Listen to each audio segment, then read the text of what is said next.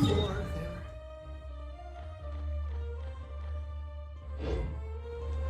throttle!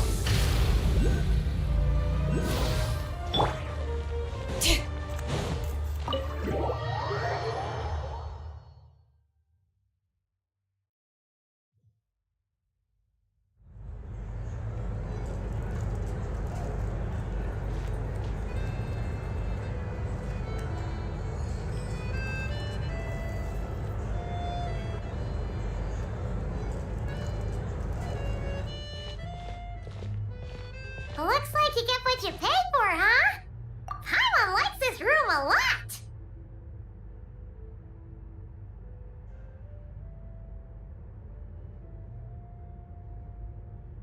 Yeah, much better now that we're out of the cold. Oh, thanks for taking such good care of Paimon. Honestly, she feels kind of bad for throwing a wrench in the works. If this were anywhere else, we'd be out investigating and adventuring by now. But you're right. No need to push ourselves too hard for no reason. A lot happened on our way into the city. Let's review what we've learned so far and try to figure out what to do next. Obviously, the million more question is, what is this Aritza planning? Everything else leads back to that.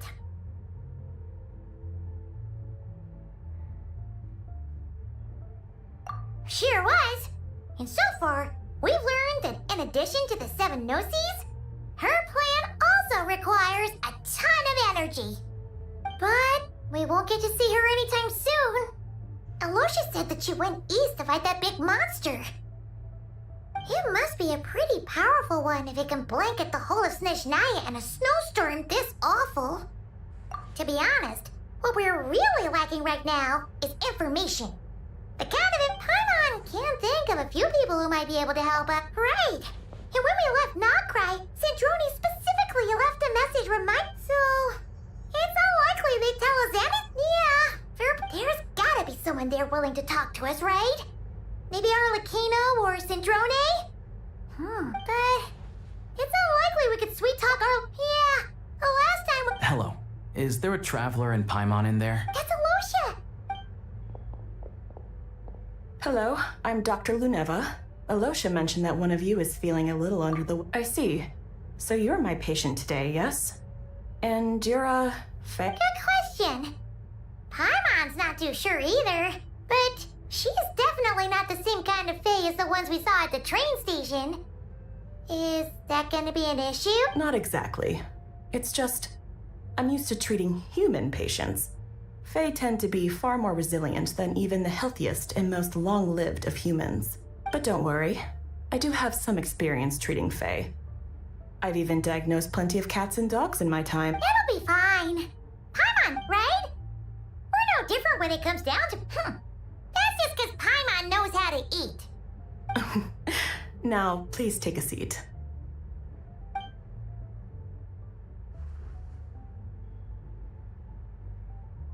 Okay, vital signs are good. Test results are all with... I can give you some medicine if you find yourself with... Sounds like there's no cause for alarm. Thank you, Doctor. You're very welcome. Take care. You heard the doctor. Best you rest up. All right, then. I have to get back to it. If you need it, hey, no big...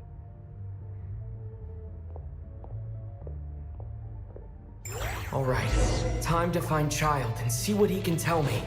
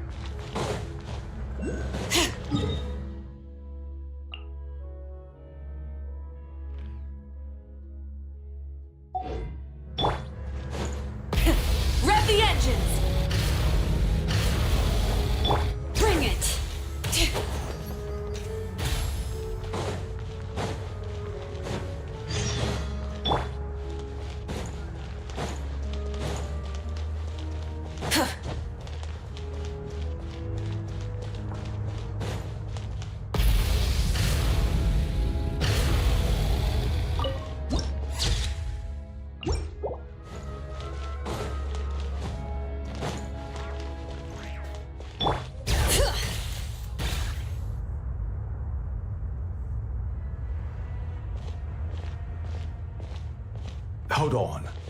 Please display your invitation letter or permit. Glupov does not accept meeting requests without a prior appointment. You'll have to apply per the advertised booking process and wait until your invitation letter is issued.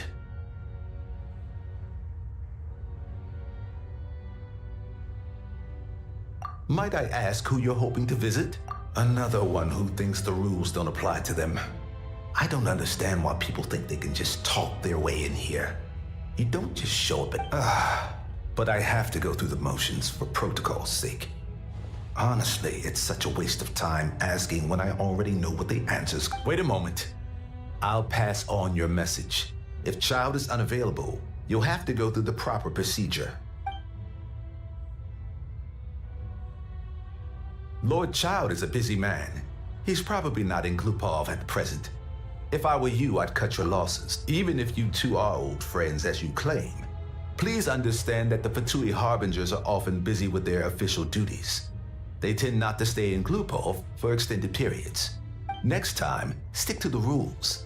You'll make life easier. Greetings, Lady Marionette. I'll take care of our guest here. It's his first time in Snezhnaya, so it's no surprise that he doesn't know the rules. I trust no choice words have been exchanged. No misunderstandings I should be aware of. No, Lady Marionette. No incidents to report. Whew, that was a close call. Good thing I played it cool. Is that right? Good to know. Under the weather? That's hard to imagine. She's awake. I take it she's still adapting to the climate. Happens to a lot of people. It's even colder here than in Nodcry. Has she seen a doctor? I can get you one if you need. All right then. Well, let me know if you run into any other problems. Why else? I was just about to sit down for some much-needed tea time when I heard that an old friend of Tartaglia's had shown up outside. And, as obnoxious as it may be to show up uninvited at Glupov, I couldn't help but take pity on the poor soul who was waiting outside in vain. So I had no choice but to abandon my freshly... Well, I felt our time working together in Nodcry warranted some courtesy. I couldn't exactly let you freeze to death out here in the wind. Unfortunately, I can't invite you inside either. The rules of Glupov wouldn't allow it, and as a Harbinger, I have to leave. On the plus side, Snezhnograd actually has some class, unlike Nasha Town.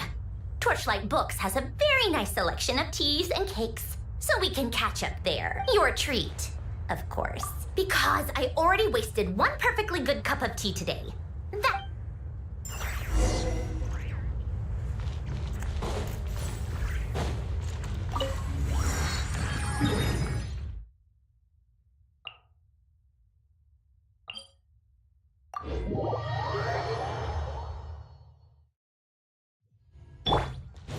Try and stop me! Bring it!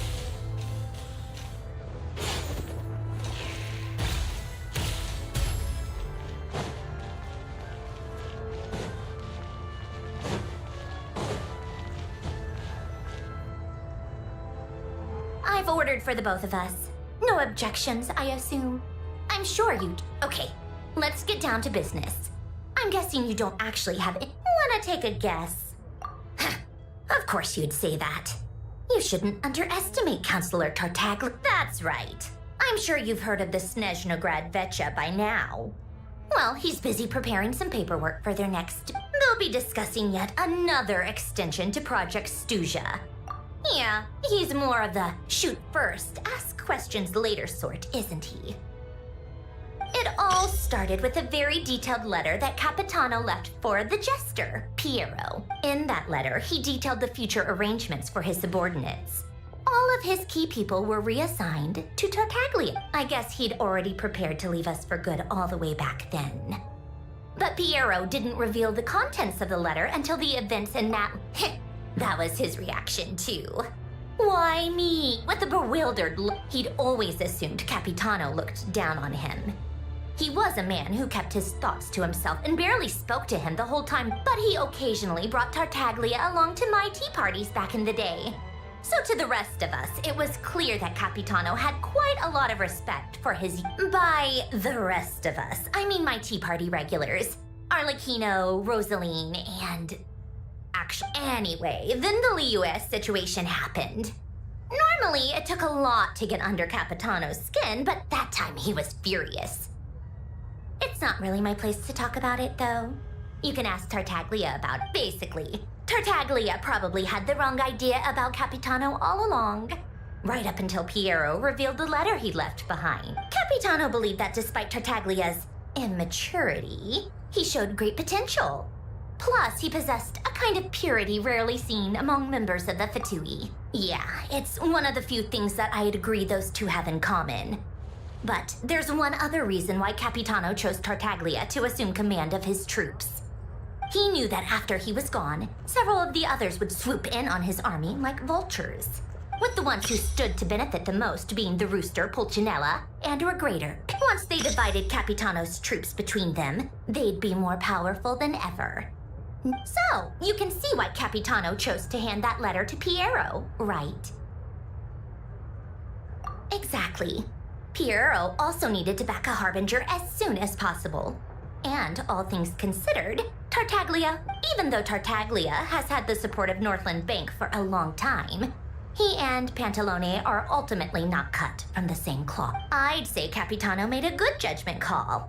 Anyone else caught in this situation would probably feel like they'd been hung out to dry. His best course of action will be to distance himself from any shady business, while still maintaining friendly relations with Pantalone, but seeking Pulcinella's support at the same time.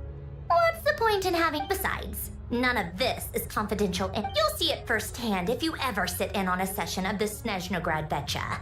All the factional strife, whether open or unspoken. Having a voice in the Vecchia is the only way to steer policies in your favor. Pantalone, for instance, represents the financial sector, and Tartaglia represents the Fatui soldiers. Personally, I have no interest in political... Then there's Pulcinella, the linchpin of the Vecchia. He represents everything involves him, so nothing can bypass him. Any issue that comes up, he knows how to mediate. I'm starting to see why everyone is so frustrated with the way things are.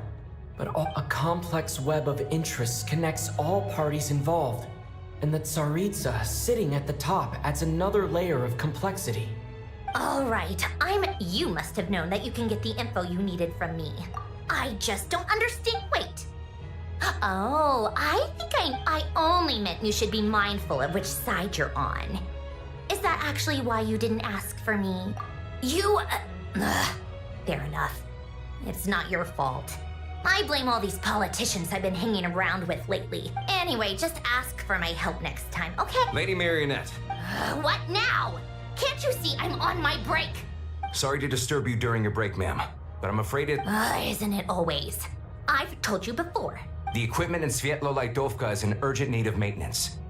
With how the weather's been recently, we suspect that the cause is a buildup of snow. The supports on one of the machines broke and fell, awakening a dormant beast and leaving many of the ice miners trapped in a nearby ice. Luckily, Odette's team was nearby and launched a rescue operation, but we're still facing a I guess that's it then. Do you actually want to come with? Oh, nice of you. And honestly, I'd rather have your help than anyone else's.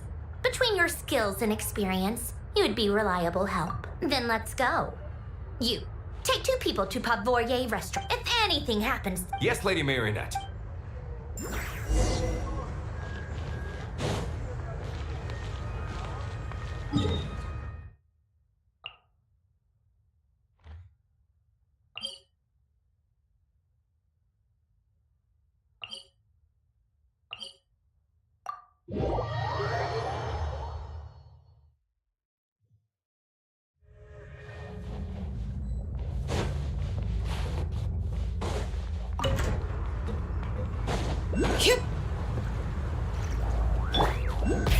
Rev the engines!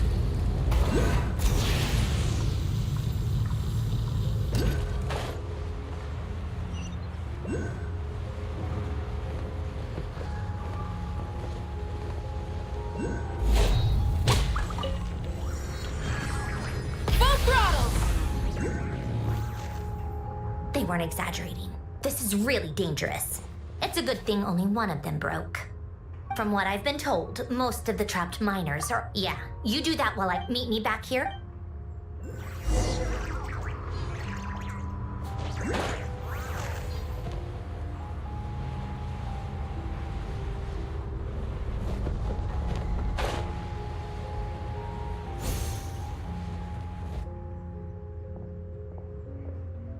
I have to be getting close. Don't go any further.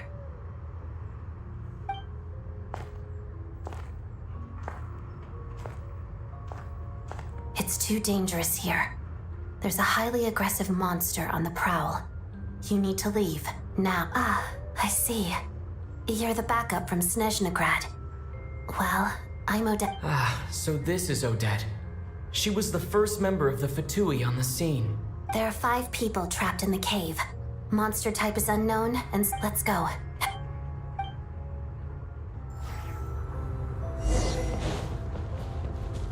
Take this! Careful.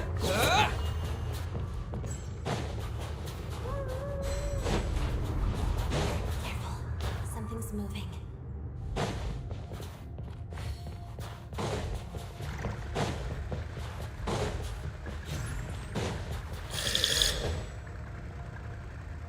This must be the monster's shadow.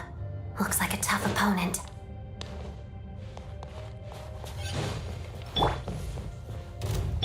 Shadow move.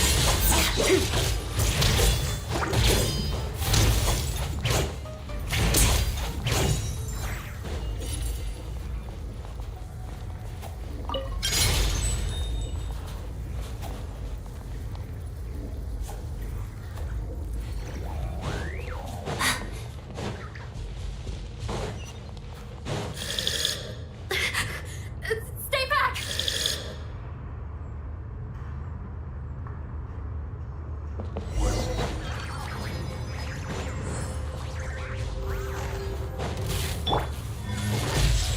Let's begin. Crystalline Adagio.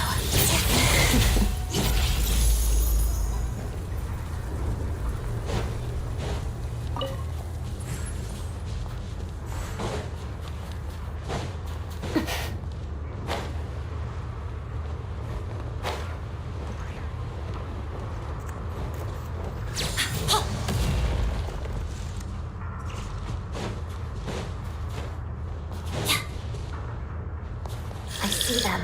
They're right behind the monster. The monster seems very agitated. It could attack at any moment. Let's make the first move.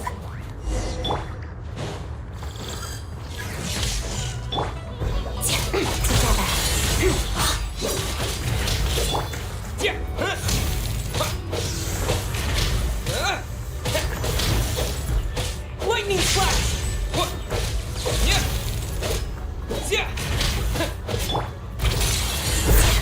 Pirouette. Witness the snow swan's grace.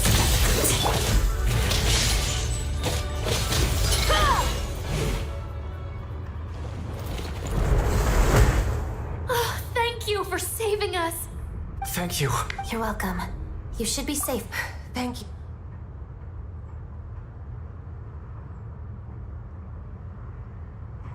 I've searched the area. Pretty sure yeah, but with us here, it won't be coming back anytime soon. It may be small, but don't be fooled. It's a ferocious beast. It's lucky we got the trapped miners. Wait, this place. There's something unusual.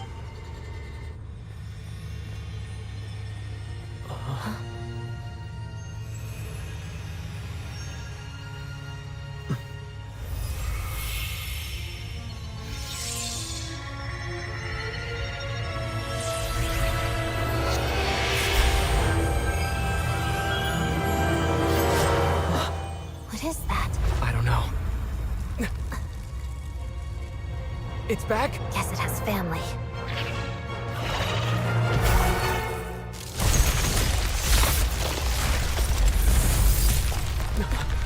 This way. Run!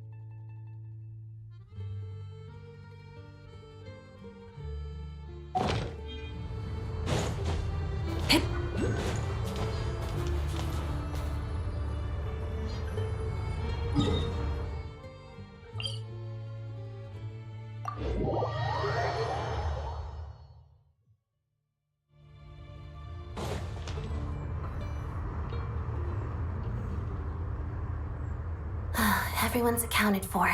We managed to rescue them all. You really held your own today.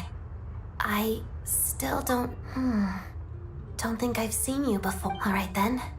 See you. Hello, lady. I hear the rescue operation was a great success. I knew I could count on you. What brings you here, Odette? Here for a performance? No, a Fatui mission. I happened to be nearby and heard the crash. She hasn't introduced herself then. Odette is the prima ballerina of Snezhnaya. She's quite the... If you ever hear people mention the two crowning jewels of the Korolievsky troupe, they're talking about Odette and the prima donna. On top of that, Odette's also a rising Fatui star. It's looking likely she'll inherit the title of the Fair Lady. She learned all her combat skills from Rosaline herself. Used to be one of her most valued subordinates, too. You flatter me, Lady Marionette. If she's Rosaline's protege, that makes me... Never mind. There's no need to bring it up. No point making things... How's progress on your end, Lady Marionette? Equally successful. I finished reinforcing all the equipment. Took me a little longer without Polonia's help. But the outcome is the same, of course. Even if the heavy snowfall summoned by that monster lasts for another 3 months straight, this equipment won't give way.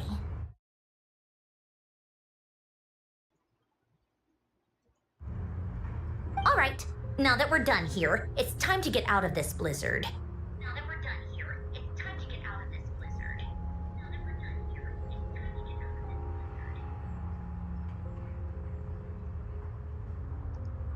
Sure, but Snezhnaya will send someone to investigate and draw up a relief plan.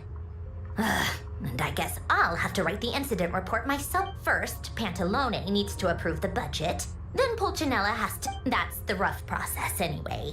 Could take anywhere from a couple of weeks to a couple of months. Yup, nothing we can do about it. There's a whole stack of incident reports like... The snow has eased a little for now, but there's no telling when that will change. Fuel for heating is in short supply, and relief is weeks away. There's no It just feels like there should be a better way. Hey, quit daydreaming. Let's get... When did you get a new sword? I found it in a cave. It handles pretty nicely.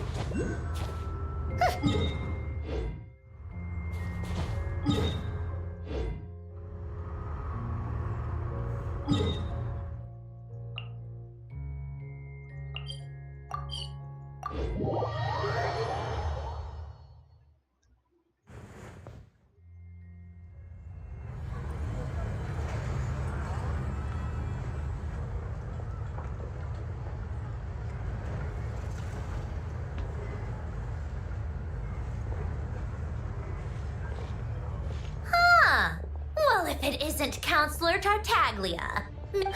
Go easy on me, all right? I'm still recovering from the interrogation. Hey, comrade, it's been too long. I heard you came looking for me earlier. Nicest surprise I've had in a while. Good to see you too, Odette. I'm guessing you guys just got back from Sviatlo-Laidovka. How'd it go? It went fine. How about you? any new developments? Not really. Same as ever. Growing opposition to Project Stuja, and the usual rebuttals are starting to ring. The results of the mock vote were pretty dire. Pulcinella was fuming. I've never seen the old man so angry. That's not good news. Yeah, obviously if push comes to shove, there are ways to crack down on dissent. But... Sorry, I have to ask something. This is going to sound blunt, but Huh? Of course, fire away. it sounds to me like everyone's tearing their hair out trying to figure out how to deal with opposition to Project Stuja. But what exactly is this project's purpose? And how can it be so important that even people like you two refuse to stand up for the ordinary people of Snezhnaya? Interesting. I gotta hand it to you, comrade. You sure don't mince your... Excuse him? What does he mean, refuse to stand up for ordinary? Oh my gosh. How does he dare speak to the Harbingers like that? Are you interrogating us now?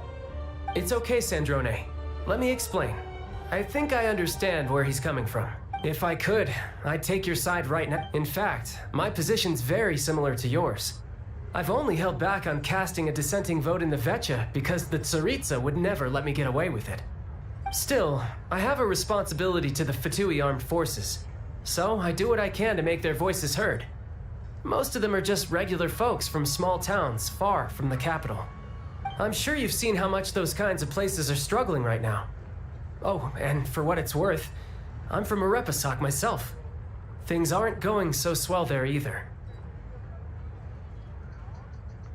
The Tsaritsa wants to create a better, safer future for the people of Snezhnaya, but she's thinking long term. I don't doubt that from where you're standing, Project Stuja seems to be creating all sorts of issues for everyone. But considering the Tsaritsa's vision for the future, these are sacrifices worth making. Sounds cold, I know. But I promise, maybe Sandrone and I can't oppose Project Stuja outright, but we're constantly raising our concerns in Vecha meetings. And even though we can't put an end to it, there are plenty of other ways to make a difference. We're trying everything we can think of, and so is Pulcinella. I respect Her Majesty, the Tsaritsa, and trust her decisions. But at the end of the day, I'm still just a normal guy who cares deeply about my homeland. And my family, who all live here.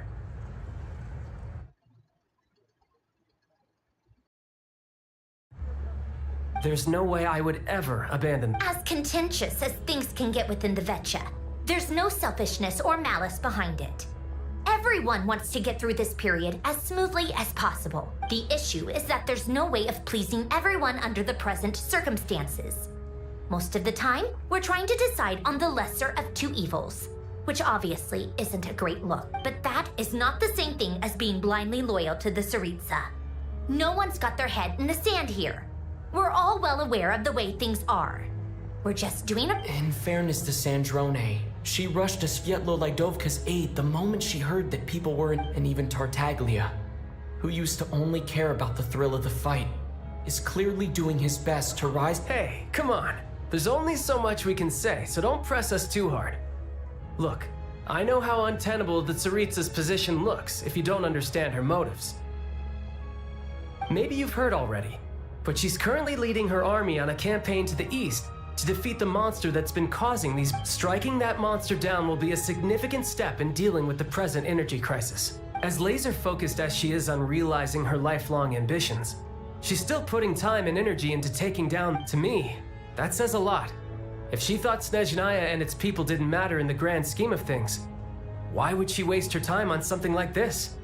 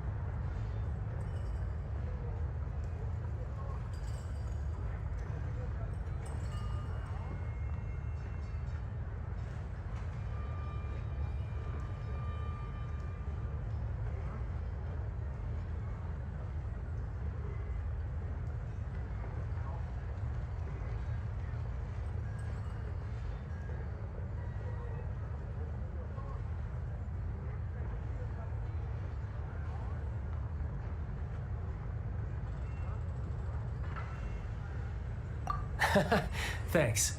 I meant every word I said, though. I wasn't just trying to placate you. I've already done more than enough diplomacy for one day.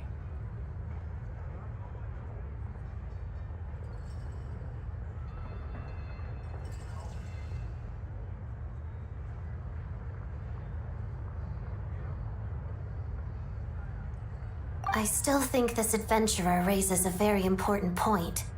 Our two harbingers have made their positions very clear.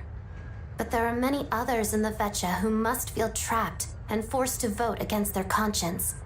I think it's a very valuable quality to be willing to speak one's mind, despite the risk of offending powerful figures. You can say that again. I highly doubt we'd feel the need to explain ourselves so much if we didn't know you so well. Forgive me, adventurer, but might I be so bold as to ask about your background? How is it that you can converse so openly with Oh, haven't you been properly introduced? Easier said than done. I like to think I'm not the kind of person who goes around busting open people's old wounds. I've only learned his name so far, and no details of his Uh-oh. Is there no avoiding the subject of Rosaline? No, it's just... Alright, I guess there's no getting... This is the world-renowned traveler, who helped resolve the storm terror threat in Mondstadt, cleaned up after the mess I made in Liyue, and then went to Inazuma, where there was a duel before the throne, in which the traveler defeated Rosaline. Oh. I'm sorry.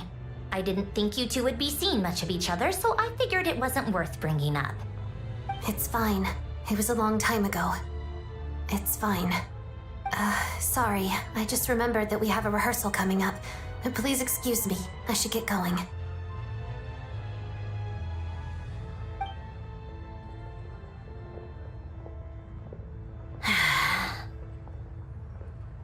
I've mentioned this to you before, remember?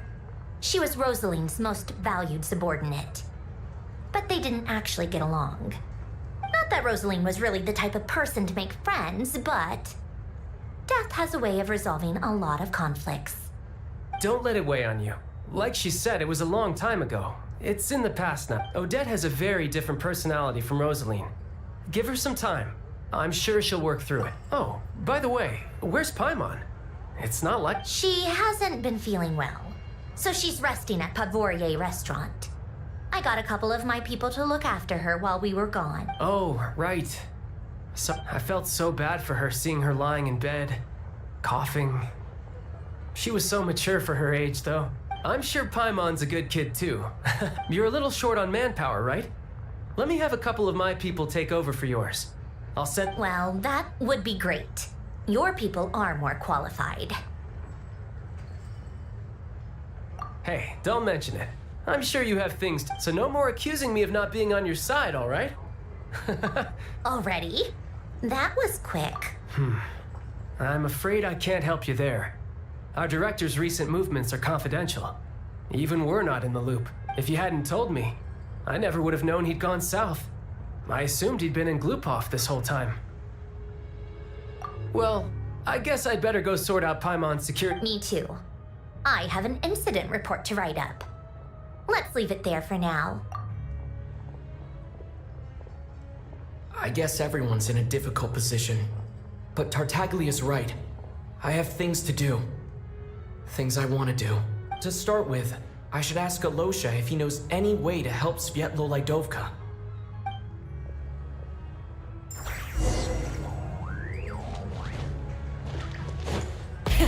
Rev the engines!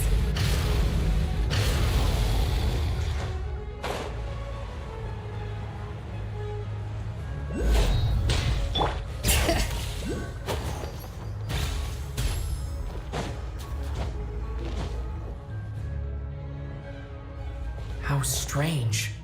This sword seems to be vibrating of its own accord. It's a very faint vibration, but it's getting stronger as I get closer to the Does this sword have some connection to the statue? but all it does is vibrate. That place I got this sword from was definitely out of the ordinary. Maybe I should try channeling the power of...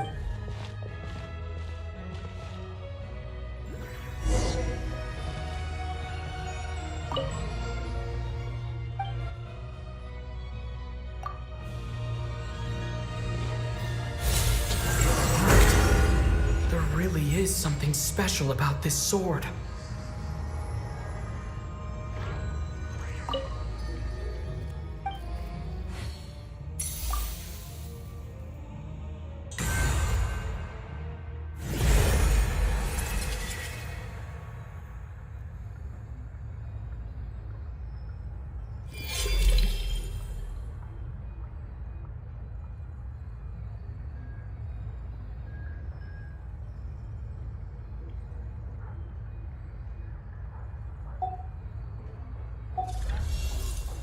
I don't really understand what just happened, but I'm pretty sure I'll have to try the same thing again when I come across another statue of the Seven.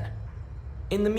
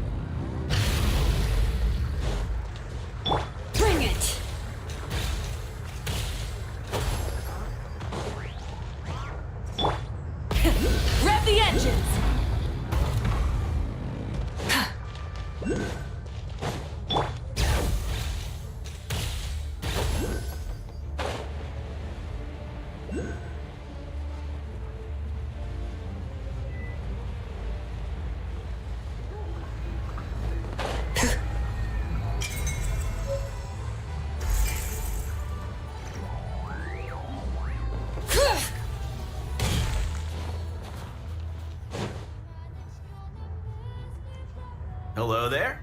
How can I help? Ah, sure thing.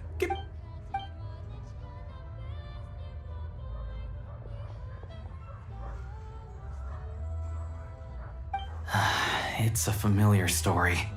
I've had similar experiences. Although Snezhnaya doesn't deliberately delay or withhold relief, those first few days of waiting for help are always the hardest. It's a fundamental contradiction. Not necessarily. I think there's a good chance that Kresny Crystal from Stratomeros will start flowing into the market. When we resolve Stratomeros' energy, a huge backlog of crystals, a lot of them will probably stockpile it and... Exactly. At the current prices, selling crystal is an easy way for an ordinary person to make a fortune. Hey boss, how much do I have left in my account? 1 second, let me check. So, you're planning on buying the crystal out of your own pocket? Yeah.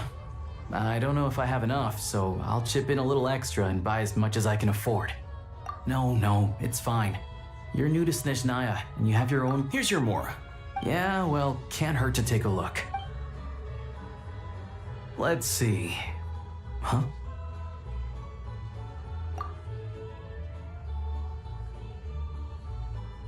Oh, Alosha, and...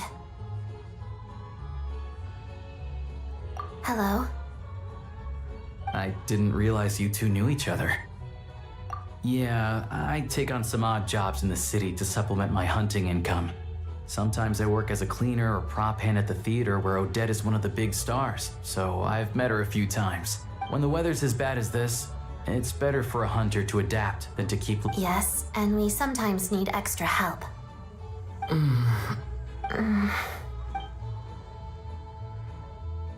Wait, why is the atmosphere so awkward? I thought things went pretty smoothly in Sviatlo. So, what brings you here, Miss Odette? Looking for... No. After I got back to the theater, I couldn't stop thinking about the situation in Sviatlo. It bothered me so much I couldn't focus on my dancing. So I decided I'd come here and see if there's anything I can do. You too, I presume. I suppose I didn't feel comfortable expressing my true opinions in front of the Harbingers. Not least because ordinary Fatui like me don't even know what Project Snezhnaya is all about. Without knowing the full picture, I can't make sense of it. And at some point, if things aren't making sense to me, I can't... So many people feel the same way. They wish they could do something, but all kinds of reservations hold them back. Explains why groups like the Rokot are springing up to fill the gap. Yes. Well, that's one option. But there are risks to consider with organizations like that. The Fatui... Right, because things can get out of hand, and it's hard to hold the right people accountable when they do. Sandrone said Odette was on track to inherit the title of the Fair Lady. If so, she'll be able to find out what Project Snezhnaya is really Still, it's probably a little soon to ask her about that. There may be more to the... What's on your mind? I think we can both agree that no matter which side you're on, it can't stop you from doing the right thing. Where there's a will, there's a way. I know what Rosaline did while she was abroad. You made the right decision, so no hard feelings. So, what... Oh, we were gonna buy some crystal. I heard there's some on the market right now. Funny. I had the same idea. The real issue here is that government relief is behind schedule. Surely it makes more sense for the state to cover these costs than for us to pay out of our own pockets. True. It's a huge expense after all.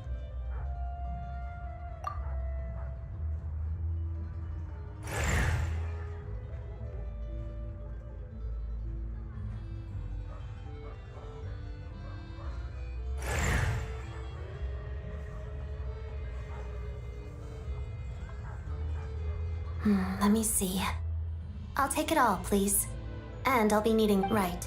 Choose mission budget under the expense category. But be sure to... Let's book this train. Regulations say that if we need to transport Kresnik Crystal during Project Snezhnaya, extra carriages can be added 1 hour before departure.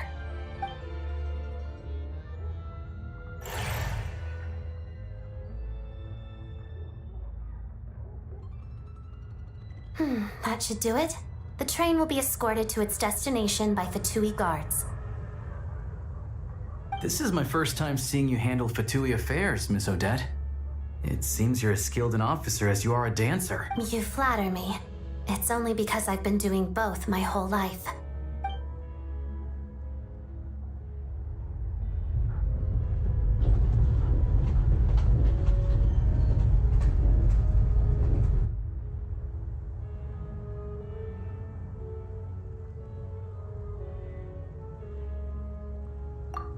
Anyway, I bet you've been non-stop today, am I right?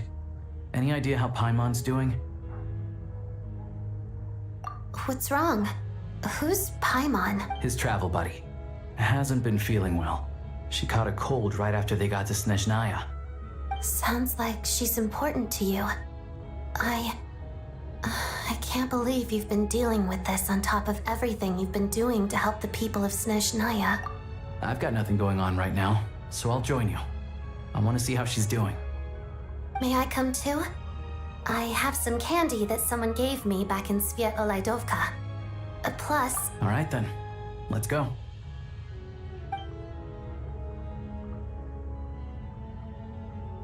I still don't know what the deal is between these two, but at least the tension seems to have vanished.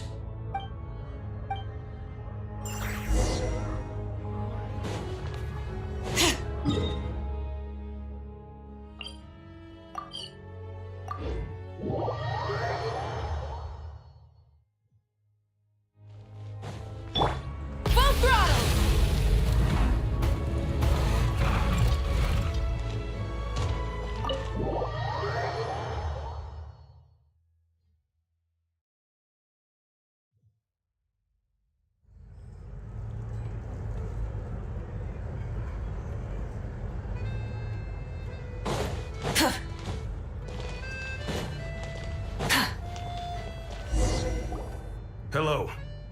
Sorry, but there's a sick person recovering. What happened?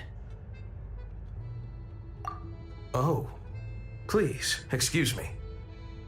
Are you the Traveler? Could I take a quick look at your adventure?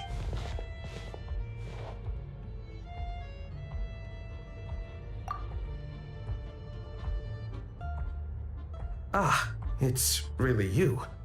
Sorry for at the same time we can't interfere with Podvoye Restaurant's business.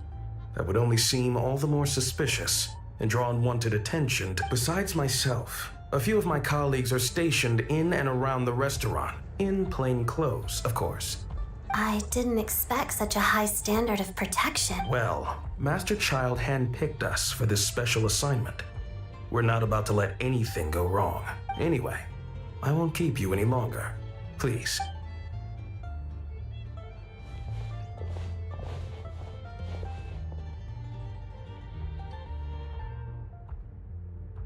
Traveler! Oh, shit, you're back! Oh, hey! Who's our new friend? Hi, I'm Odette. The Traveler and I crossed paths a few times.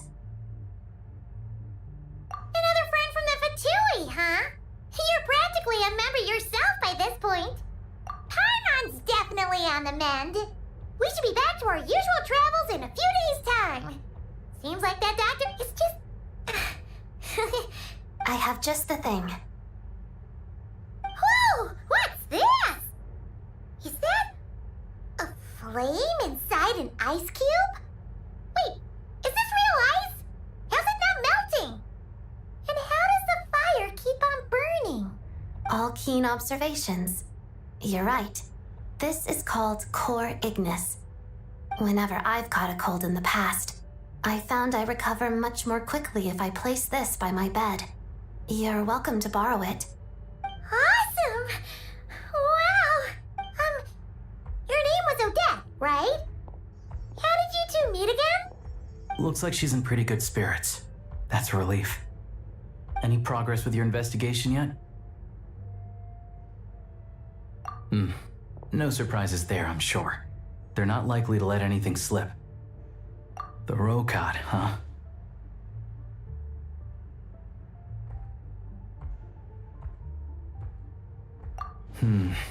Let me think. Members of the Rokad keep their true identities hidden, but I think there might be someone I can introduce you to. Leave it with me.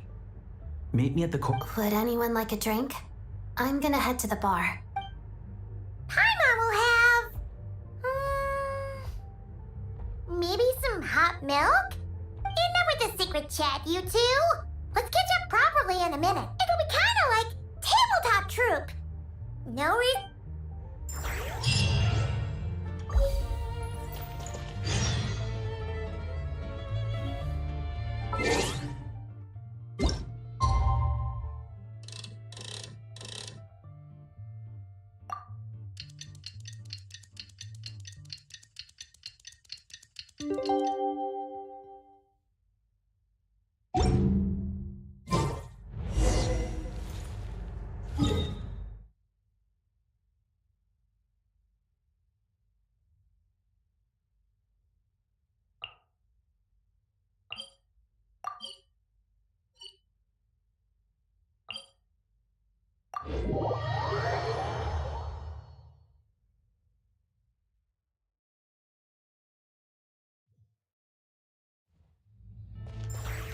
Try and stop me!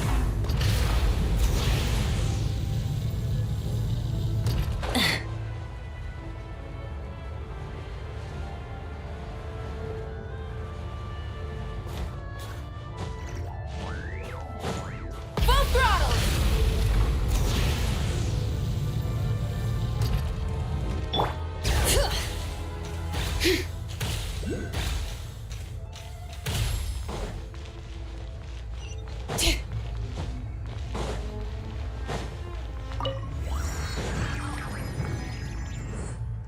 Ah, you made it. I've got some tickets, and I managed to set something up with the Rokad. It'll have to wait until after the show, though. My pleasure.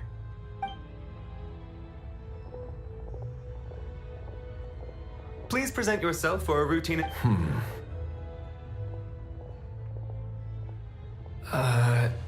Is that guy with the Fatui? Okay, all done.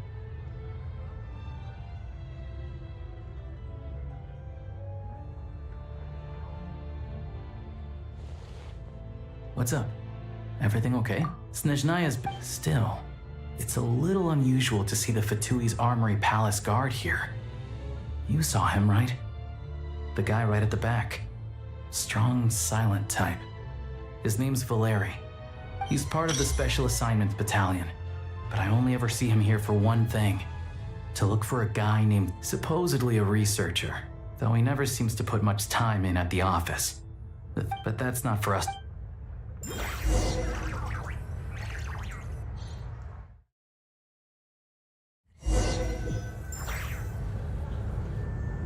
What do you think? Pretty...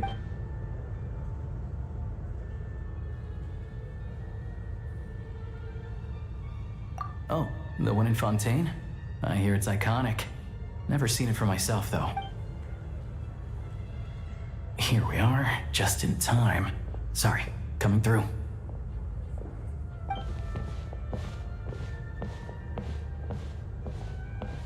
Ugh. If you're gonna show up late, keep your mouth shut. What's his problem? Whatever. No point arguing with people. Look, there she is. That's who I'm introducing you to later. She's the lead singer of the troupe, Vodyani.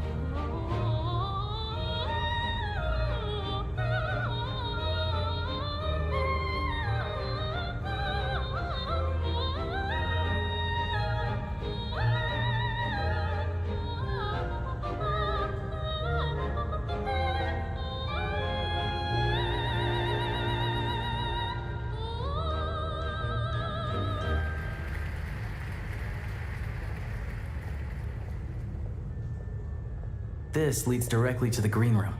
They're expecting us. Vodyanitsa will be waiting for us there.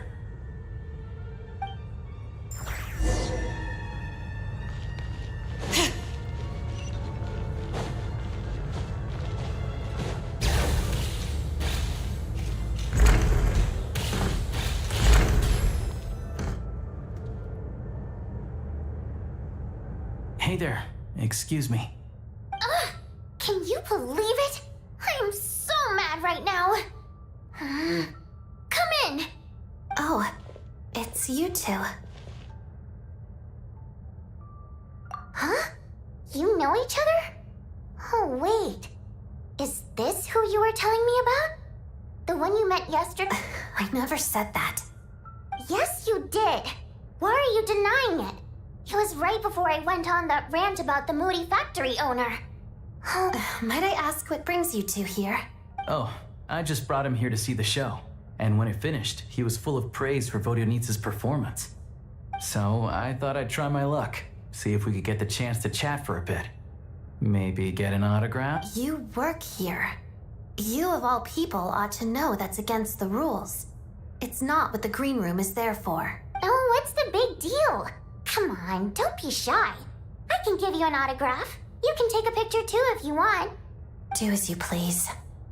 I finished all my shows for the day. I'll leave you...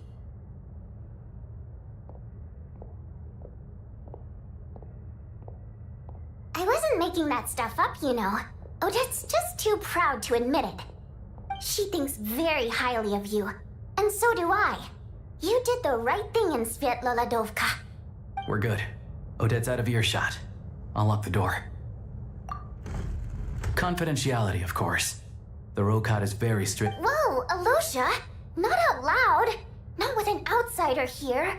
Relax, I've taken care of it.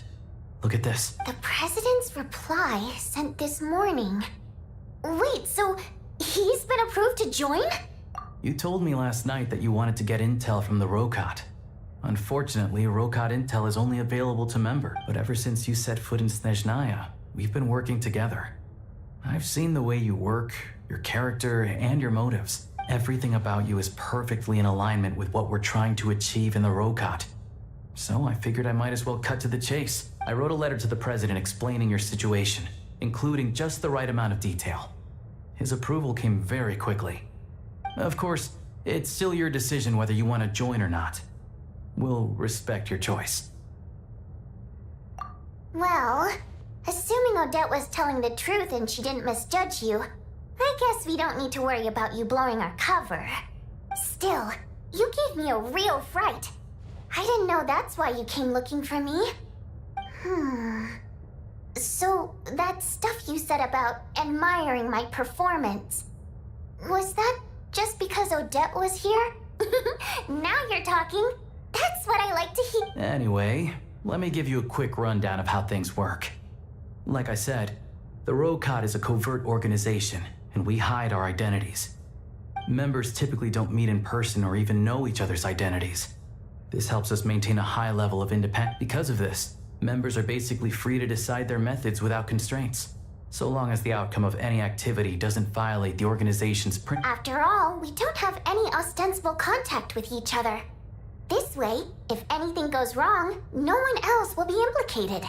Beyond the freedom to choose. In short, joining the Rokot in and of itself won't place any restrictions on your activity in Snezhnaya. There's a code of conduct you can read if it interests you. But basically, as long as you don't plan on using your anonymity to go around doing evil, you'll be fine. I tried reading it 5 or 6 times. Never made it all the way through. Even the most lackluster script makes for more interesting read. Great. Then I'll go grab an official application form.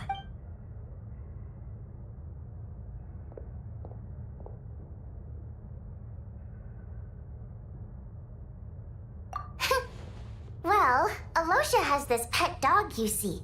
His name's Tagarin, and this one time, Alosha brought him backstage. Tagarin took quite a liking to me, so I played with him for a little bit, and then the Rokot was out on a mission one day, and even though we were all in disguise, Tagarin recognized me right away. Just a coincidence, really. We didn't report it to the higher-ups, though, to avoid dealing with the fallout. Like my job at the theater, for instance. I really needed to make ends meet. By the way, what were you complaining about just before we came in? Did everything go okay with Chuganov? Everything did, but he wouldn't take the bait. No matter what I said, and then he started complaining. He said he didn't appreciate his second-rate seat in the stalls because he usually gets a private box. I mean, what did he expect? Everyone knows that if you want a box seat, you buy a ticket well in advance. But instead, he sends me a letter the day before the show when we're practically... I had to juggle things around just to get him a half-decent seat, hoping he would appreciate the gesture enough to share some information. But nope. Yeah, meeting Chuganov in person has definitely been a disappointing experience. Oh, you probably don't know who we're talking about, do you? To the citizenry, he's a family man and a kind boss. But our interactions with him tell a very different story. It's one thing to ask for a favor, but he acts like it's his right. Take the ticket situation, for instance. I've actually gotten him a private box in the past. But not only was he not even grateful, now he's acting like I've sold him short this time. Not to mention that he's never paid for a single one of his tickets. And another thing, if he's such a big family man, why doesn't he bring his wife and daughter to see the show once in a while? I've never seen them here. Calm down, Vodyanitsa. If you won't do it the easy way, we'll have to try the... But first things first. Here's your application.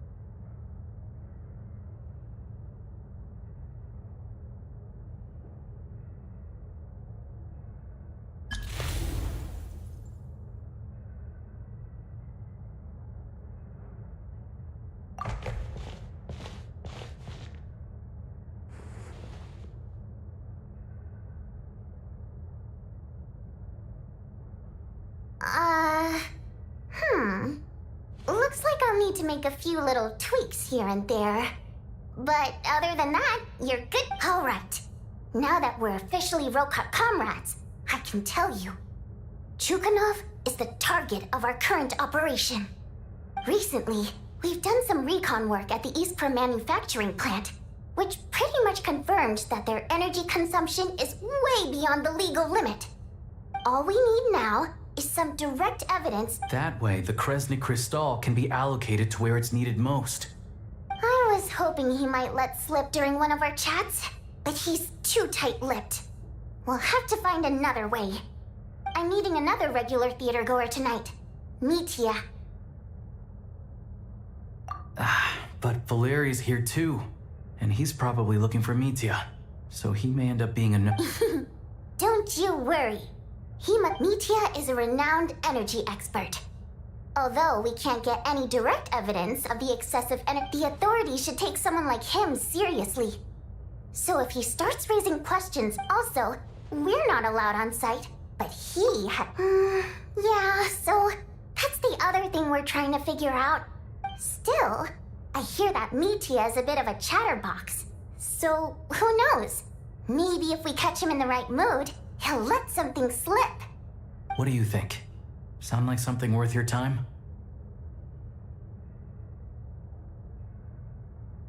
Okay, in that case, you guys find a seat somewhere nearby. Pretend you're a couple of buddies there to eat, and keep your ears peeled for useful information. He's a huge fan, so I doubt he'll have his guard up around me. But you two need to be convincing. Sure. Don't worry. Perfect! Okay. Everything!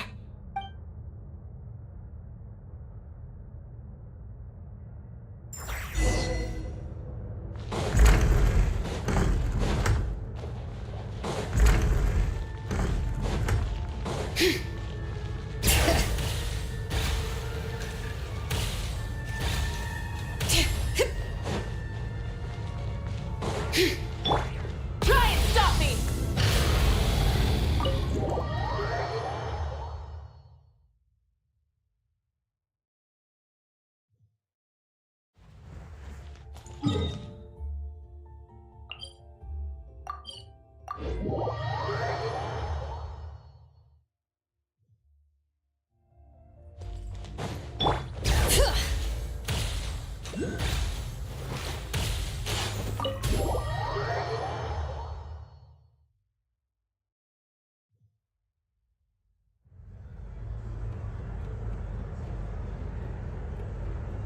We come here often, so we shouldn't stand out.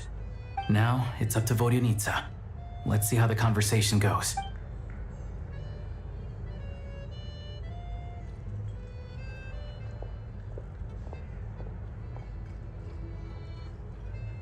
Mr. Mitya, over here! Oh, sorry. I got a little held up on my way here. Now we have even less time than we planned. Go ahead and order some snacks and drinks, whatever you like. Let me see. According to my schedule, we still have 25 minutes left. You're really pressed for time today, huh? I was imagining this would be a leisurely chat. If you'd prefer, we can always reschedule for another afternoon when you have more time. No need.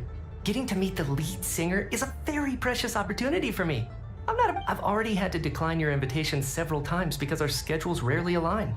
If I don't grab this chance while it's here, who knows when the next one will come around? Well, it's very kind of you to make time just for... I'm not too sure, to be honest. But Snezhnaya's full of weird and wonderful things like that, so people tend not to bat an eye. I'm sure the same will go for the Eye of Grey and Paimon. The reason I invited you out for tea and a chat today was to get some... Well, I genuinely have nothing bad to say. No matter how many times I hear you sing, maybe it's because the more times I listen, the more details I notice. Or maybe you simply improve with every performance, delivering it better. Thank you! I'm delighted to hear that! Could you give me any specific examples? Oh, yeah. The piece you sang today, for example. Beneath the Frozen River? Hey, what's with you? I'm just praising a good performance. I always used to find that such a bleak and lonely song. But the more you listen, the more you realize that it's not as cold and nihilistic as it appears. When you really dig down into it, there's a certain level where you're surprised. Wow, I'm impressed. I didn't expect you to pick up on Still. Beneath the Frozen River wasn't on today's program. Oh, really? But it's a classic. You sing it every time. Almost every time. Oh, well then, let me say a few words about that other all-time classic, Flying in the Wind from the Mountain Sparrow. I didn't sing that one today either. My voice wasn't quite up to it, so I switched. Oh, Sorry, Mr. Mitya, but you were at the theater today, yes? of course I was. Remember? I said hello to all the troop members before the show started. You. So what did Odette sing today? Elegy of the Snow-Winged Goose, of course. Correct. You find my singing boring, don't you? That's why you don't remember a single song.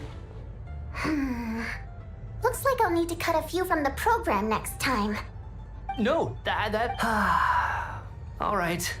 I'll be straight with you. I'm sorry.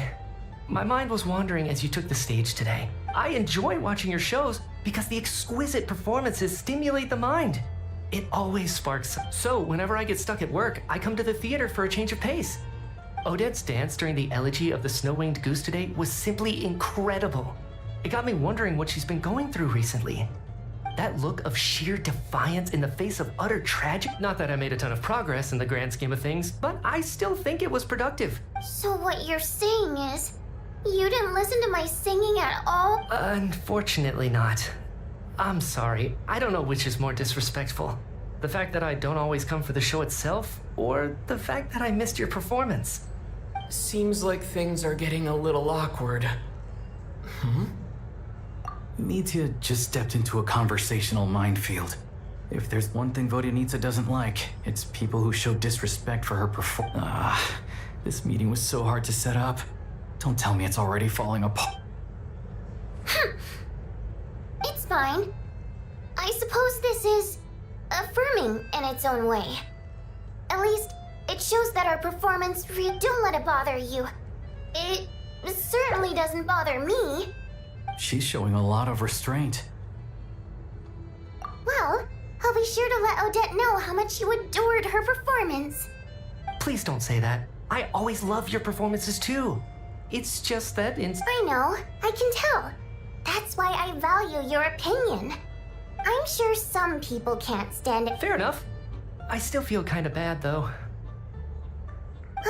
But you know what I really can't stand? People who only show up to the theater to pretend that they're cultured. Makes me sick to my stomach. Oh yeah, 100%. There are too many of those people around. By the time they're walking out the door, they've forgotten all about the show. What's wrong? I don't know if you've heard about the boss of the Eastborough manufacturing plant. He isn't even a theater investor, but he always demands the same privileges as actual investors. Box tickets only, premium drinks, even the right to request specific songs. Well played, Vodyanitsa. Seems like she's harnessing her rage to steer the conversation back on track. Now that you mention it, I've interacted with that guy before. I gotta say, everyone holds him up as an example of a benevolent businessman, but I don't know. Yeah, he couldn't care less about what's happening on stage. He's just there to flaunt his social status. I hate that I have to. What's the big deal with that factory he runs anyway? I asked around a bit and heard some pretty shocking stories. Sounds like he's just another Oh, really? Yep, the things people are saying are pretty damning. Low wages, insanely long working hours, equipment running around the clock. And as if that's not bad enough, he also strictly forbids his employees from giving any kind of interview. Project Stuja has now been extended so many times, we're at the point where crystal rations for the common folk are barely enough to survive on. Yet he even wants to get his greedy hands on them, just to— If the rumors are true, he's sincere— Interesting. So you— What? Who knows? I've only heard the same rumors you have. But there's no smoke without fire. The Rooster's been coming down on us hard lately, demanding that we track and trace every single batch of Crystal. My coworkers in the Department of Energy have been tearing their hair out over it. The Rooster? I didn't realize he cared that much. Yeah. Even though there are no restrictions on crystal trading, the poor will wind up freezing to death if we let the rich buy as much as they want. That's clearly unfair. Looks like we'll need to arrange an investigation into the Iskra manufacturing plant as soon as possible. I never knew you kept up with current affairs beyond the theater, Miss Vodyanitsa. You really have a heart for the common person. Most Fae in your position have long been indifferent to the plight of humans. Well, those of us who choose to live in human cities are naturally going to pay attention to any significant upheaval. Isn't the rooster a Fae? I'm just surprised to learn that even someone with as much experience as him is getting so stressed out over Project Stuja. This is it. We're finally going there. I'm sure Mitya can sense on some level that she's fishing for information. But since their conversation is so relaxed, he might just let something slip. It's stressing me out too. If I'd only made better progress with my research, things wouldn't have dragged on this long. Oh, so your work is related to Project Stuja? That's right. The Armory Palace needs a brand new energy source. Not the power of the Light Realm and not elemental energy. Right now, the only thing that meets the requirements is the power contained within stellar linchpins. But harnessing that power is costly. Each step of the process requires enormous amounts of Kresnik crystal, from extraction to quantification to attempts at conversion. Progress has been painfully slow, and the team is getting burned out as time goes by. Sometimes I see people staring into space as if in a trance. Could it be that this new energy source has side effects? No, it doesn't affect us, because the energy is used for... Okay, I got it. Stop choking me. Sorry, I can't talk about that. I think we're all just exhausted. We've been working ourselves to the bone for so long with so little progress to show for it. It's no wonder people are struggling to stay motivated. Seems like I owe you an apology. I shouldn't have gotten so mad at you for not paying attention during the show. Don't worry about it. I count myself lucky, to be honest. I don't envy the people who work closely with the Tsaritsa herself. I'd much rather be in my current position. At least I don't have to shoulder any major responsibilities. So they're trying to develop a completely new kind of energy. Yeah, censored by a scarf. Oh dear, it looks like my time is up. I'm afraid I'm so sorry. That's okay. It was a Let's make up for it next time. We touched on some confidential issues today. I'd be grateful if you could keep it between us. That could have gone worse. Nice job. Why was Mitya in such a hurry to leave, though? Sorry, routine inspection.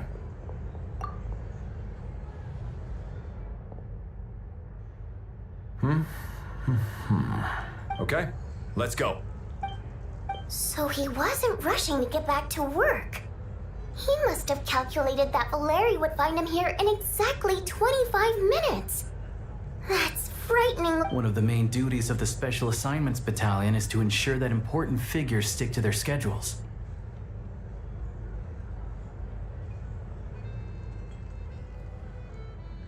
All right, time for us to get going too. Excuse me, check please. We'll settle our check too, then. Oh, hello there. Mr. Mitya paid the check before leaving. He also asked me to pass on a message. He said it was an honor to share his tea break with Miss Vodyanitsa and her two friends. Wait. So he knew we were here all along? This raises a lot of questions. Did he deliberately mention the new energy source so that we'd overhear it? Maybe his work isn't confidential after all. Maybe the key here is the purpose of this new energy. I guess that's the next thing to look into. Vodyanitsa and Alosha have left. Time to head back and call it a day.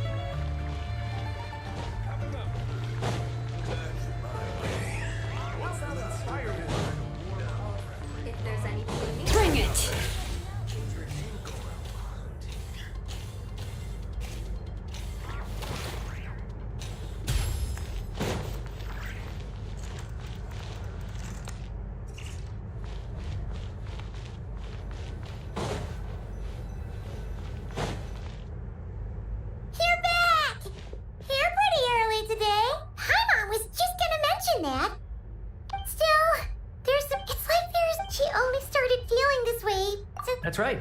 The Armory Palace needs a brand new energy source.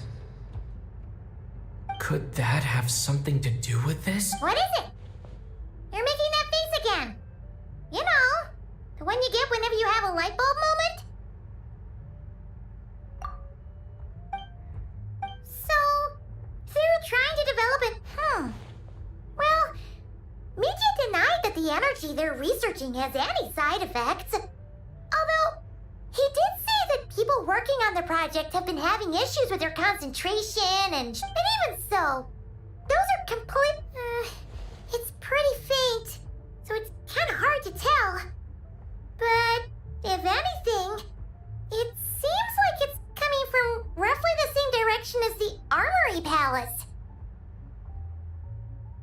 Sure, Paimon's with you there.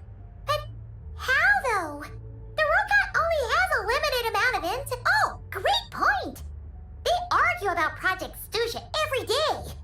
If we could sit in on one of their sessions, we might pick up some new leads. Good idea! This one seemed right up your alley. So, Paimon saved some for you. Come try it once you finish writing your letter.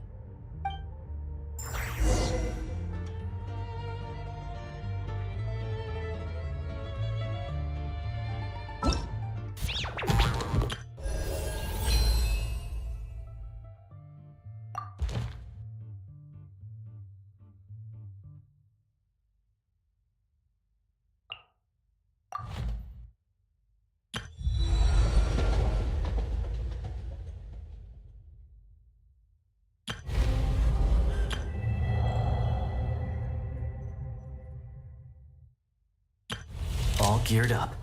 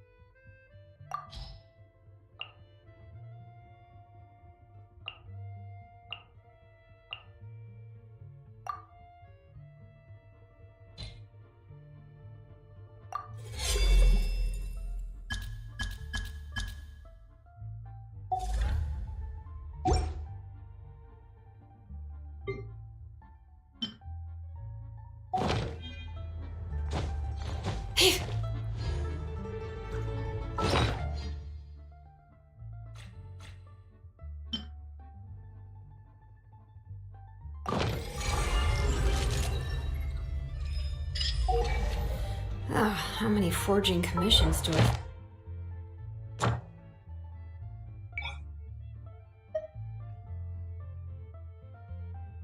I'll have to finish. Let's see. 1, 2... Not so many as I thought. Well,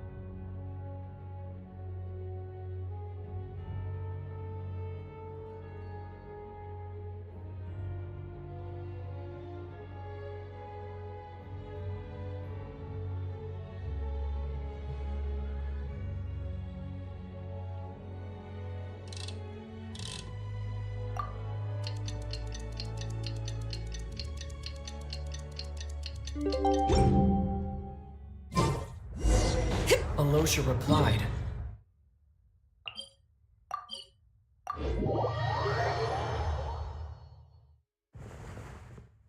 Time to get ready. Then head to the Snezhnaya Vecha.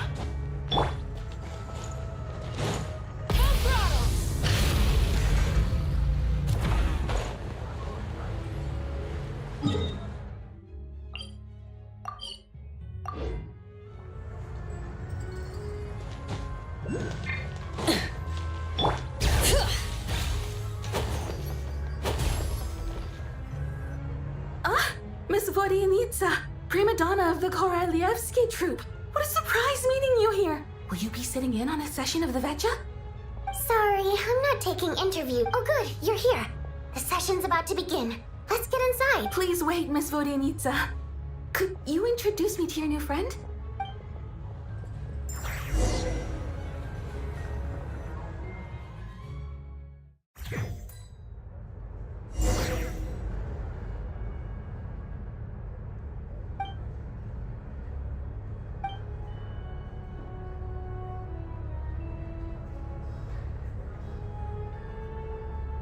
In summary, the energy management commitments made for the outgoing period have been delivered upon.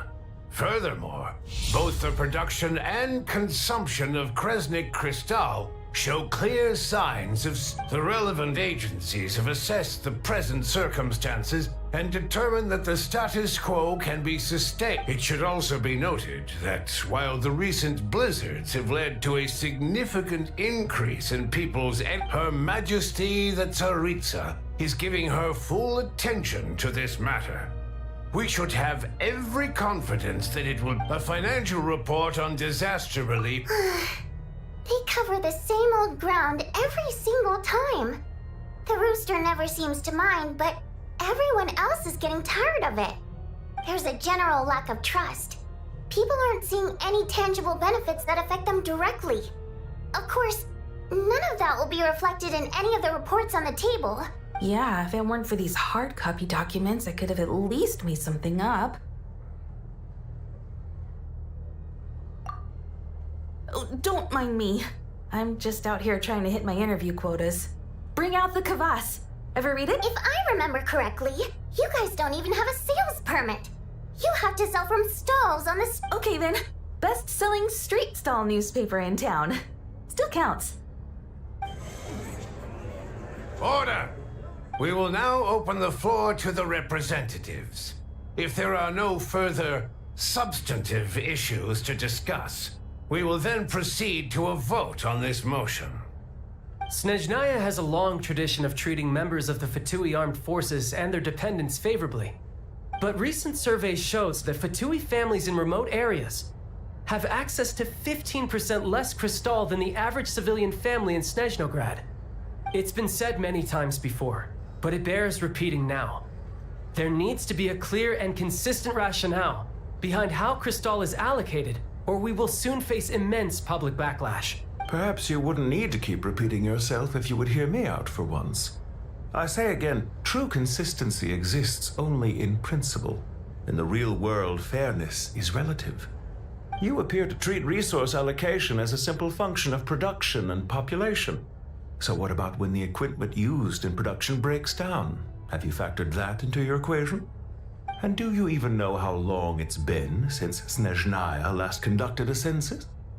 If I knew the answers to questions like that, I'm sure I'd be a very wealthy man. And I doubt I'd be going by child. I'd like to bring the focus back to the specific issue I raised. Or do you wish to deny that favorable treatment for Fatui dependents is our long-standing policy? It's easy to be a critic when there's no accountability. That seems to be a running theme in the anti-Project Stuja cohort. Defeat the ringleader and all other problems will magically resolve themselves. That's what they seem to think. But in case you aren't aware, not one jot in my report would change whether Project Stuja continues or not. So you have no intention whatsoever of finding a solution to this problem? On the contrary, I'm the only one here who ever brings solutions. Child opened by speaking up for the armed forces. Regraders struck back with style and a war of words ensued. Our reporter was live on the scene to get the audience's reaction as it all unfolded. Who do you support? The people have spoken! Child received raucous applause from the crowd as he pushed Regrader onto his back foot. Now you see why they don't have a sales permit. However this reporter wants to spin things, I haven't forgotten that Tartaglia was representing the Northland Bank when we first met in Liyue. So surely their relationship can't always have been this strained. You two are getting off topic. Let's focus on what the data is saying.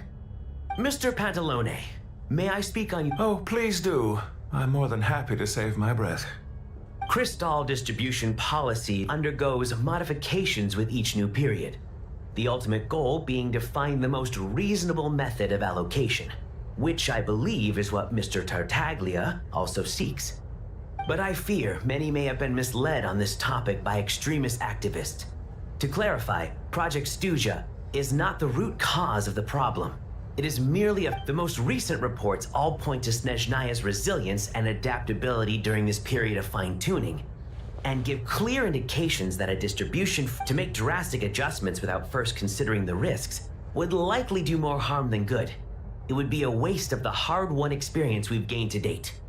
Renowned scholar of finance, Arapov spoke up to clarify the fiscal logic, clearly alluding to social organizations like the Rokot in his words. With the notorious Lelex still active to this day, should the Rokot be held responsible? No, there is someone else to blame. She's just rephrasing what Mr. Pantalone said. The Rokot are the critics he accuses of taking no responsibility for their actions. As for Lilac, you won't have heard of him yet. He's currently the most famous member of the Rokot. Well, more like infamous. Ending Project Stuja has become an obsession for him. Unlike the more decent ones among us, he believes that votes in the Vetcha are all that matter. So whether it's threats, coercion, or bribery, he'll use whatever means necessary to get people to change their vote.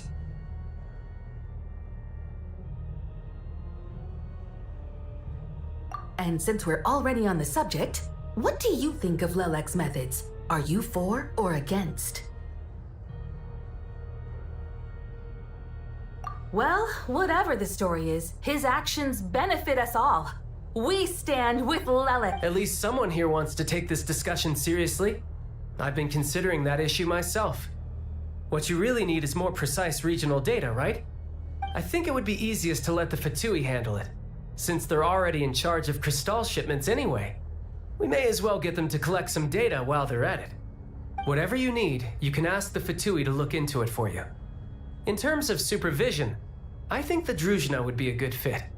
I had hoped to I will be happy to take a note of your suggestions and present them to Commander Vesna for a decision upon her return. The Commander has always taken a keen interest in Project Stuja. However, given the Druzhna's demanding workload, I'm afraid it may prove difficult for them to provide any practical support. Let us refrain from jumping to conclusions. My apologies, Lord. There are numerous issues to address here, including manpower, time sensitivity, and reporting lines. Nevertheless, I support drafting a proposal. Follow the usual procedure, and it can be raised as a new motion for all parties to evaluate. In that case, I'd like to share one thought before the proposal is drafted. The issue of time sensitivity was raised just now, which I presume relates to the official reports. In fact, the Energy Commission already collects regular statistics on each urban center and its surrounding area. Would these be of any use? That's a good idea. I read every issue of Svietlo Laidovka's report, and although my focus is mostly on the section about equipment operation, the energy consumption statistics also yield a lot of insights. Be that as it may, does no one see an issue with using local data to determine Crystal quotas? In the long term, it seems... Not if they are used purely for reference. So long as we have the report from the Northland Bank's headquarters to corroborate it, no one will be able to fool me. Very well then. It appears that this arrangement is... Yeah, Sounds good to me. The members reached a provisional consensus on the issue of improving treatment for Fatui soldiers.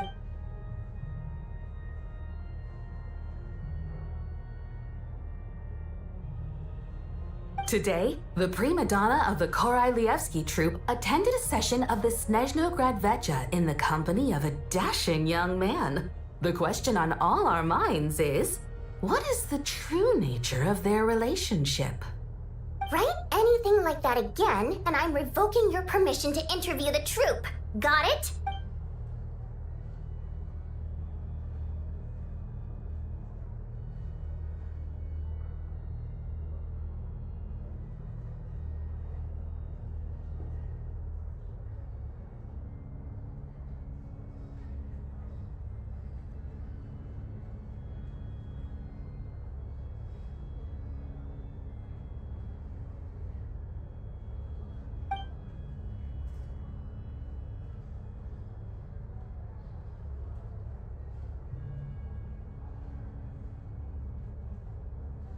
Now then, if there are no further contributions from those present, we shall proceed to the Hey, check it out! What made him vote again? The votes have been tallied. Those in favor of continuing Project Stuzha total 6. That was too close. The margin has shrunk yet again. Chuganov was a huge loss. I'll bet Lilac is behind this. I wonder how Pulcinella will respond this time. Chuganov. I see. Lelix. Yes. Go, Lilac. Once Project Stuzha is defeated, our unwavering support at Bring Out the Kvass will find. In accordance with the result of this vote, Project Stuzha will remain in effect until the next Vecha period. Finally, may I remind we debate only for the greater glory and solidarity of our nation. May the aurora shine ever on, and the tundra always. The session.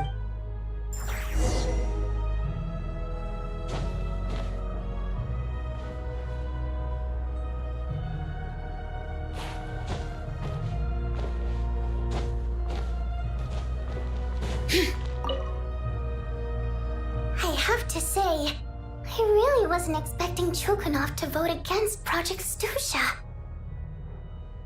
Well, in principle, Snezhnaya's business and political elites ought to be the ones least likely to oppose it. As we heard, Project Stuzha is basically just a resource distribution framework that requires everyone to cut back during the winter. But even if the policy got cancelled, the Tsaritsa's energy needs wouldn't suddenly go down. The extra demand from the public would have to be filled from somewhere. So logically, the factories would have to. I got a letter from Mr. Mitya just before today's session. He said he's confirmed that there are issues around overtime and excessive energy consumption at the Iskra manufacturing plant. In a situation like this, once the Rooster receives the report, he'll order the factory to halt production and submit to an investigation before issuing a penalty. But that's a week-long process, and thus didn't make it onto the Vecha agenda this time. I don't think he suspects anything so far.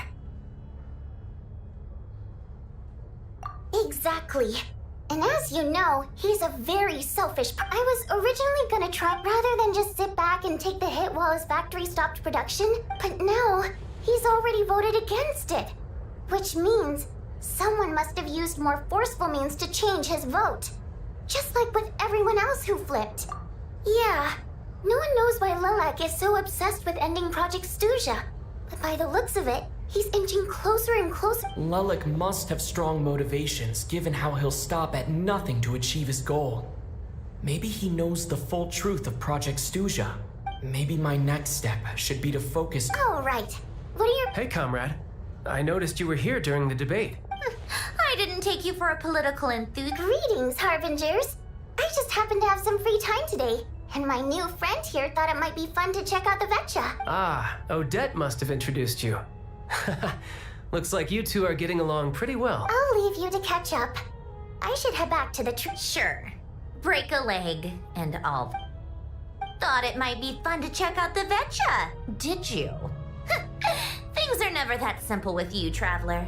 There's no way you're here for kicks and giggles. Tell me I'm wrong. Oh, yeah.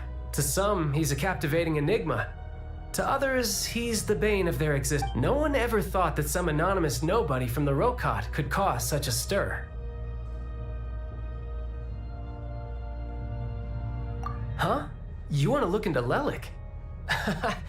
Then I'm sure his days of anonymity are numbered. What do you think, Snezhnaya? Fine by me, I guess. If the Traveler actually manages to expose Lelik, it'll be doing Pulcinella a favor. In return, it seems fair to let him in on what we've learned so far. My thoughts exactly. Sharing is caring after. Head back to Glupov and grab the files on Lelik. It's easier to just pull the records than go through the rigmarole of getting the Traveler a visitor's permit. As you command, child. In that case, since we're going to be waiting anyway, I'll have someone brew a pup.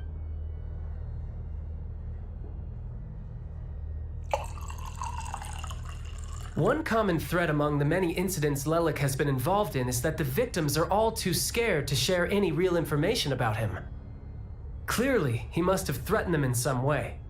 His modus operandi is to silently infiltrate the scene and leave a threatening letter behind. But neither the letters nor the crime scenes ever yield any clues to his identity. So all these files have to offer are short statements by the people affected. They don't give us a lot to go on. If nothing else, it shows we're dealing with a trained professional who's versed in counter-surveillance. Yes, and to that point, he often strikes in highly secure locations. The victims are high-ranking and influential people who take their personal security very seriously. Somehow, Lelik slips right into their rooms without making a sound. There's never any eyewitnesses, nor the slightest trace of a break-in. If he can get in and out undetected, it means he can strike without warning. Not that that's ever happened so far, but the thought is enough to scare these people sleepless. It's hard to believe that a human being could pull this off flawlessly every time, so they switched the focus of the investigation to Faye. Unfortunately, no one's found anything yet. Careful, don't underestimate me. Although truth be told, I'd probably find it hard not to blow my cover. Direct confrontation is more my style. We haven't ruled out the possibility of Lelik being human. It's just, there can only be a handful of people in all of Teyvat who'd fit the profile. Faye, on the other hand, plenty would have the ability, but few would have the motive. No, not as strong as me. You'll never find the culprit with criteria like that. Let's go with a little weaker than me. Oh, you hit me right where it hurts. I'll admit, he's strong and meticulous. But can we at least limit this to candidates who have something to do with Snezhnaya? He's just trying to find a reference point. Stop getting fixated on who's stronger than who. But that's the most important thing. In my opinion, anyway.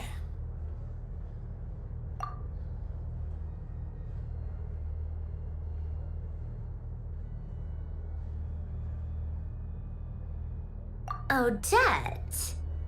Yeah, that seems about right. Her skills are solid, and she's always calm under pressure. Except she's Fatui, so the likelihood of her working against us is pretty low. But yeah, much more accurate than your previous No, wait a moment. Maybe we should interrogate that assumption. What do you mean? Which assumption?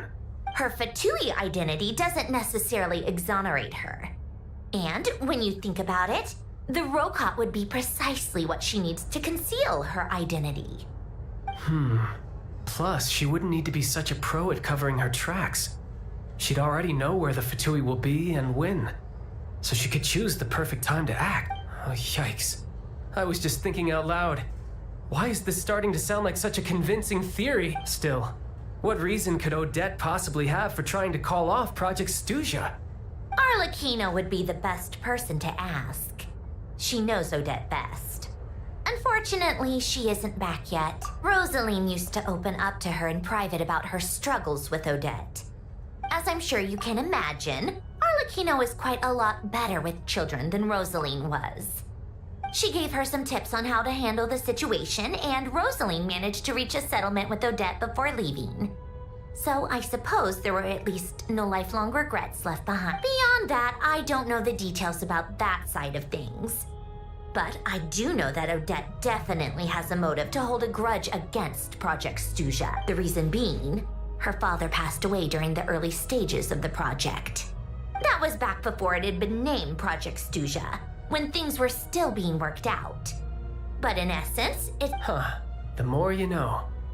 Rosaline was always so self-centered. I never understood why she started paying so much attention to Odette. Is that such a surprise? If you cast your mind back, you may remember that Rosaline and I weren't exactly close. We had tea together a few times, but that was about it.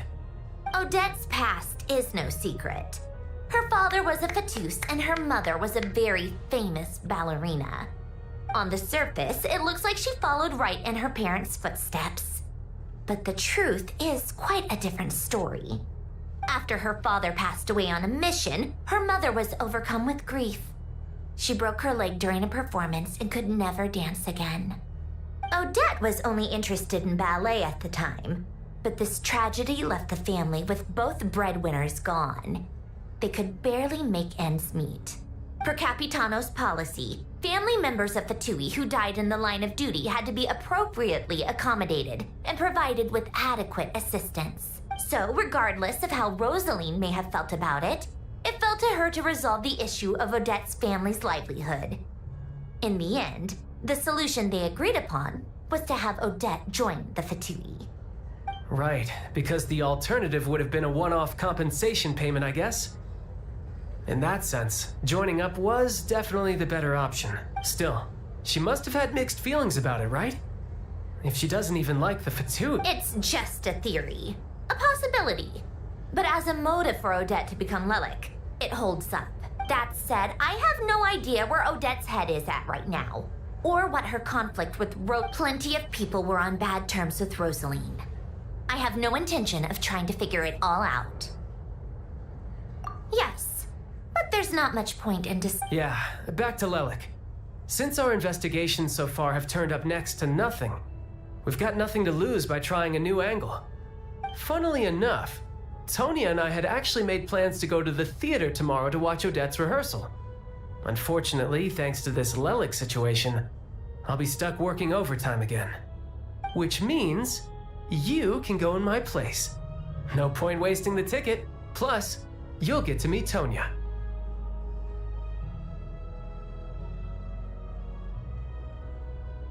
Spirit Seeker. Quite the classic ballet. It was passed down through Odette's mother's family for generations. Though it hasn't been performed but Odette's been practicing it diligently, and it's finally ready for a return to the stage. Excitement is through the roof. Tickets for the official performance sold out long ago. Tonya's excited for it too. She's desperate to see it no matter what. Personally, it's not really my kind of thing, but since she's my little sister, I had to figure something out. I've actually seen it several times before. The story's pretty straightforward. The lead character follows a trail of clues left behind by a spirit, gradually recovering her memories along the way.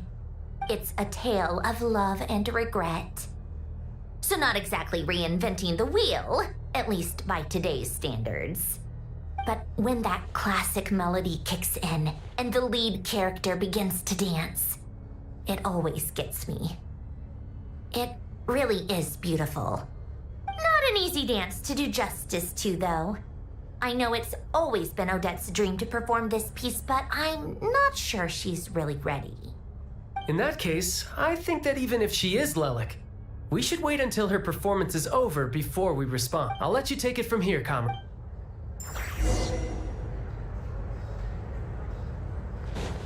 Bring it!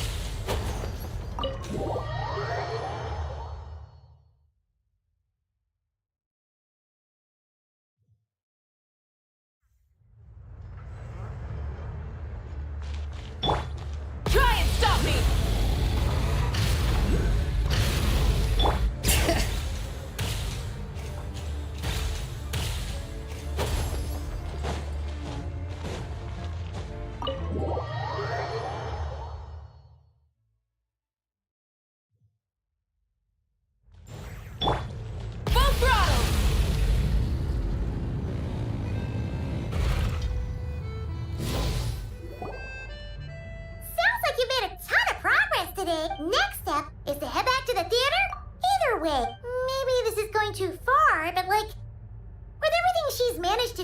far. Wouldn't it make more sense in theory to be even more... why leave a letter when she could, well, we know there are plenty of other ways to keep people in line, right? The point is, she could have gone further, so if it is her, yeah. Well, all you can do, no change, really. Yeah, I would... Guess it's...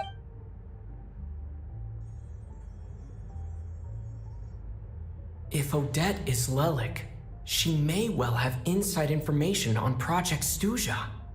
Her father was involved with the project's early implementation and tragically died in the process. It's hard to imagine she could have gotten this far without knowing anything at all about the Tsaritsa's true intentions. When she spoke to us as a member of the Fatui, how much did she let on? And only time will tell. Maybe tomorrow... Hey, look! It's snowing! Could be a tough day ahead. Make sure you wrap up warm tomorrow.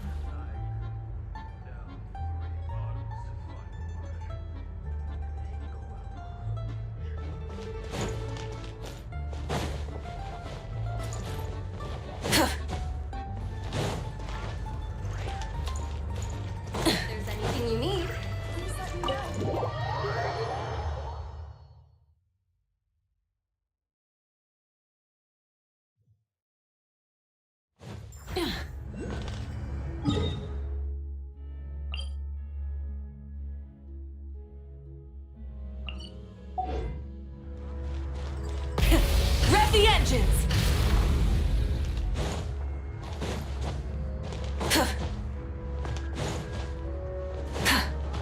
Bring it!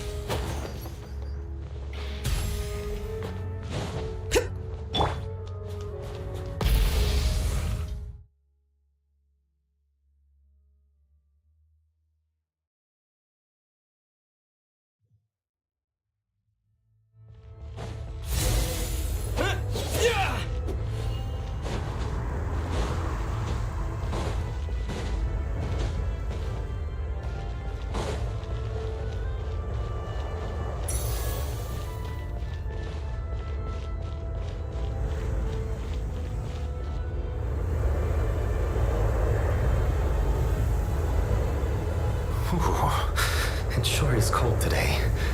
I wonder how much heavier the snow's gonna get. Here to see Odette? I just need to see your tickets for the preview. Perfect. Thank you. I'll hold on to your tickets. Come on in. It's freezing outside.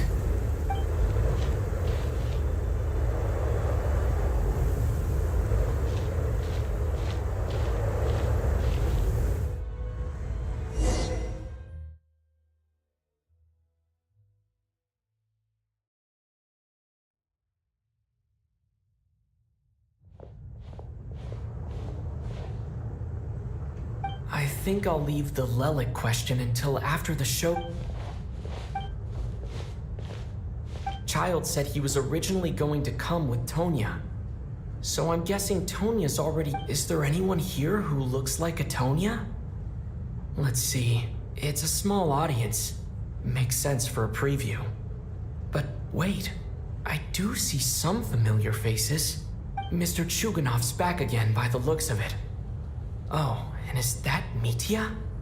And that Fatui officer, Valeri. Guess he must be... Oh no. It looks like the show's starting and I still haven't found Tonya. Never mind. I'll just...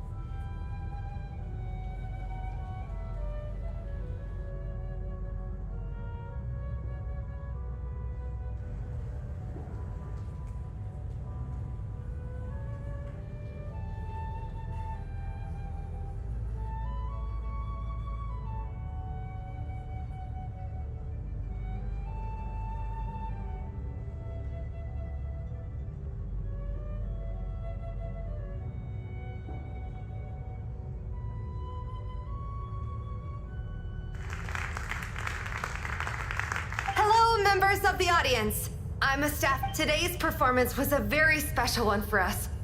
To commemorate this occasion, we would love to take a group... All right, everyone, huddle in a little more. Now, look at the camera. 1, 2...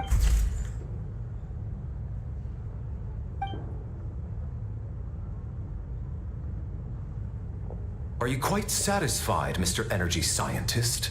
I rather hope you don't have any other escape plans to add to my workload today.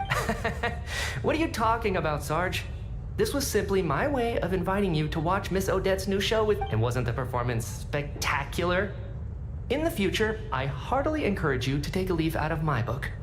Find some soul-nourishing pastimes to enrich your time outside of... It was indeed a fine performance, but I must correct you on one point. This is not time outside of work. Working hours and non-working hours are just a social construct. Human tech... Already? I mean, I was kinda hoping to soak up the atmosphere for a little longer, but...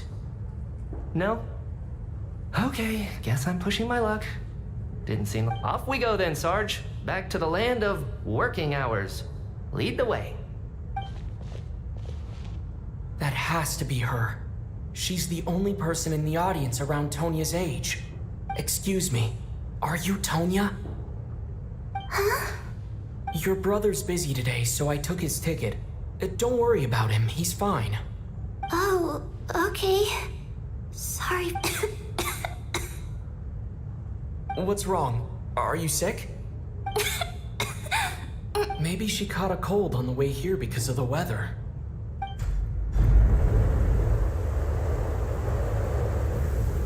I haven't seen snow like this in a long, long time. It's most unusual. I know. It's completely white out there. You can barely see a thing. I've never seen such heavy Let's wait it out for now. You'd be lucky not to freeze to death in this weather. Well, let's wait and see. Why do you need to take it so seriously? Fate has given us this one... Come to think of it, there's a small inn not far from here that always keeps plenty of extra blankets on hand for guests. I know the route well. Shall I head over and borrow a few blankets? That way, anyone in a hurry can wrap up warm for the journey back. Just remember to return them next time you're over this way. Sir, there's really no need to go to all that trouble. Hey, it's no trouble at all. Wait here, I'll be right back. What a kind gentleman. Very good. My wife and daughter are waiting for me at home, so I shall be heading back as soon as I get my blanket. So... Are you expecting us to go back to the Armory Palace wrapped in blankets too? Don't worry about that. I made arrangements in advance. Should I not return to the Armory Palace within 3.5 hours after Operation Showtime begins, an armed squad will be sent to collect us. They will escort us back. You are one of our key military personnel, so any weather-related risks must be eliminated. Operation Showtime? So, wait. Every single time you drag me back to work when I sneak out, it's a whole official operation? I gotta say, you've really turned this into quite a moral dilemma for me. It's snowing pretty hard out there. I think you should stay here for now. You seem a little under the weather. Sure. My brother might come pick me up in a bit anyway. Time to get to work. I should head backstage and find Odette. I need to look her in the eye and ask her about Lelik. Excuse me, are you looking for someone? Ah, a fan, I'm guessing? Today is just a dress rehearsal, so Miss Odette won't be meeting with fans. She's taking a... Sorry, but that area is currently off limits to everyone except the cast and crew. Bad timing, I guess. Well, I might as well stick around. I doubt Odette will be leaving before the snow lets up and then...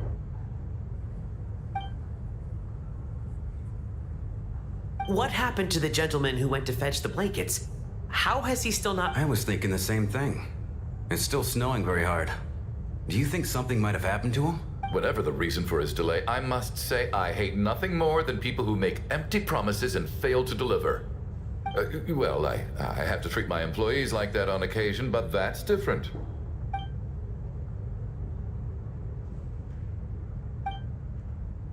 You seem anxious, Mr. Valeri.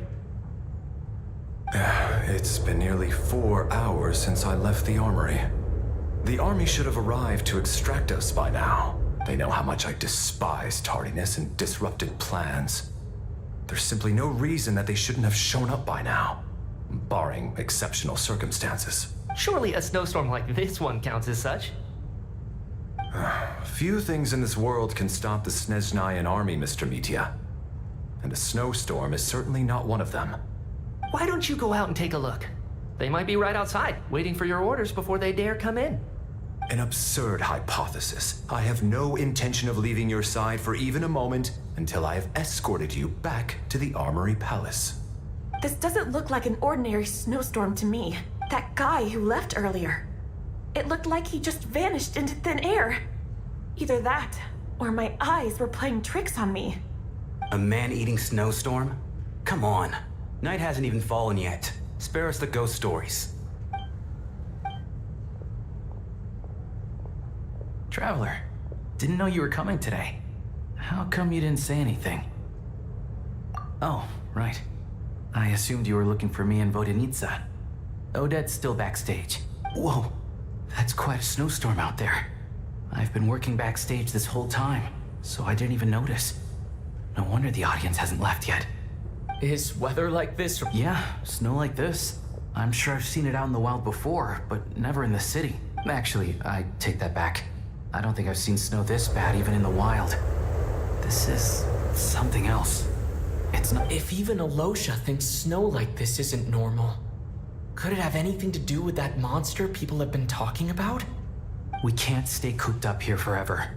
Someone needs to go out and take a look. No need. I have plenty of experience with snowstorms. Besides, I work here while you're an audience. Everyone by the door. Careful not to let the snow soak into your shoes.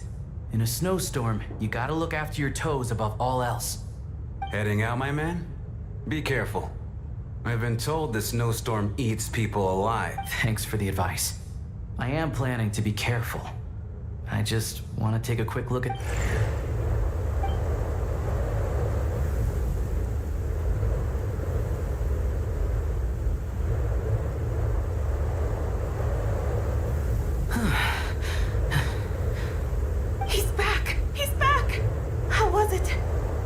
Did you see any soldiers patrolling the area? Something about this storm isn't right. There's no one out there. I didn't see a single soul. And something in the air gives me... This isn't your average snowstorm. I suspect it might be related to recent events in our nation. Are you serious? So all of us are trapped here now. That sounds a little far-fetched to me. You want to go outside and see? I, for one, am not risking my neck in that weather. This just turned from a minor delay into a major hassle. We can only hope that our friend who went to fetch the blankets just ditched us and went home. Is it really that bad? But my daughter, I won't be able to read her a bedtime story tonight. Huh? What are you all still doing here? Whoa, it's snowing. So now we're stuck here? Oh, this is terrible. Luckily, it was just a dress rehearsal today, so there aren't too many people here. On the bright side, the theater's always well stocked with supplies. If the snow still doesn't let up as we get into the evening, you can spend the night here, everyone. At least, I assume that's alright? Odette? Fine by me. This seems like a sensible backup plan under the circumstances. My thanks to the theater for being so accommodating. What are you staring outside and praying for, my man? You anxious to get home too? Oh, Your Majesty the Tsaritsa, I beg you, please do not let tonight's snowstorm stop. This is a golden opportunity to spend the night under the same roof as the 2 top stars in all of Snezhnaya. It's a once-in-a-lifetime experience.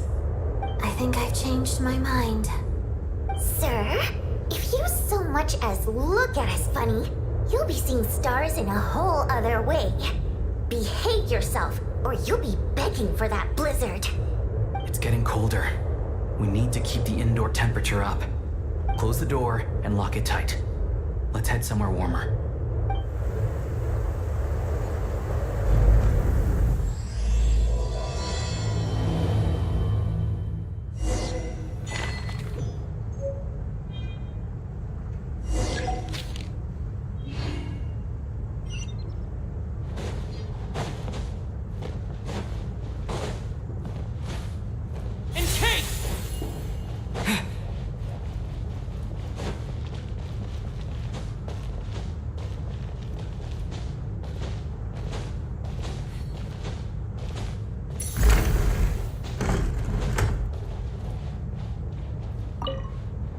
And then?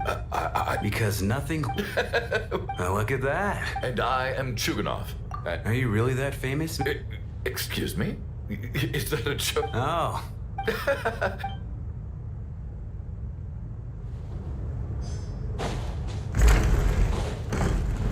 How are you feeling, Tony? I'm fine. Sorry to worry you. Child must take great care of his sister. He's never meant... You know, stuck in a strange place thanks to a snowstorm. Having to spend the night with a bunch of interesting characters. Exactly. It's like... Look after yourself. Otherwise, your brother will come after me.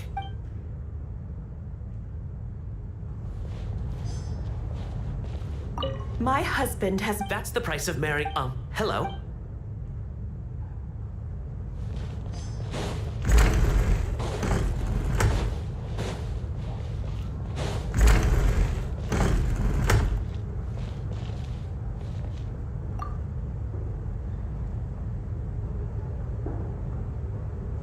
I don't think it's... Hey, have you seen Chuganov? I'm with you.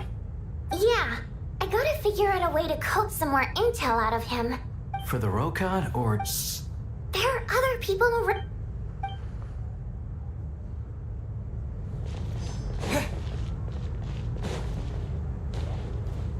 This is highly irregular. A delay of over an hour during an operation like this theoretically warrants a Harbinger-level response. I wonder what the issue... Sarge, the day you learn to let go and just enjoy moments like this is the day you'll finally understand the meaning of life. Why, hello, sir. Any friend of the theater's star performers is a friend of mine. It's a pleasure to meet you. I'm Mitya. Greetings. Major Valeri, head of the Special Assignments Battalion. I am here to ensure Mr. Mitya's personal safety. Please let me... Mr. Traveler, I cannot help but notice that Miss Odette is stealing glances at me. Any idea what that could be about? I've racked my brains, but I can't think of anything I might have done to offend her. Perhaps she knows. So, Mr. Metia, is your work related to Project Stuja? Yes, that's right. The higher-ups in the Fatui transferred me from the Energy Commission to the Armory Palace because they wanted me to... Really? I can't even talk about that? Pretty sure it counts as part of my private life. All right, I won't say anything. Sorry, Traveler. As you can see, I'm afraid this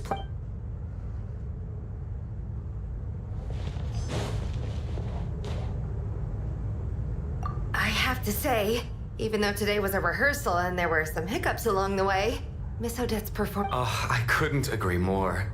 Especially considering the weight. Do you think we were coming on too strong? Odette's ignoring us again. What about you? What did you think of today's performance?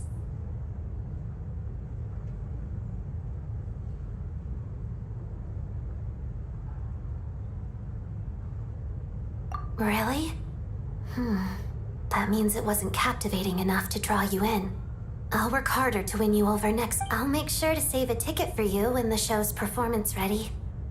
This doesn't seem like the time or place to bring up the subject of Lelik. So unfair. Talk about double standards. And now it looks like I've been spotted. You know Metia too? No, I don't. I just have a feeling that...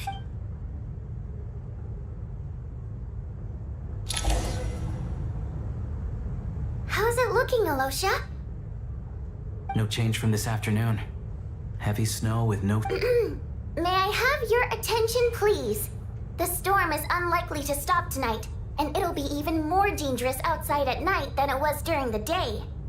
We at the theater owe everyone here a duty of care.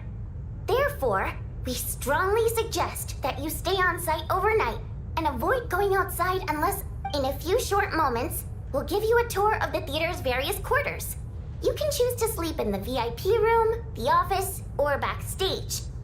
Or on the stage if you'd prefer. I'll pass on sleeping on the stage. What if the snow is stopped by tomorrow morning? The early birds in the audience might think we're part of some experimental new show. A drama about sleeping? That could be fun. Maybe we could come up with a title for the production. Not bad. Clear selling point, at least. Could be anyone who doesn't wish to sleep on the stage, please follow me. I'll show you to the rooms.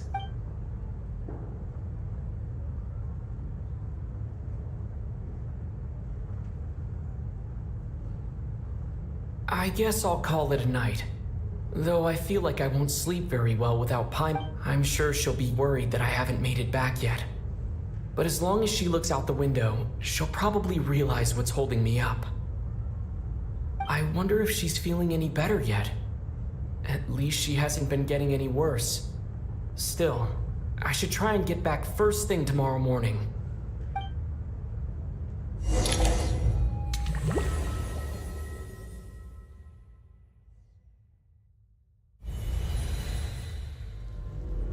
Ah, finally. Welcome back to the world of the living, lazy bones. I was about to wake you. The black mist is almost on us. Still waking up, huh? You know, the black mist. It's been chasing us from below ever since we were born. You're just dozy. There's no way you've forgotten. Come on, let's keep heading up. On. Here we go again. That endless march towards your... What's going on? That black mist down there is creeping me out. And it's rising. Guess... The Black Mist cultists believe that being swallowed by the Black Mist leads to everlasting peace. But if you ask me, they're just lying to themselves. We're the only heretics left. The only ones who refuse to give in. We have to keep going. But how do you actually know that they're wrong? Dangerous question there, Torgov. The moment your faith wavers, you start a chain reaction that ends in the collapse of your will. Put the question out of your mind. Stay strong and believe that the Black Mist means certain death. Okay, but it's not my mind that's the problem. My body's about... I can't do this anymore. I've had enough of being forever on the run. All this will pass eventually, I promise. Keep fighting. You accuse the Black Mist cultists of being liars. But you're lying too. There is no end to this path. It keeps going up forever. There was never any hope to begin with. The cult of the Black Mist has poisoned your mind, Sobolova. Are you thinking of giving up? I am. I think I'll take my chances with the... As much as I detest the Black Mist cultists, I'm just... Then I bid you both farewell. Let me put my personal opinions aside for a moment and say, I hope that you both find peace within the Black Mist. Fate always appears so impossibly complicated. But at moments like this, its raw simplicity is laid bare. Their fate was sealed from the instant they entertained doubt. From then on, the outcome was both inevitable and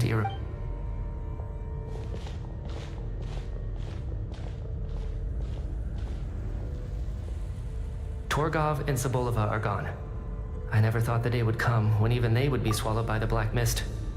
Yes, it looks like it's satisfied. This happens from time to time. But it won't be long before the Black Mist starts chasing survivors once again. No one knows how to stop its advance for good. Well, we should make the most of the precious moments of rest that those two bought for us. Huh? Are you really that sleepy, traveler?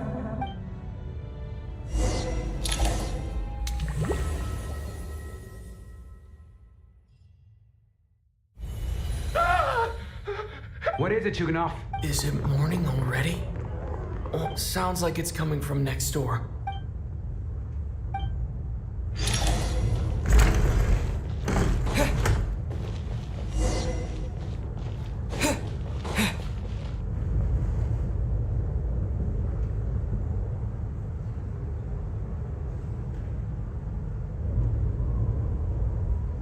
Don't look, Miss Tonya. Okay. What happened to them?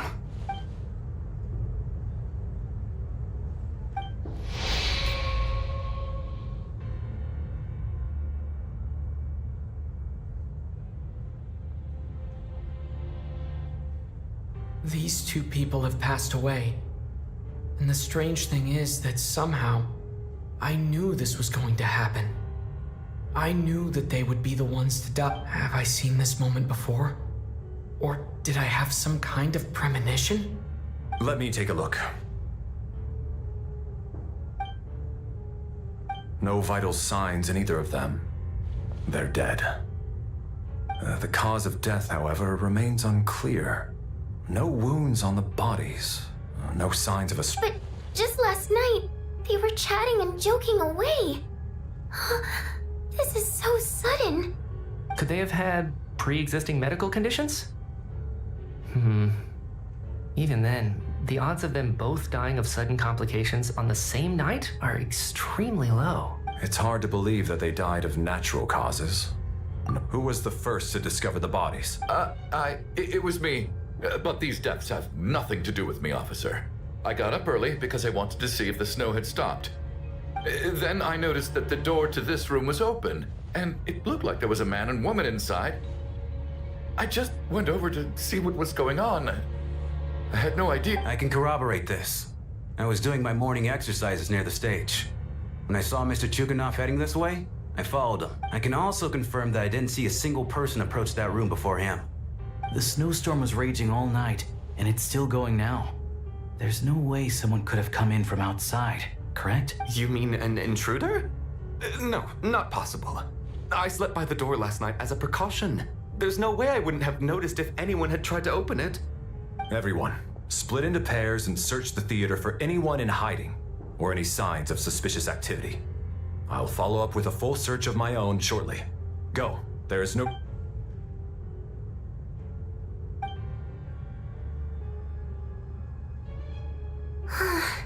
Nothing on your... Backstage is clear. We checked the basement. Also clear. Are we certain that the theater doesn't have a back door? Or any tunnel? No, there's nothing like that. If people were sneaking in through some secret tunnel to avoid buying a ticket, we'd have sealed it off ages ago. I also checked the windows. All of them are locked from the inside, and there's no sign of anyone entering or leaving. It sounds like we can safely rule out the intruder theory. If anyone came in during the night in this weather, there'd be no way for them to avoid leaving footprints or water stains. This can only mean one thing. It's like one of those murder mysteries you see in novels and plays, isn't it? The ones where the killer is... We can't quite jump to that conclusion just yet. Could he be right? It's hard to imagine something like that happen. Set in a theater during a snowstorm. A murder takes place, and the killer is among us. It's such... Looking at who the killer targeted, and the clean entry and exit? It all adds up. I know what this is. It's obvious now that I think about it. What is? What have you figured out? Both victims were wealthy, well-known local merchants. And the door was deliberately left open so I would discover the bodies and witness the crime scene first thing in the morning. Such ruthless methods. This was your doing, wasn't it? Lelik? You mean Lelik is among us? And he's the killer? Lelik. I know this code name. Member of the Rokot, anti-Project Stuzha. Always works alone. I've read the... Walk me through your reasoning, Mr. Chuganov. What do you know? What now, huh? What now, Lelik? What more do you want from me? I already voted against Project Stuzha at the Snezhnaya Archon. You snuck into my house the other day while I was asleep. Left a threatening letter. And I did all that you asked. But Project Stuzha cannot be so easily shaken. Not with the rooster in charge. So he really was threatened by Lelik. And now you're resorting to murder to threaten me. Isn't that right? I knew it. The Rokot despises the rich. The lives of the wealthy are... Show yourself! Which one of you is Lelik, Tell... Was this really Lelik's doing? Would Odette really do something like this? If Odette really is Lelik, this seems out of character. But then again, how well do I really know her? I'm probably the only one here with a compelling theory about Lelik's true identity. But if I reveal it now, I'll be putting Odette in the line of fire. What should I do? I don't think it's likely that Lelik killed anyone. At least from the stories I've heard. He's never killed anyone before. And his name has never come up in connection with any murder case. Besides, even if Lelik did want to threaten you, why resort to such an extreme and roundabout method? Vodyanitsa doesn't know that Lelik might be Odette. But her assessment is pretty much identical to mine. Miss Vodyanitsa? Why do you suddenly feel the need to speak in Lelik's defense? Defense? Oh, no, it's just... I'm worried that we're jumping to conclusions here, so I wanted to share my point of view. Also, I don't think the Rokot is as bad as you're making it out to be. Well, if you think I'm so wrong, what's your theory then, Why don't you tell us who the killer... The case is still evolving, Mr. Chuganov. Please do not prevent others from expressing their opinions so early on in the discussion. Even so, there's no denying that the recent threat received by Mr. Chuganov may well be an important clue. So there's still a good chance that Lelik is right here among us. I can't do this anymore. I don't care if it's still snowing outside. I have to get out of here. Whoa, take a beat. We all know it's far too dangerous out there. Even the soldiers couldn't get to us. Go out that door, and you might not live to tell the tale. And whoever this Lelik is, they're surely not going to murder anyone in broad daylight. Be sensible, my man. You're safer inside. As much as I regret having to say this, I'd like everyone to cooperate and refrain from exiting the premises until further notice. Because as things stand, every one of us is now a suspect. Unless anyone has further information to share, let's adjourn for now. Feel free to keep searching for clues, but make sure you don't go off alone.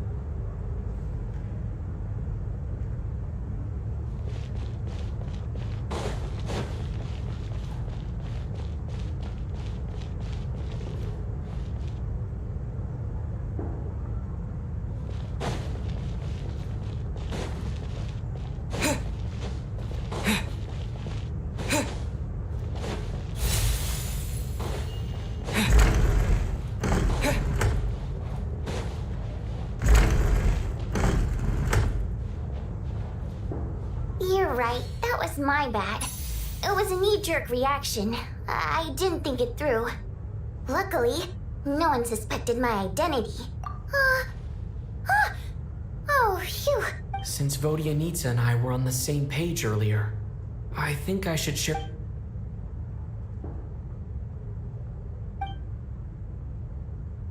Whoa. Are you serious? I don't know if this counts as gossip, but it's definitely on track to be the juiciest this whole Odette? Really? Odette? Oh god, how dumb does this make me look? Actually, it's exactly what you'd expect. Sometimes, hiding in plain sight is the... And now that you mention it, the more I think about it, the more sense it seems to make. What are we up to now? 1, 2, 3, 4... Odette's identities. She's my coworker, specifically a ballerina, and also a Fatous, a member of the Rokot. Now, Lelek. It must be so exhausting. I just want to give her a hug. I guess since I've always known her as a member of the Fatui, it never even crossed my mind that she could be involved with the Rokot. I don't understand. If she's with the Fatui, what reason could she have for being... Probably best if you ask her that in person. Well, since you waited until now to bring this up instead of announcing it to everyone earlier, does that mean we're all on the same page here? Yeah. Lelek may not follow orders from the Rokot leadership, but as far we need to confront her. Do you think she'd really admit to being Lelek? I don't know. We'll have to see how it goes. For now...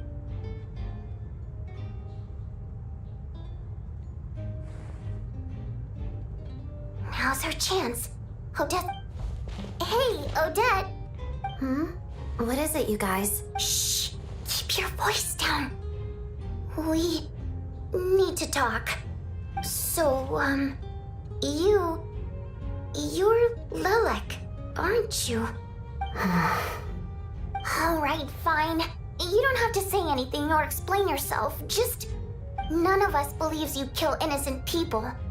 Whoever murdered those 2 people last night, it wasn't E. The Traveler was the first to figure out your identity, but he kept quiet during the discussion just now. Still, it's clear where the group consensus is heading. Everyone believes Lelek is the culprit. If your identity is exposed, you'll be in a really bad spot. We're your colleagues, and we know what kind of So, can you clue us in? Tell us everything. The more we know, the more easily we'll... Alright. Yes, I'm Lelek. And no, I'm not the murderer. And thanks, but I don't need you to cover for me. Actually, I'm planning to reveal my identity. Huh? You're gonna reveal that? That's right. I'll admit I was surprised at first when Chuganov guessed that I was here. It was just a lucky guess, but it caught me off guard. But after taking some time to assess the situation and confirm where everyone stands, I don't believe I have anything to worry about. Are you sure you don't need a... What?!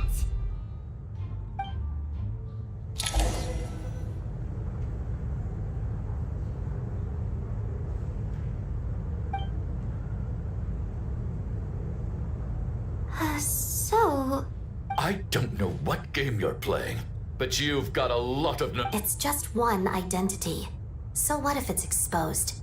I can disappear and adopt a new identity anytime I please. I made my peace with this when I chose to become... But more importantly, I promise I am not the murderer.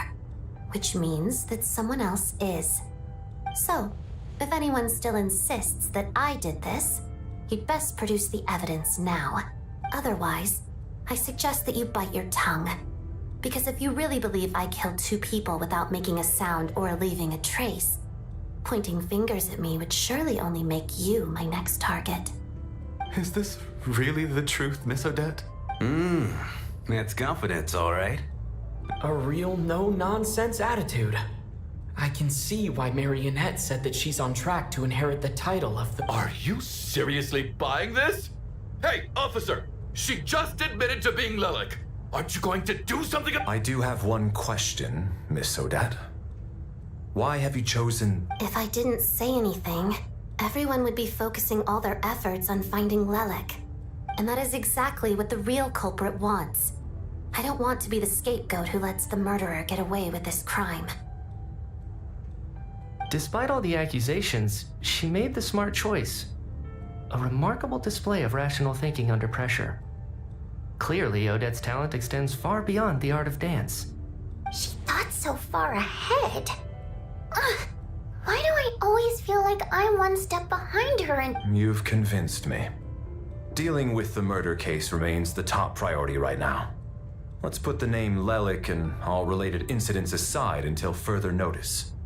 Nevertheless, the group still considers you the prime suspect. I assume you have no quarrel with that, Miss Odette. I understand. You're welcome to keep an eye on me around the clock. I have no objections. Mr. Chuganov? For my wife and daughter's sake, I'll let you off the hook for now. But don't think you're forgiven for breaking into my house and threatening me. Just wait till we get out of here, Lelek. We'll settle the score then.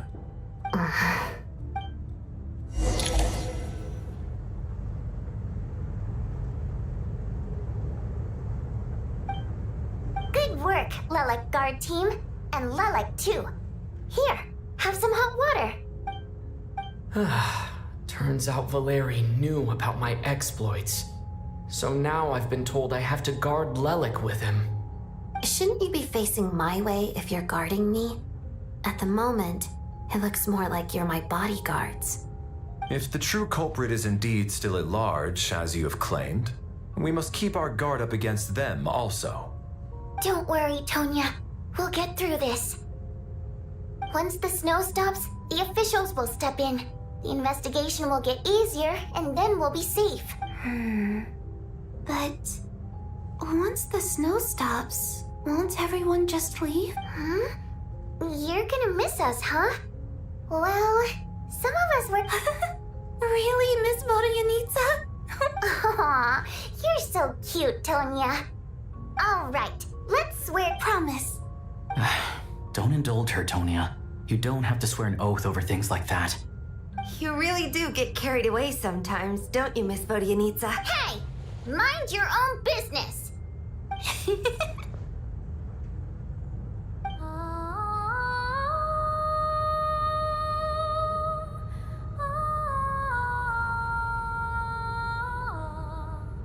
Don't be nervous, Miss Water Imp.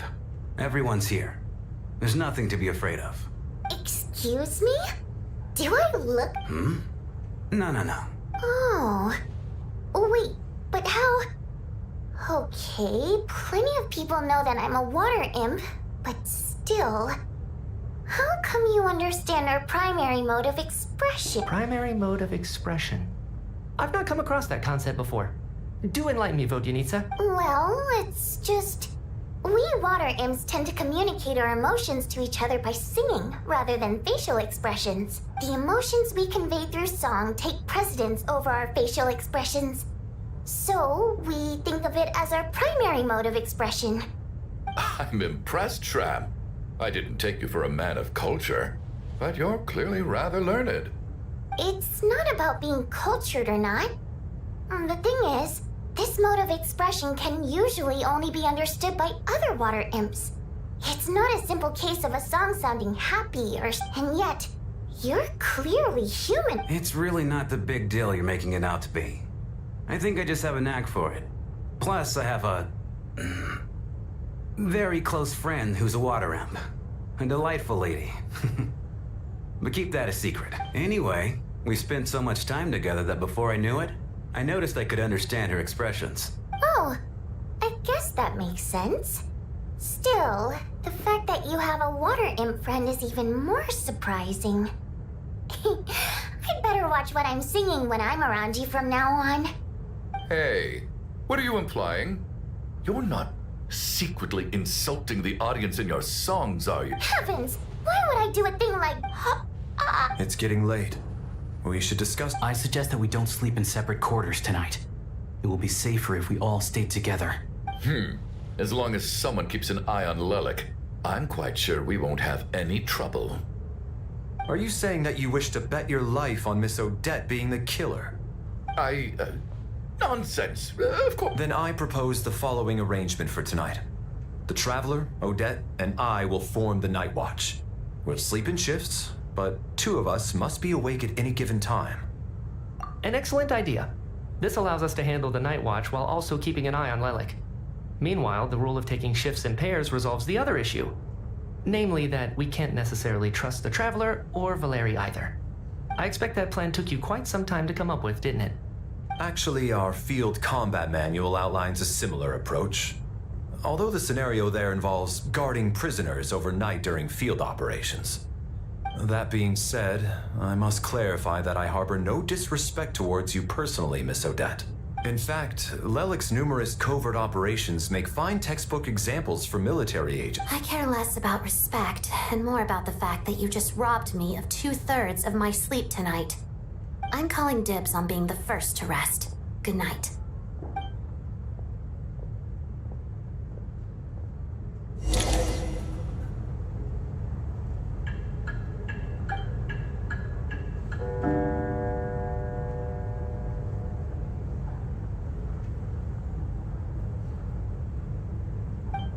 It's almost time.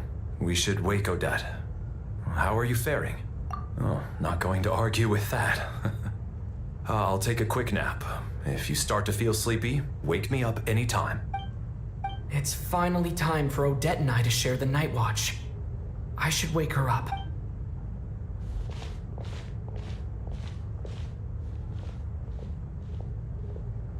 I came here to get information from her in the first place.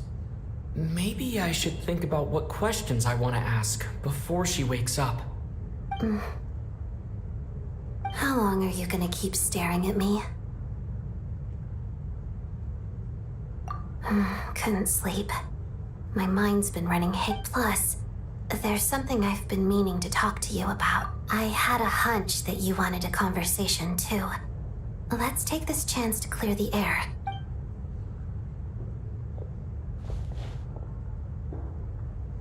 I just had a simple question for you, really. It's, Rosaline. In her final moments, did she have any last words or anything? I see. Well, that was all. I have no. She was utterly ruthless in pursuing her goals. That kind of person should be hard to miss. And yet, even though I never approved of her methods, and she was an abrasive person, the fact remains that I am indebted to her. Oh, she told you. I guess that makes sense. I think she and Rosaline were on pretty good terms. Yes, Rosaline wasn't the kind to gossip about this sort of thing. Not that it's any huge secret to me, though. When I was a child, I had to join the Fatui for the sake of my mother and me. I trained under Rosalie. It was extremely grueling, and it didn't exactly come naturally to me. All I could do was try to ignore the biting cold and practice. I was a newcomer who'd managed to make a good first impression on a harbinger. There was pressure.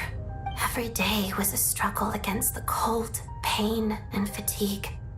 After enduring all that, I've become almost immune to the sensation of pain.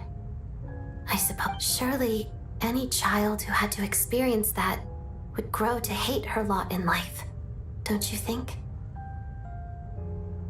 So I put an equal amount of effort into my ballet, because in my young mind, that was the only way to defy my fate.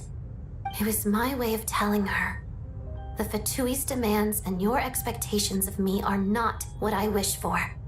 I think she probably blamed my poor performance in training on my passion for ballet. She knew my heart wasn't in it. One time, when I was secretly practicing a dance at night, she suddenly showed up. I told her, "You don't deserve to watch the dance I learned from my mom." She looked stunned. I guess she was surprised that I lashed out first, before she had the chance. But strangely enough, on that occasion, she wasn't fierce with me like she was during training. Instead, she fell silent for a moment, and then left. After that, she never interfered with my dancing or asked me how it was going. She never came to watch me dance again either. Not even once. She was. But even now, whenever I take out this core Ignis, I can't help but think of that night. Of the look on her face. Sort of. Although gift might be too kind a term. This is her flame sealed within ice. A symbol of her favor, yes, but also her way of keeping an eye on. She knew the location of every piece of core Ignis. If any recipient started acting suspiciously, she'd be onto them immediately. Trust her to make even a mark of approval feel suffocating. So, when news of Rosaline's death reached Snezhnaya, many people immediately crushed their core Ignis. It gave them a profound sense of relief, but I kept mine. With my sensitivity to pain being as dull as it is, the warmth from this core Ignis is one of the few things I can still feel clearly. I still wonder, did she really come to stop me that night? I wasn't sure, but I was scared. So I said some really awful things. I guess she didn't leave anything behind. Not that I expected her to. It's fine. It's just a bit of a shame that we couldn't settle our differences before the end. She did. Are you sure she was talking about this event?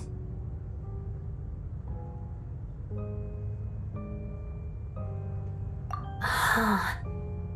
No, she didn't. I didn't even find out that she'd gone to Mondstadt until a while after she left. Wait, in that case... Okay, I will. Thanks for letting me know. There's something I'm trying to figure out. I'm beginning to suspect that Paimon's mystery illness is being caused by the energy research behind Project Stuja. Paimon's very important to me, so I have to get to the bottom of this. I figured that since you're Lelik, you might know... The ultimate goal of this energy experiment is to create a weapon for the final battle. The weapon's construction was completed in Nodkrai. Now, all that remains is to arm it with a sufficiently powerful energy. Yes, the weapon's development and all the related experiments are overseen by Lord Piero, the Jester, and the lab is located deep within the Armory Palace. I'm not sure why this experiment would be making Paimon feel unwell, though. The best way to get to the bottom of it would be to go there in person. Once we get out of here, I'll help you apply for an entry permit. And I'm hardly the organization's proudest member, as you know. You answered my question about Rosaline. I want to do you a favor. What's wrong? You two seem to be hitting it off. I thought you were sleeping. Of course I was. In the military, one learns to fall asleep quickly, even in the most inhospitable environments. It's vital to staying alert and energized. Why? Even if he was awake, he can't have overheard us, right? Well, thank you both for keeping watch. Traveler, I'll take over for now. It's your turn to... Sure.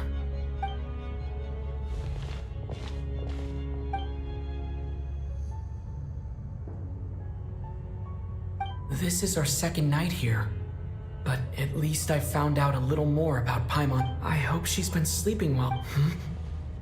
Why do I feel like... Seriously? Is this payback for when I stared at her earlier? But I thought she was... Never mind. I'd better try and get some sleep myself.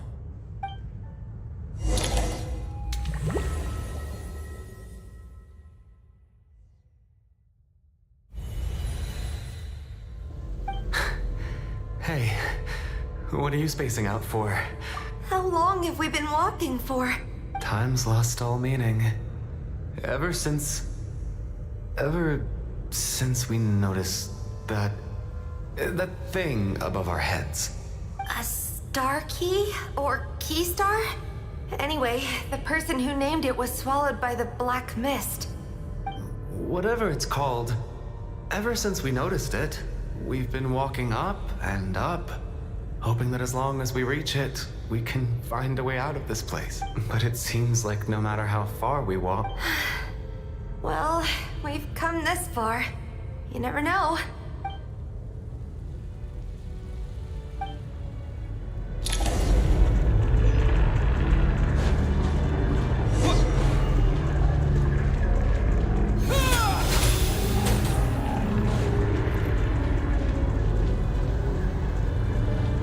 We got ourselves a straggler.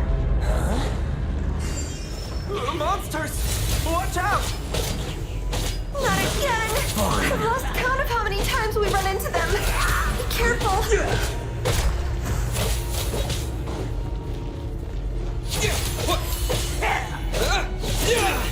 What the? Cryostorm!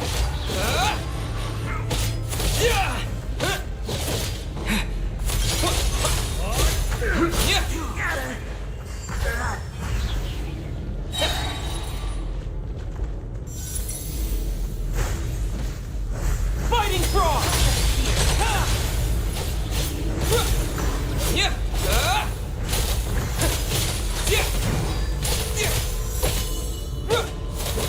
Shut up! Run faster.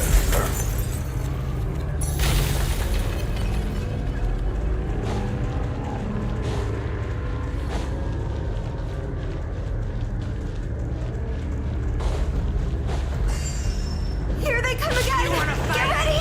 Let's go! Gotcha!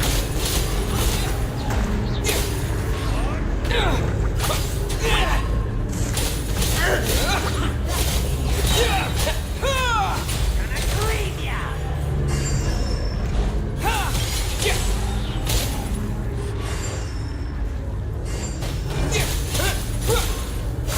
Bombs away!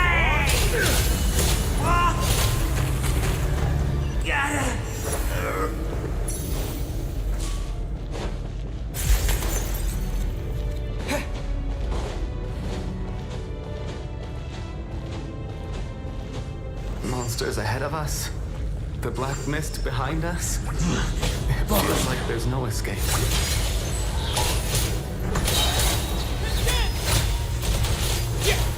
Shut up! Run faster.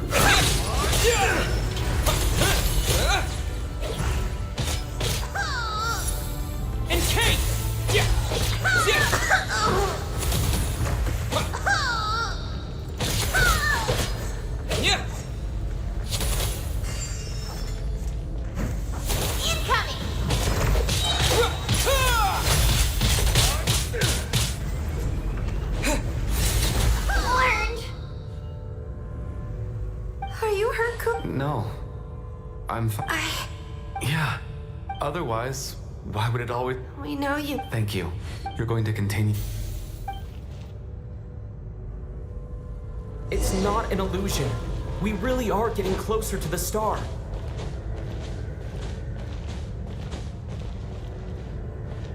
Congratulations. You're the first person to make it. I'm the star's envoy. The black mist has stopped rising. Its hunger is satisfied for now. Having devoured your this is a good opportunity. I'll let you get some rest before we continue. What do you mean, leave? The star represents the starting point. It's the waypoint for the beginning. Congratulations on reaching the starting point. Once you are ready, we will head out and... Huh? What's wrong?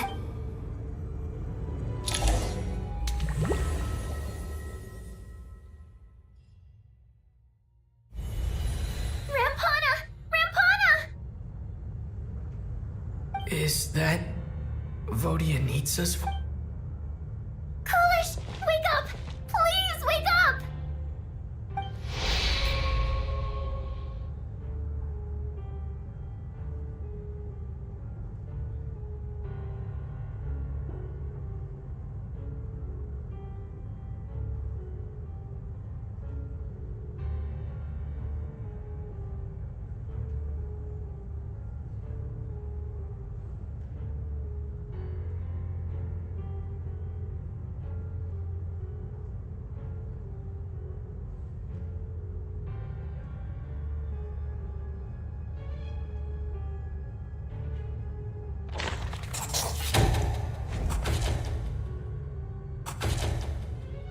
The situation is identical to that of the 2 casualties yesterday. At least there are some elements that we can rule out this time. They slept on the stage with everyone else, so I suppose the surrounding environment can't be a relevant variable. Rampana. Weren't some of us keeping watch last night? 3 of us, in fact. How could you not know? I'm as confused as you are. Certainly nothing unusual happened on my watch. Likewise, and from what I've observed so far, both Miss Odette and the Traveler can be trusted.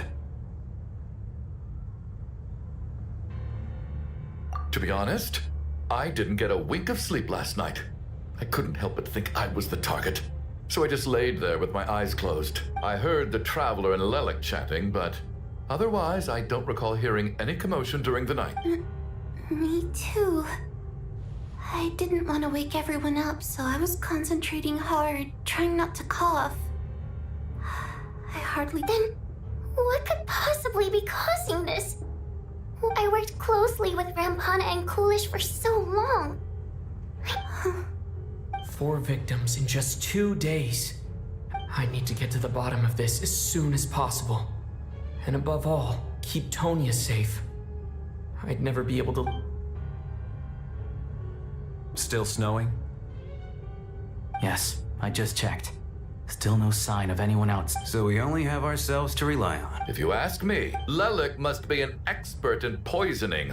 Clearly she used some poison that can't be detected on the corpse. Here we go again. Listen, I was already thinking to myself last night, was Lelek's reason for revealing her identity the real story? Well, she's been playing us for fools. You get off on this, don't you? Revealing your identity, only to carry on with your killing. That's a hideous thought. One that only a hideous mind like yours could dream up. How? That's enough. But today's victims were just ordinary people. Not to mention that they were colleagues of Odette and mine. Who knows? Maybe you don't know her as well as you think. I implore you, Lelek is well known to be a ruthless operator. And now she has revealed her identity. Everything you said so far is still just conjecture, which doesn't constitute a concrete lead. You need to back up your claims with... How can you defend her, officer? What did she say to you while you were on night watch? Maybe I shouldn't be so surprised. You military types are always colluding with criminals to target them all so you can get your grubby paws on our hard-earned fortunes. Then tell us to fall in line. The Fatui, the Druzhna, and the Rokot. Thugs, the lot of you. Don't you dare. Sir, but... You were the one who told us not to stop other people from expressing their opinions yesterday. 4 people have already died. Only yesterday I was chatting with Mr. Coolish. Turning against one another is the last... Little girl. Even if Mr. Chuganov is a puffed-up, pig-headed windbag who doesn't have a clue what he's talking about, he's still one of the victims he... I had no intention of resorting to violence. But you're right, Miss In any case, I believe Mr. Chuganov has calmed down a little now. We may resume... I don't think there's any need for that. What is there to discuss? Nothing about this situation is normal. Did you have an idea, Mitya? You're the brainiac here, right? Come on, clue us in. I've been mulling something over. All the leads we have so far concern things from outside the theater. Miss Odette's alter ego, the threats Mr. Chuganov received. But then there's the 2 double murder crime scenes themselves, which have given us absolutely nothing to go on whatsoever. That's highly unusual. Even with the most careful killers, there's always some evidence left behind.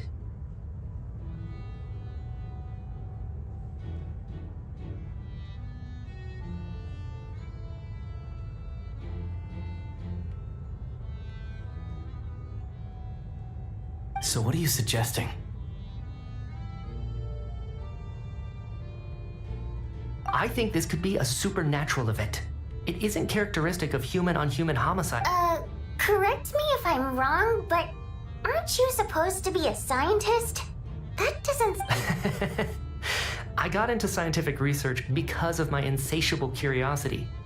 But now that you mention it, I remember when I first came to the theater. I heard rumor. Haunted? Yeah, I think I heard the same thing. Well, this has taken an unexpected turn. A haunted theater? Why don't we take the... Very well. Whether it's criminals or ghosts we're looking for, the same rules apply. Everyone needs to tread carefully. I'll move.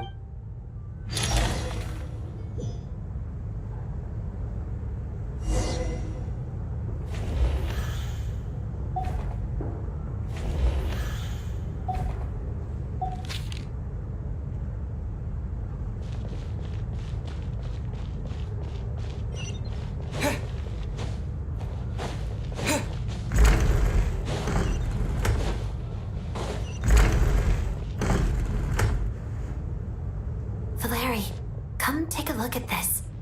You too, Traveler. Some sort of notebook. What is it for? It's the on-duty logbook for the theater. He mostly used it to record any unusual incidents. Yes, he'd always have... This should confirm a lot of key details. Yes. The number, apparently, we have an extra person among us. Are we certain that logbook is accurate?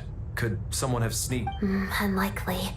Coolish took his duties very seriously. I've rarely seen any errors in his work. Not to mention that this was a dress rehearsal, meaning smaller audience numbers and tighter ticket restrictions than usual. Everything would have been... We no longer have our tickets with us, do we?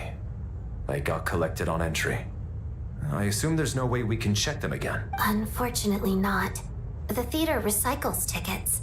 Once people are in the door, they don't tend to leave until the show ends, so we collect the tickets at the point of entry.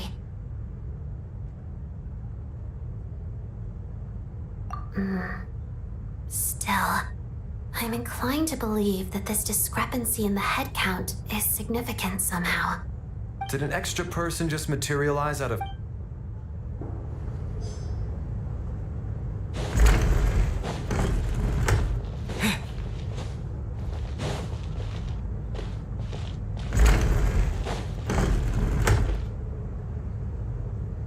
Traveler. Alosha found it.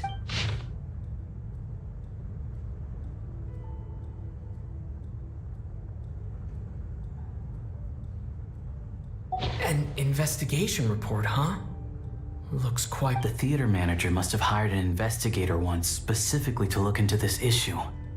But it doesn't look like... Presumably, the manager wanted to know if the supposed haunting was dangerous, while also being fearful of word getting out in case it affected... Anyway, the bottom line is, the haunting is actually real after all. It's caused by an obstruction in the ley lines.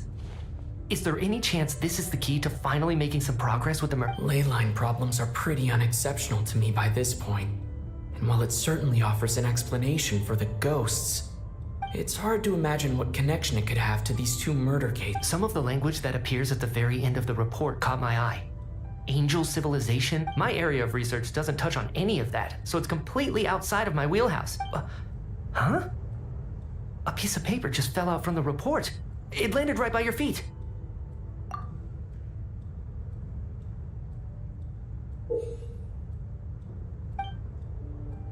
How unnerving. It was tucked inside the... Death is near. Is that supposed to be what's going... But if so, how did the author foresee it? Could he predict... Maybe things are more complicated. No, wait a second. If we take the report and the note at face value, they completely contradict one another. The report definitively concludes that the hauntings in the theater are harmless and cannot affect the real world. But the note seems to be warning of potential... The question is, what exactly does the note mean by death?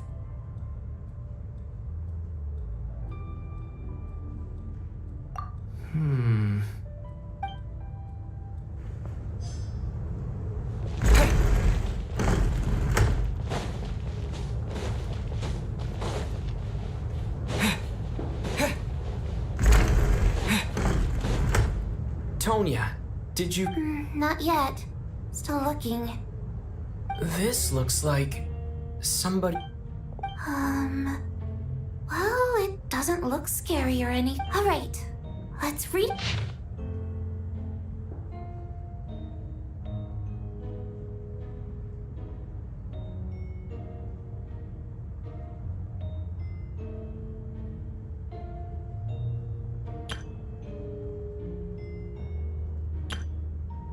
Huh. This has... Maybe it's a little it sounds like she's writing this for her parents. Because her water imp parents belong to the aristocracy, who were driven out of Snezh. We're sorry. It's fine. My fault for not storing it properly. I can't leave things lying around and expect. All right, give me my notebook. But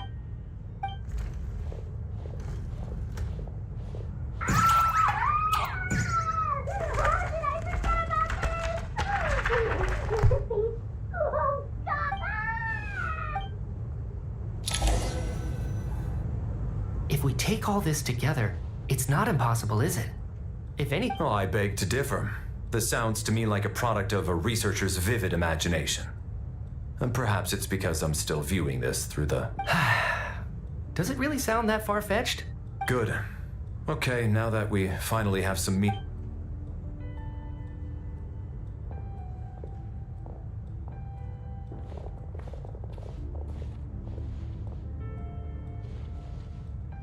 So, that's about everything we've discovered so far.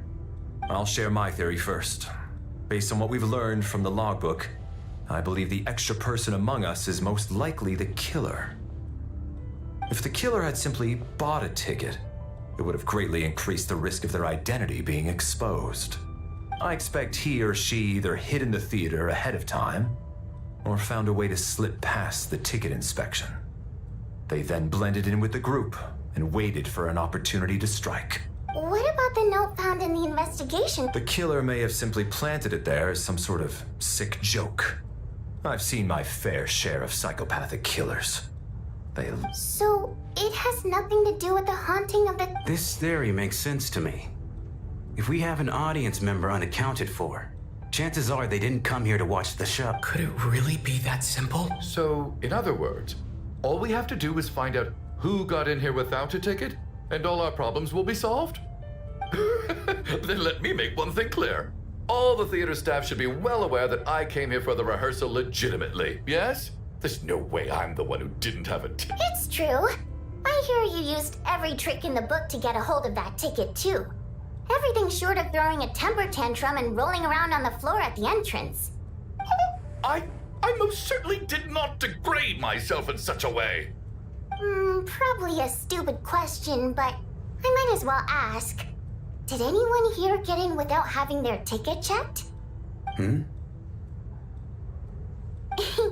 Guess it was naive of me to expect them to just admit to it. Especially after the unprompted Lelic reveal. Once was already a miracle. Twice would be unfathomable.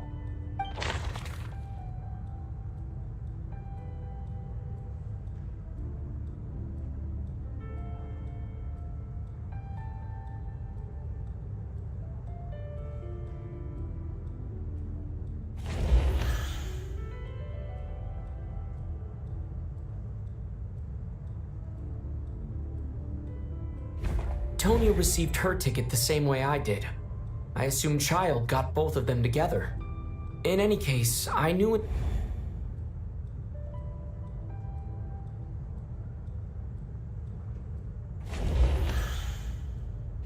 Valeri came to the theater to catch Mitya. Those two should be able to vouch for one another, and their motives are clear.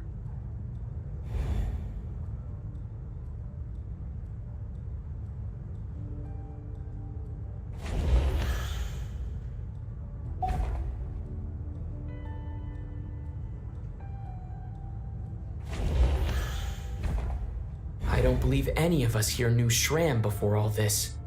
If no one can verify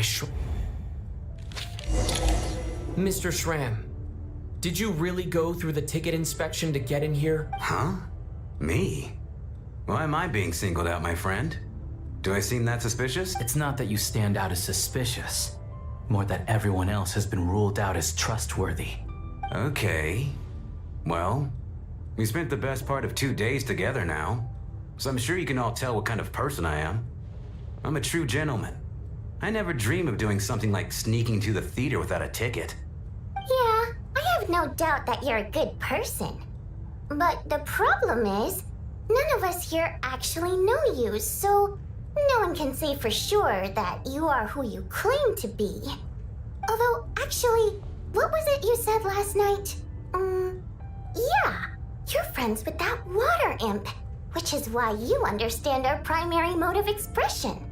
Last time I checked, there were barely any of us remaining in Snezhnaya, since most of the water imps left. Could you tell me a little bit more about your friend? There's a good chance I actually know her. And I suppose it's also kind of a way for everyone else to get to know you a little. Good grief. Are you blushing? Pull yourself together, man. Stop giggling like a teenage boy. It's revolting. Hey, revolting is a little strong. All right, fine. I'll admit it. I was just a bodyguard hired by our family. But the stars must have aligned because sparks began to fly between me and their daughter. Never in my wildest dreams did I think I'd get so lucky. We don't need details. Just get to the point. Okay. I'm just a little hesitant to reveal her name, that's all. You know how it is. These are even with me to protect her. If word gets out that she's dating a human, both the Fae and human factions will give her a hard time. Really? Wait, no. That can't be. Huh? Shram, what the devil are you talking about? Why is everyone looking at me like that? Surely you can understand where I'm coming from. Delicate times? Factions? Yes. You know, the Civil War. Last time I checked, the Fae and the humans were still at each other's throats. If I'm not mistaken, the last significant civil war in Snezhnayan history was over 400 years ago, when Her Majesty the Tsaritsa had just taken the throne. What do you mean, 400 years ago? What's going on here? All right, Mr. Mitya, you win this round. As far-fetched as it is, it appears that your theory may be correct. I'm just as amazed as you are. I didn't even believe it myself, to be honest. Is someone going to explain what's going on here? From the look on your face, you figured it out too, haven't you?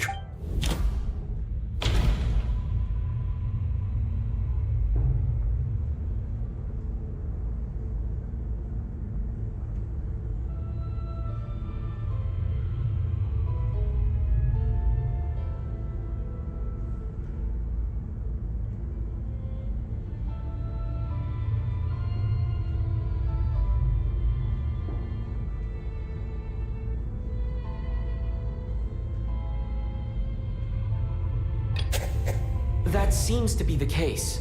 Shram's the extra person, but there's no way of learning his identity from this.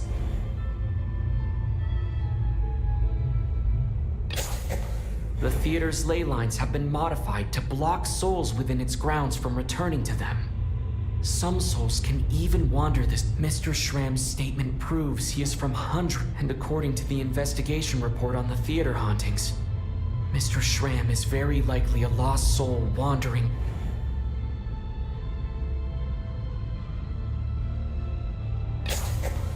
For some unknown reason, the soul that has been wandering the theater due to the ley line issues has joined our group and blend. Yeah, that must be the immediate reason why the ticket count doesn't match the number of people.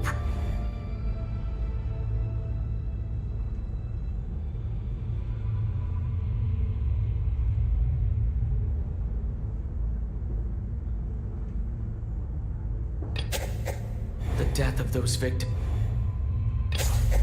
The contents of the investigation report have been verified. There are indeed ley line issues and wandering souls in death is near. Yeah, the logic is clear now. The investigation... Mr. Shram must be one such soul who died in the theater a long time ago. So when the note said death is near, it must have been referring to death as in the deceased. Someone who died. In short, there's a dead person among us. The extra person. You mean I'm a ghost? No. Don't make jokes like that, my man. There must be some. But even if I was dead, I know for a fact I didn't kill anyone these past 2 nights. Yeah, even if all that's true, the report also said the souls inside the theater can't affect reality, right? They're harmless. Then what if the problem isn't the souls at all, but the ley lines have a powerful ability to attract and devour souls? Let's say that the ley lines are like a black hole, constantly seeking to engulf souls, but the souls that don't want to return are trying to avoid being sucked in. Huh. Why does this analogy sound so familiar? What happens when the black hole can't achieve its goal? I'm only speculating here, but what if it ended up swallowing innocent souls by mistake, or intentionally taking other souls to compensate? That could explain why we weren't able to determine a cause of death. If you're right, and their souls were devoured by the ley lines, it does make some sense. It does seem to explain a lot of the things we couldn't make sense of. Does that mean it's true? Except there's no concrete evidence. Mitya's relying on a lot still. It seems like the best explanation we have under the Alright, so how could Shram not know that he's dead? Seems a little unlikely that he hasn't noticed anything unusual even after several days in On the contrary, it's perfectly normal for a soul to wander the theater for centuries without questioning their existence or reason for being there. It's simply what's natural for them. You know what, Mr. Brainiac? I think you might actually be right after all. I'm trying to remember and...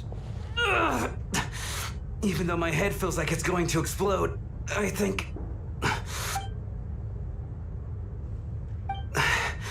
I was the one who didn't want to remember my own death. So I forced myself to forget. Well, I'm sure those are painful memories. My lady and I snuck out to go on a date one day. We bought tickets for the theater. It wasn't really my thing, but I was just... All of a sudden, a group of people burst into the theater, shouting for all the water imps to get out. Performers and audience members included. It was clear the conflict between humans and Fae had reached a boiling point. This time, the extremists were even coming after the water imps who had nothing to do with the war. I thought I could pull one over on them. So I took off my jacket, draped it over my lady, and tried to sneak out amid the chaos. But I got caught. But I was going to do whatever it took to buy her a chance to escape. No matter how many people stood in my way. I had to. Both as her bodyguard. And out of love. It's all right, friend. You can stop there if you want. You don't need to dig all that up again. It's just... Even now, If I'd known I was a dead man walking, I wouldn't have dragged you down with me. If I'm the cause of all this death, then punish me however you see fit. But... No. I refuse to be a burden. I know what I have to do. You said I've been wandering the theater for centuries. I guess it's high time I got a breath of fresh air. Out there, I mean. I'll leave this place and take all this death with me. Go out on my... Mr. Shram, I'm sure we can figure out a different course of action. My good sir, we both know I'm not supposed to be here. I should have accepted my death long ago. One way or another, this has to end. Unless you're saying that... No, I'm speaking on a personal level. Let it go, man. Oh, wait. One last thing. Miss Wateramp. My lover. Her name was Litia. Litia Ozarova. Do you know what happened to her? Ozarova. Oh, Auntie Ozarova. That's what we all called her. I remember her as a very kind elder. She had a bunch of kids, too. I'm so glad she survived. And she had lots of kids? Good. As long as she went on to be happy. That's all that matters. There's no need to see me off, my friends.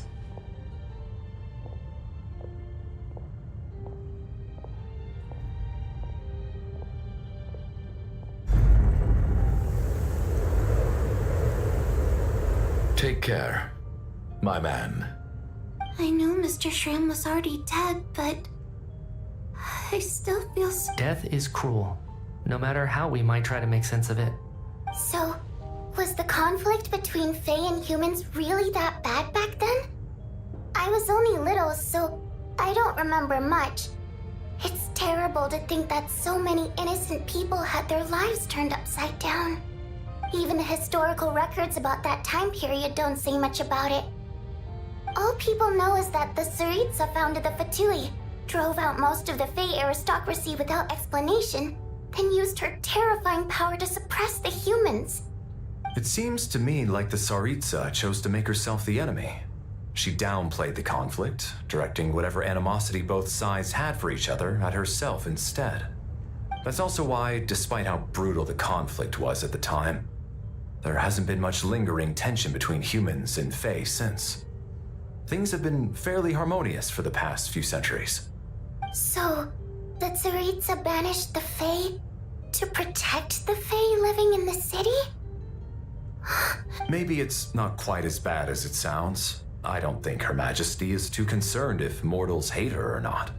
And besides, there are very few who truly do. All this time? All right.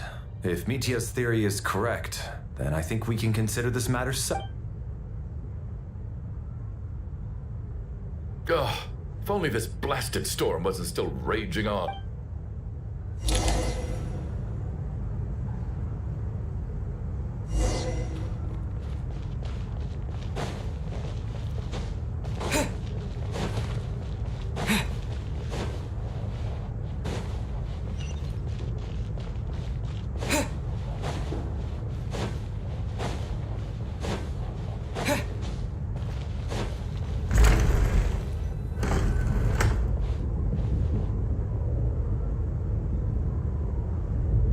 Looks like now we can just rest until... I still can't believe Shram turned out to be a ghost who'd been in the theater for hundreds of years. To think he was dead this whole time. What? Knock, knock. Huh? Knock, knock. You know the door isn't closed, right? You don't have to knock. Think of it as a signal then. When I'm entering someone else's room and I knock, I'm here as Odette. If I don't knock, it's Lelik. Thanks. So, what? Vodyanitsa said you knew about my secret identity from the start. But when everyone was discussing who Lelik could be, you were worried that revealing what you knew would be unfair to me. So you kept it to... Yes. It's nothing. I mean, you didn't hold what happened with Signora against me, so... I should thank you for that as well. Actually, there's something else as well. I found myself in a situation similar to the one you were in when you helped conceal my identity. So I thought I'd come and ask you for advice. It's about Mitia. Before all of this, the last time I saw him, he was dead. As I'm sure you know, my goal as Lelik was to stop Project Stuja. Well, when I found out the tech lead for the experiment behind Project Stuja was Mitia, I immediately started planning to track him down and threaten him. I often saw him around the theater, but I soon concluded that making my move there would risk exposing my identity. So I decided to infiltrate the Armory Palace and go directly to his lab. That way, the threat would be much more effective. Well, I suppose there was a bit of luck involved. But I am a Fatus, so I already had some...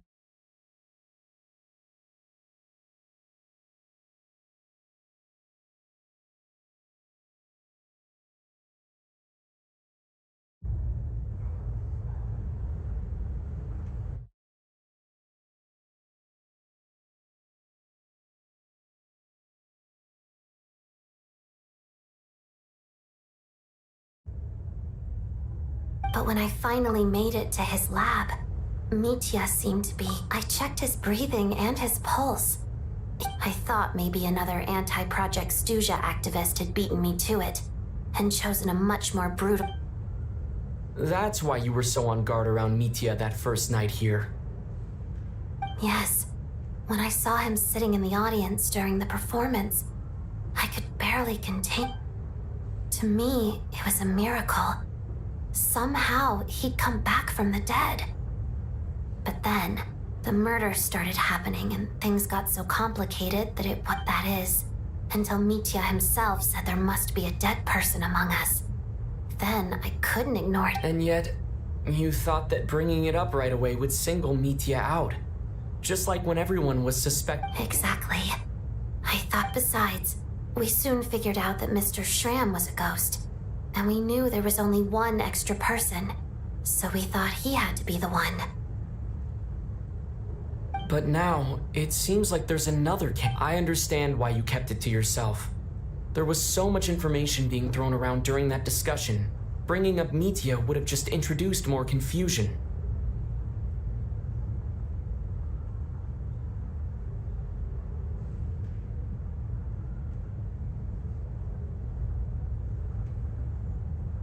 So, what do you think we should do? Let me confirm one thing first. When? Around a week ago. Sometime in the afternoon. A week ago? That's earlier than I thought. I saw him just a few days ago at a restaurant. That definitely would have been after you found him dead. He seemed completely normal to me. Chatting with Vodyanitsa, trying to avoid So he was definitely alive on that day.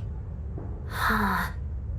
Well, all I can say is Here's a thought. The reason we even suspected a dead person could be among us was because of the problem with the theater's ley lines. But Mitya's death happened inside the Armory Palace. The ley lines affecting the theater shouldn't reach that far. You're right. I guess he doesn't fit the profile of the person we were searching for. I think the chances of it being him are very low. Surely he can't have died for real in the Armory Palace. Unless what? Unless he really did come back from the dead. You're right. Do you think we need to disclose this to the others? Huh, what's this? A private meet and greet?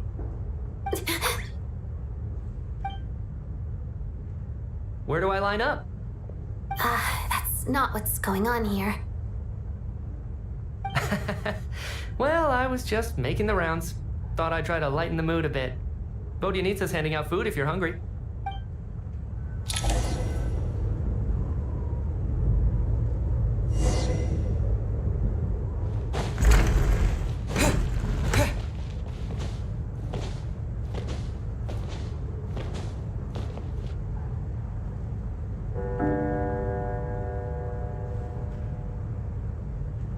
What is going on with this storm?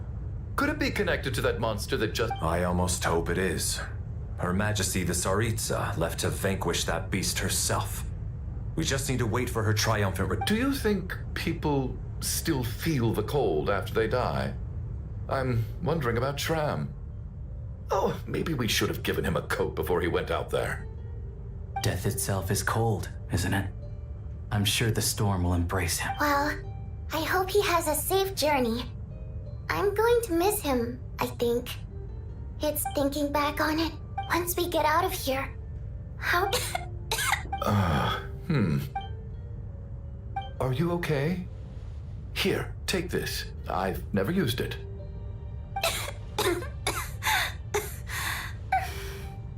Look who's Mr. Nice Guy all of a sudden. Is it because Tonya stood up for you this morning? At least you know how to return a favor. Yeah, without Tonya, who knows how badly he would have been hurt. I told you already, I never intended to resort to violence. Little girl? I was rather surprised when you spoke up for me this morning. I didn't think I had many admirers here, so, thank you. Oh, no need to thank me. I said some bad stuff about... I've been, too embarrassed to admit it, but, you were so kind to everyone, but never lets her old man off the hook. Unless my wife and I are having a fight, then. Especially when she was little. Every time I took her out, all right, easy now. How? I Are you taking anything for it? Yeah. I'll be fine once I see my brother. He's gonna pick some frost fairy flower leaves and brew a tonic for me. I see. We should probably discuss arrangements for tonight. Now that the deceased has left our midst, there shouldn't be... However, out of an abundance of... Shouldn't we take shift? No need. I managed to get a nap in earlier, so I have plenty of energy right now. After all the tension of the past few days, everyone else should just focus on getting...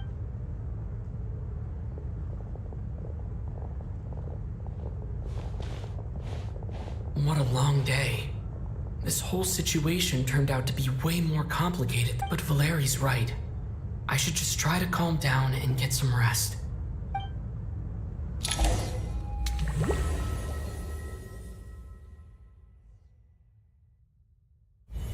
He's awake!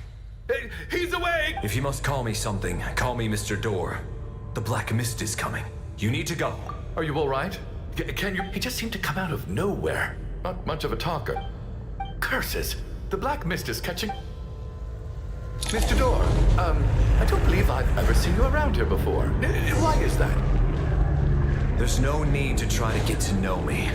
I'm just Mr. Door. I have to find the door that belongs to me. Oh, well, anyway. Mr. Door! Monsters! Quick, get rid of them! I can just push these ones off. No need to thank me. This is where my duty lies.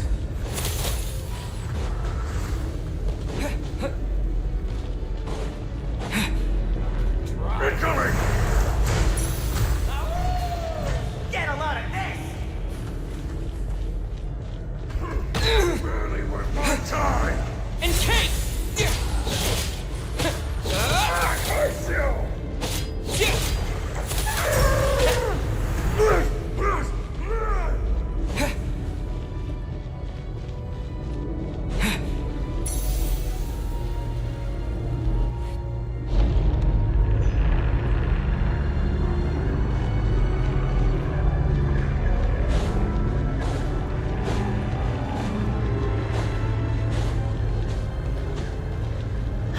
Looking for trouble? Kiss my fists. Firestorm!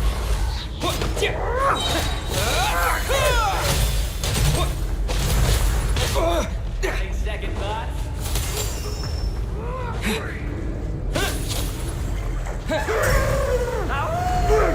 Get a lot of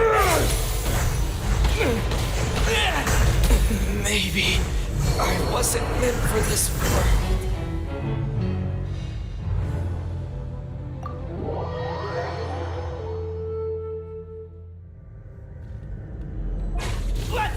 Who goes there? Looking for trouble? Ready to taste my fists?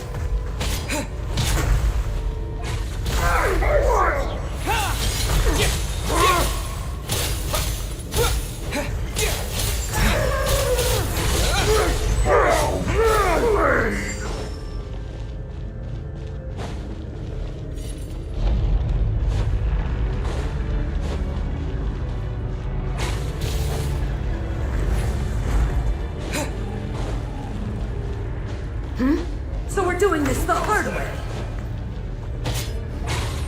Curse you! And Kate!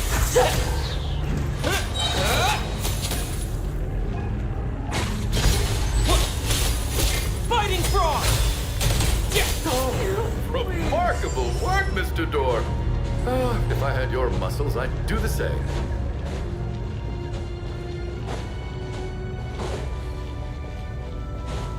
Are none of these doors the one you're looking for? No.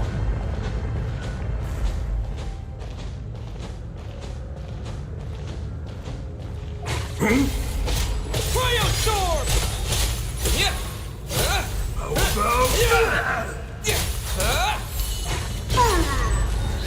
Come no closer. Bro! Sir! How could this be?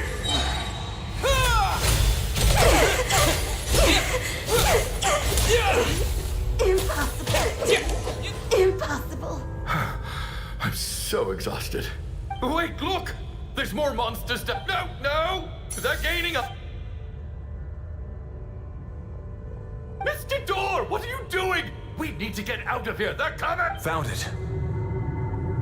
This is my door. What? You mean... I am a door. This is where my duty lies. No! You saved us! You must keep going. A door can only keep things out for so long. You must make haste. You're right. Let's go! The black mist isn't moving anymore. Looks like both... I didn't just imagine all that, did I? Surely I wasn't so scared. Oh, okay, good. Getting sleepy?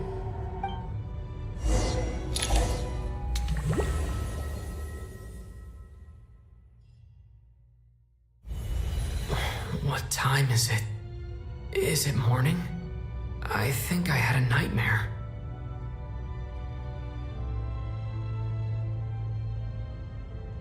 I guess everyone's still asleep? Larry?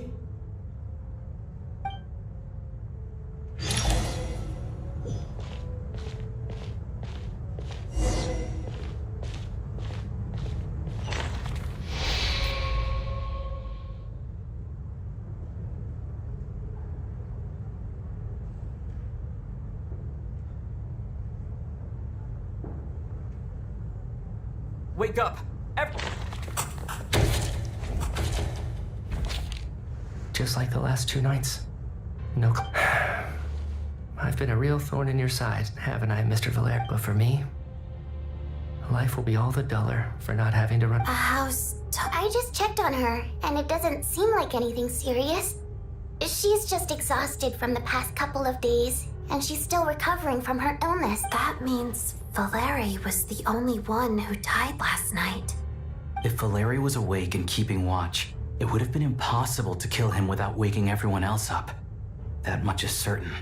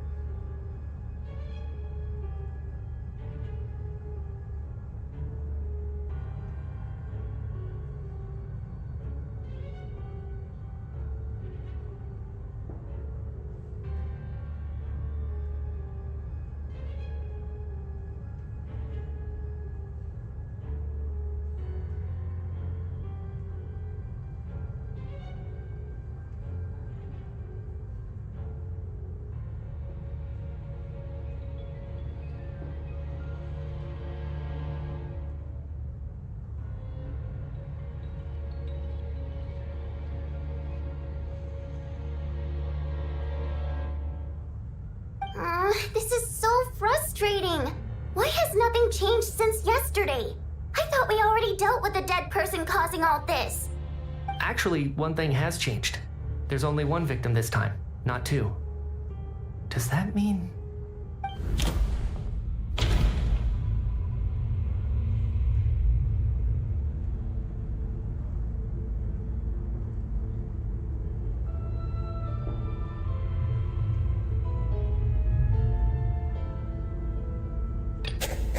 Can a death at night even be defended against? This logic's...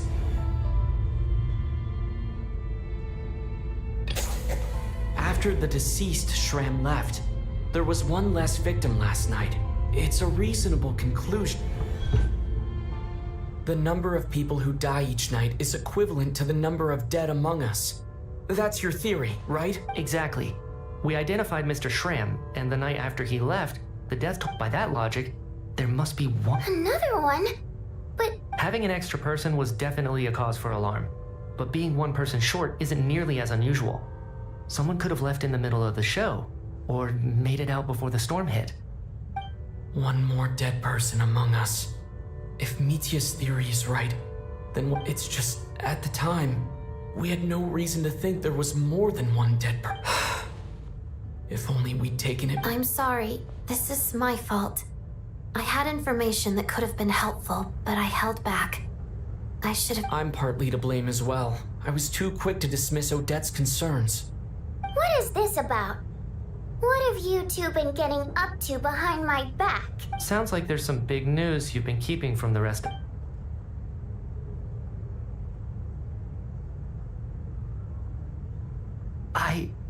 I'm the dead person? Wow, that's certainly news to me. Odette and I talked about it yesterday, but we thought it just wasn't possible, so we left it at that. Yeah, I don't blame you. If I'd been there, I probably would have reached the same conclusion. It just sounds too unbelievable. Let me just try and verify this. I just scoured my memories trying to think back to the afternoon Miss Odette mentioned. But I honestly have no recollection of dying. That's where I'm different than Mr. Shram. Having seen Mr. Mitya a few days ago myself, I also find it hard to believe he could be the other dead person among us. Well, if it isn't Mitya, then who? If you don't mind me asking, Traveler, I believe you mentioned that you know Tonya's brother. Had you ever met her before all this? No, never. Wait, are you saying... Now just 1 minute. I know where this is going. You can't just randomly point a finger at anyone you want. You're in the hot seat, and all of a sudden you want to divert our suspicions onto... Trying to pick a fight, Mr. Chuganov? Whenever you open your mouth, all you do is attack people, and I've had enough of it. If you don't want to engage in a civil discussion, you can shut up. You! Did Mitya ask about Tonya because he I suppose I only identified her by age, and nothing else. I'm just saying, you're going around casting suspicion on people for no reason. I can vouch for her if nothing else. I've seen her before. She's the sister of that Harbinger. Oh, really? You're telling the truth? Since being here, I don't think I ever mentioned she was Child's sister specifically. Does Chuganov? If Chuganov can vouch for her, then it can't be Tonya either. In which case, it seems unlikely that there's another dead person among us at all. Miss Odette, could you go over that afternoon with me one more time? When you... No problem.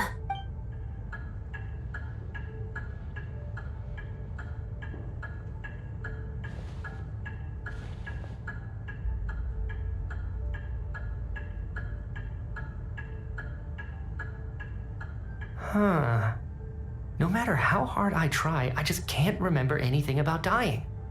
But I do remember something else. Miss Vojanitsa, during our last meal together, I told you how some of the researchers were suffering from temporary memory loss. Do you remember that? Oh, yeah. You said it was hindering the progress of your experiments. You thought they were just under too much stress or something. Right. And even though I don't remember dying that day, I'm pretty sure I experienced something like amnesia. Some of my memories from that afternoon are missing. Are you suggesting you're missing the memory of your... Of course. How am I only just realizing this? Humans aren't necessarily aware of their own death. You mean being silently assassinated, or dying in your sleep? Situation... The researcher's amnesia. Suddenly it all makes sense. I must thank you, Odette. I think your perspective just helped me reach a breakthrough on a series of issues that have been troubling me for quite some time. All right. It's decided then. Oh, leave? Hey, wait a minute. Aren't you rushing into this? What if you're wrong? You'll pay with your life. Come on, kid. Aren't you gonna fight for your life? This seems like a rash decision. I have other reasons beyond what's been discussed. In fact, thinking back, I remember during Miss Odette's performance, while I was sitting in the audience stalls, a brilliant new idea for my research popped into my mind. But then, my train of thought suddenly cut off. I can't remember it now at all, and I didn't take any notes. I guess that must be another instance of temporary amnesia. No. Hold on. I see where you're going with this. You're suggesting that each instance of temporary amnesia is a death, right? There's a glaringly obvious flaw in that idea, no? How can one person die so many— I believe Miss Odette's account. During the period where my memory is blank, I must have been either dead or in a similar state. All it would take is for the same thing to happen in the theater, and I would come under the effect of the ley lines in this vicinity.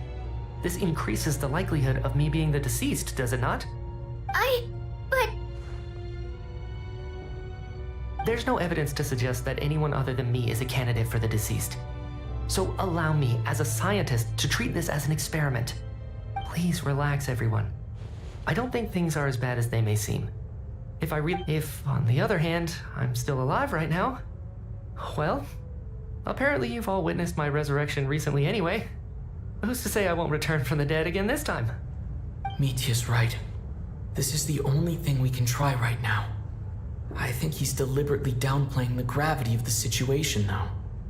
He probably doesn't want to burden everyone. What is a scientist if not someone who gambles on experiment after experiment in an attempt to obtain the truth?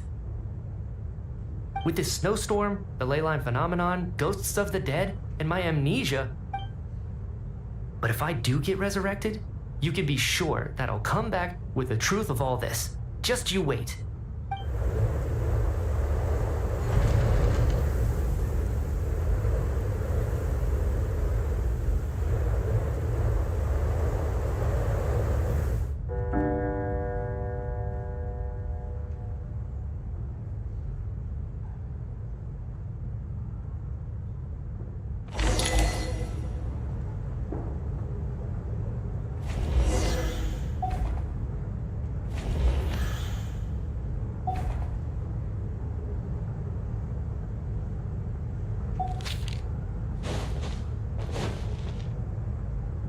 Poor Mr. Mitya. Maybe it's a good thing that you weren't there to see. I hate goodbyes. Why does it feel like everyone around me is slowly disappearing? Maybe it's the realization that, at the end, come to think of it, you could take it a step further and say that the same is true outside. If I make it out of here, I'm going to cherish every moment that I'm awake and live without regrets. I feel like a strange sense of anxiety has been quietly growing inside me over the last 2 days.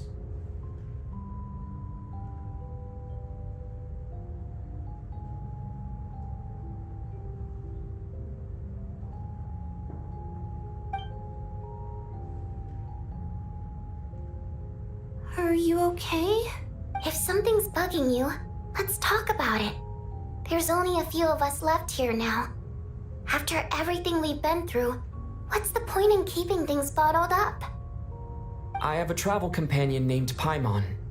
Alosha and Odette have met her before. She's been feeling unwell recently. You're worried about her, aren't you? That makes sense. We've been— To be honest, I used to feel like I was just a spectator in this world, watching everything that happens from the sidelines. A descender? But with Paimon by my side, over time, I slowly felt my connection to this world growing stronger. She loves eating, sleeping, and having fun, but she's also a great guide. It's her authenticity that makes this whole world feel more real for me. Over the last few days that we've been apart, I've often caught myself wondering, what would Paimon say if she were here right now? But by the time I snap out of it, the conversation has already moved on, and I'm still in my own little world. I'm trying to overcome this sense of detachment, but I really miss Paimon. I guess, in a way, she means the whole world to me.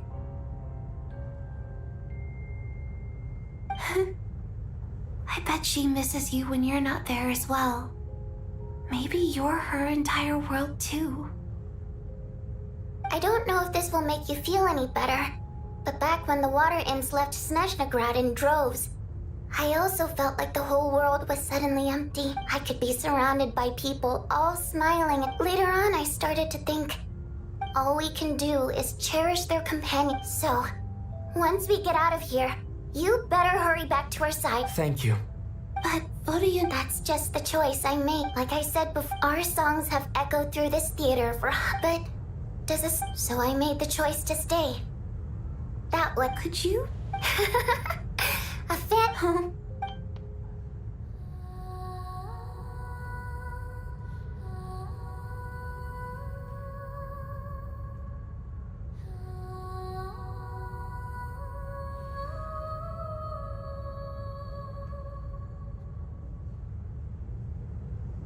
I've never heard that one before. Color me impressed. Most people can... I've actually never... It means something like... May those we have lost watch over us and follow this song, but... No wonder I could hear... It's getting late. Okay, of course.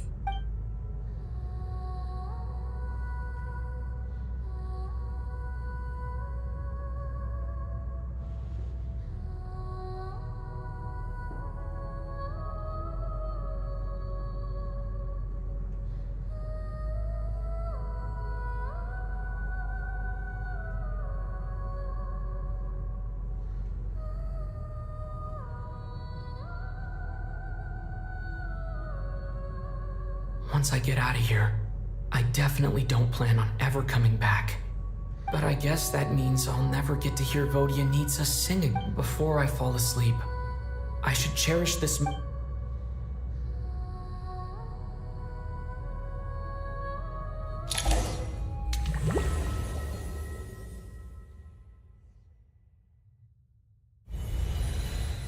Where am I? It's so dark in here.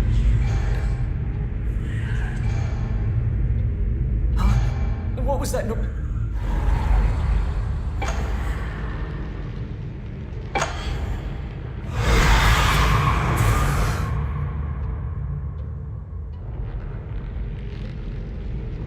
Return, O spirits. Fulfill your oath of protection.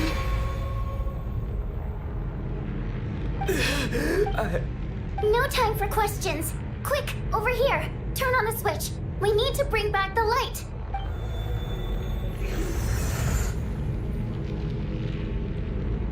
All right, we're safe. The spirit just now is called Night Prayer. The light subdues her, but she'll, sort of.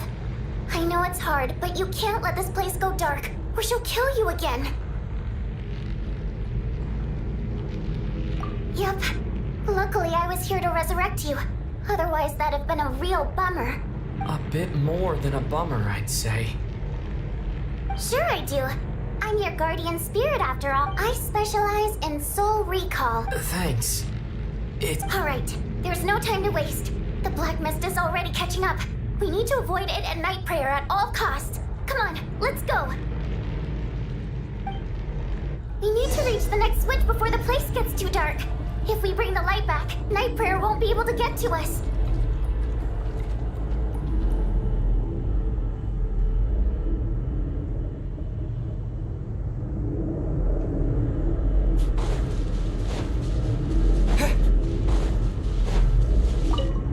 Sweet light! It's back! Now that's a sight for sore eyes. Shh! It's Night Prayer. We need to move Thank you.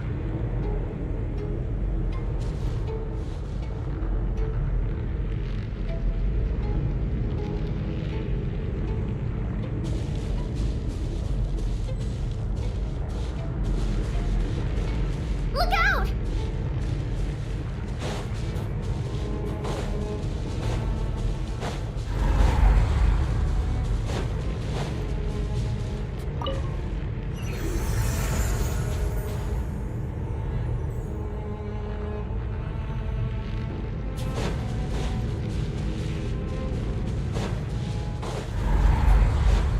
The next switch is over there.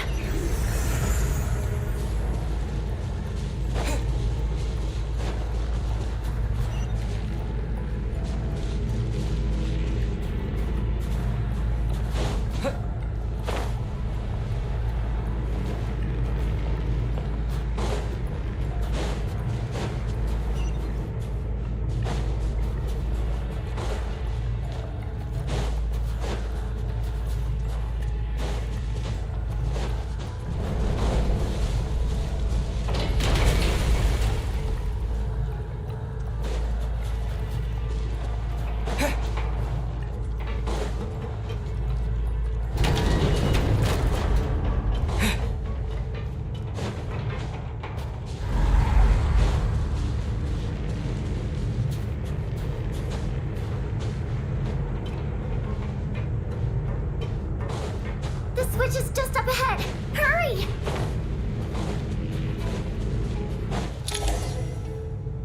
It's too dark. We're not...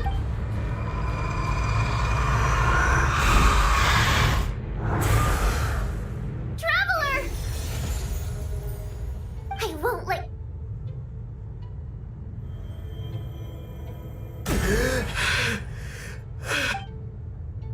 Even though it's not permanent, dying is definitely not a pleasant... Great.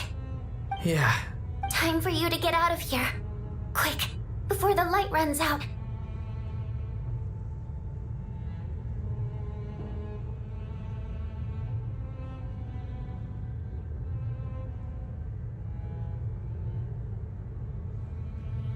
What about you? I can't. I've already been used up.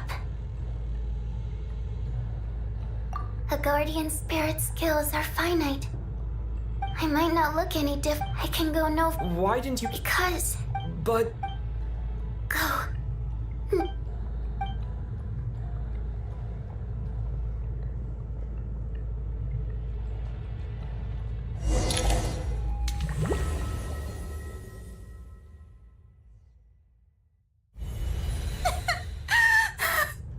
What do you need, sir? Well, I guess there's no need to inspect the bot.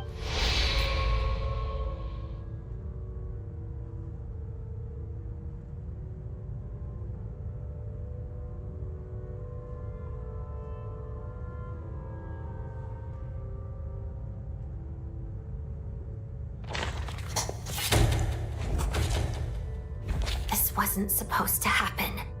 You lied to us, didn't you, Chuganov? You've been lying from the start.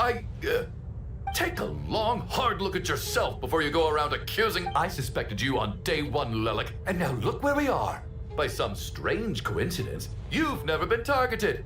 You just happen to have survived this long? No, you should be the And you, little hunter, ever so content with staying on the sidelines. Yet, you were the one who stopped us from leaving. Now you're just lashing out indiscriminately.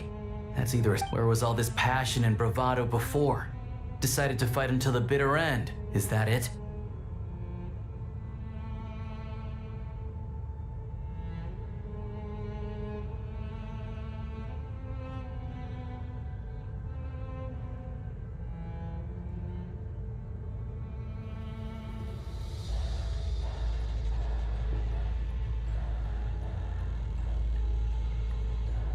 Is that a threat? Fine, bring it on. You think I'm afraid to die after all this? You want to kill me? Go ahead. After all the trauma of the past few days, everyone's been... Valeri and Mitya aren't here anymore. Someone else needs to step up and take... But first, I need to think this through. Considering everyone left, Who's...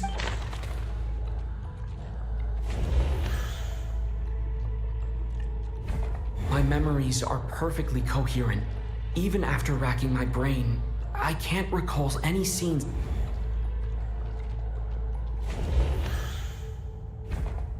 Of those who remain, the only person we've never met before is Tonya. There is room to doubt her people are easily misled by first impressions. Now that I think about it, Child's sister was in fact a label I imposed on her due to my own assumptions. But Mr. Chuganov vouched for Tonya's identity yesterday. With basically no other possibilities left, could it be?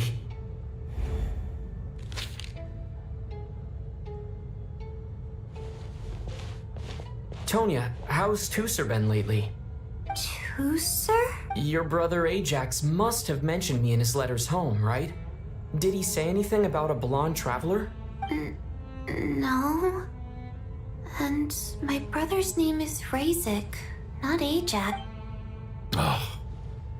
Chuganov, looks like it's your turn to do some explaining. Yesterday, you said you could vouch for Tonya. Why did you give us a false testimony? I knew you were behind this, Chuganov. You've been lying through your teeth from the start. Everything about you is fake. Down to the wife and daughter you're always talking about. You were in top that night when I infiltrated your place as Lelik. I noticed you were home alone. Didn't think much of it at the time. Just thought But thinking back on it now, that doesn't seem very likely. My guess is... Even that was a lie? But why would he lie about Curses! Oh, why is there no end to this blasted snowstorm? If it would just stop! I think I remember now. I know how I ended up here. The reason I'm always coughing is because I got sick with frostbite. The locals... It's not a very common illness. It's partly genetic and partly caused by the cold climate, but it can be fatal. After a while, I felt myself growing weaker and weaker. Nothing seemed to be working anymore. Neither the treatment that the doctors were giving me, nor the medicine my brother was brewing from frost fairy flower leaves.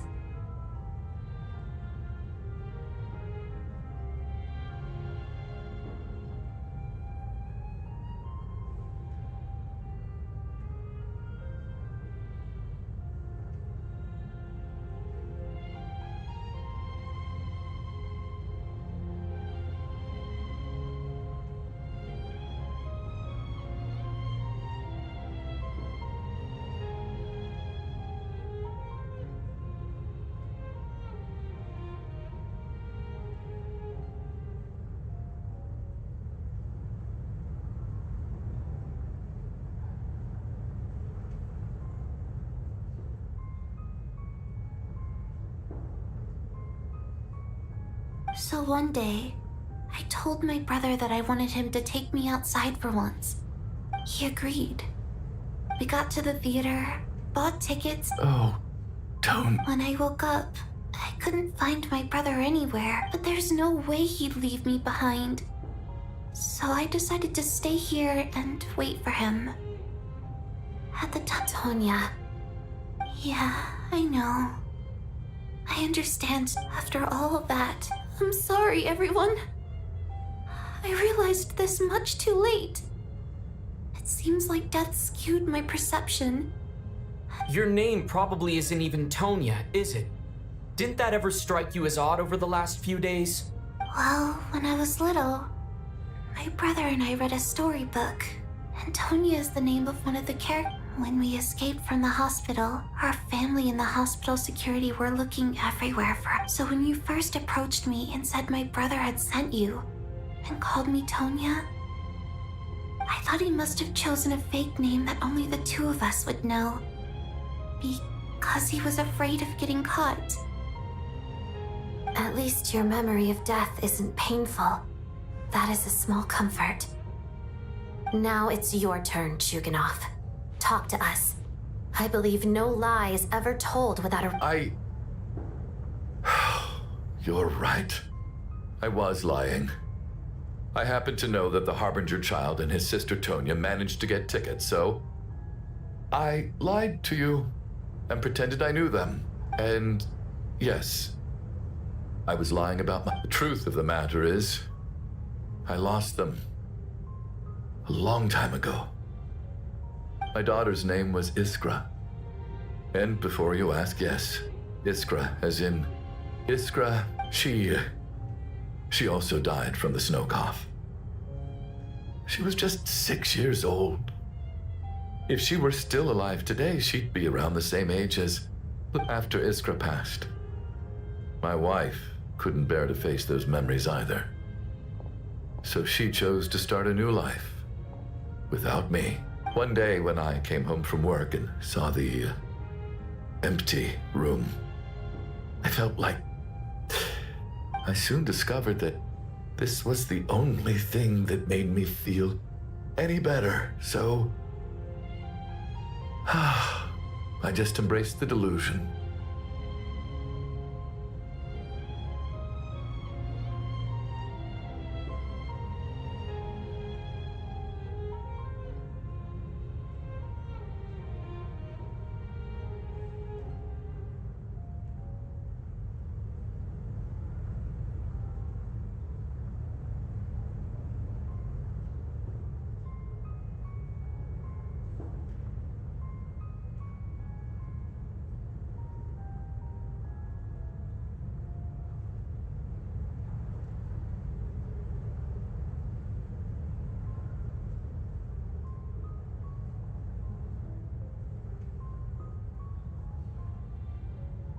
Nothing more than a pathetic means of escapism, I know.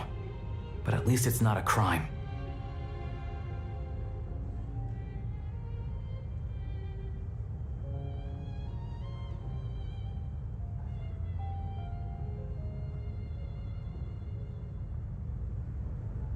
So explain your false testimony then. The night before last, when I was chatting with Tonya, she mentioned that her brother would brew medicine for her from frost fairy flower leaves. Combined with her various symptoms, I suddenly understood everything.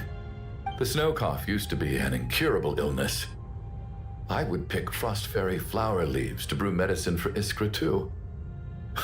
It took hours, but the year after my daughter passed away, the jester of the Fatui announced that a cure for frostblight, also known as the snow cough,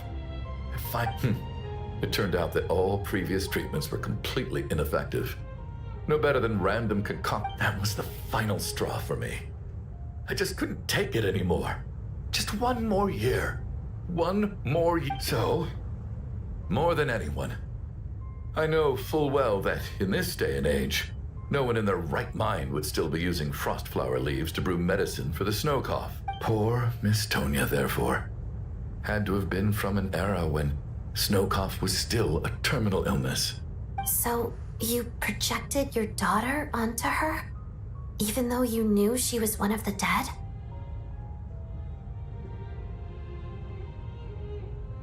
That doesn't make any sense.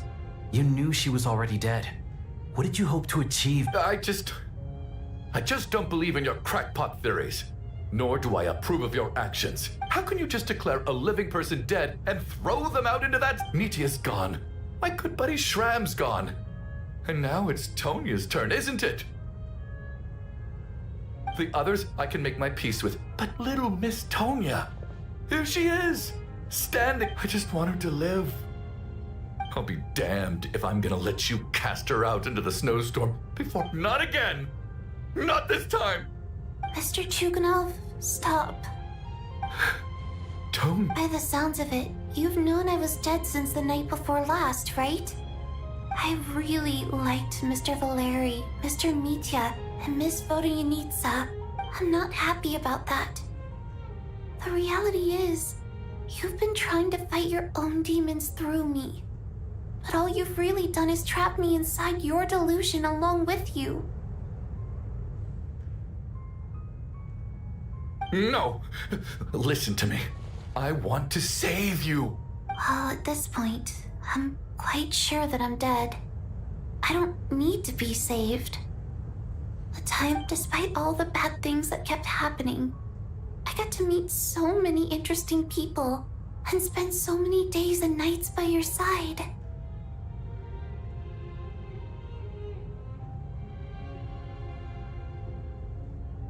Since the day I escaped that hospital until now, this has been an adventure I never even dared to dream of.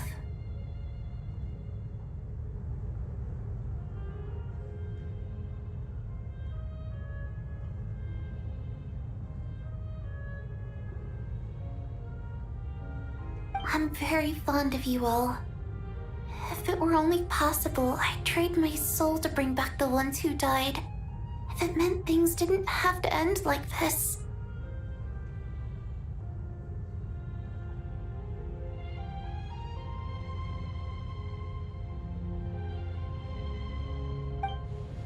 And that's why I'm not fond of you at all, Mr. Chuganov. It's them that you owe an apology to, sir. Well then, I suppose this is it. It's time for my adventure to end. You're leaving already? It's still early. Don't you want to stay a little longer? No, thank you. My name is Patashka. It was nice meeting you all. Feels strange that we're only being properly introduced now that it's time to say goodbye. Patashka.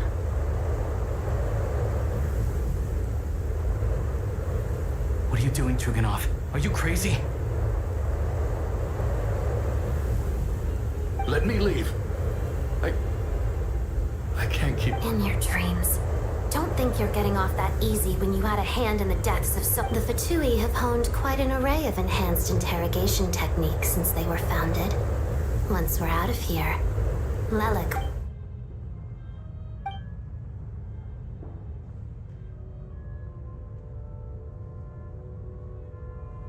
I think we should leave. I doubt this snowstorm is ever going to stop. For all we know, this storm might have destroyed all of Snezhnaya by now. Wait, we finally solved the mystery of the haunted theater today. Maybe let's at least try to enjoy tonight?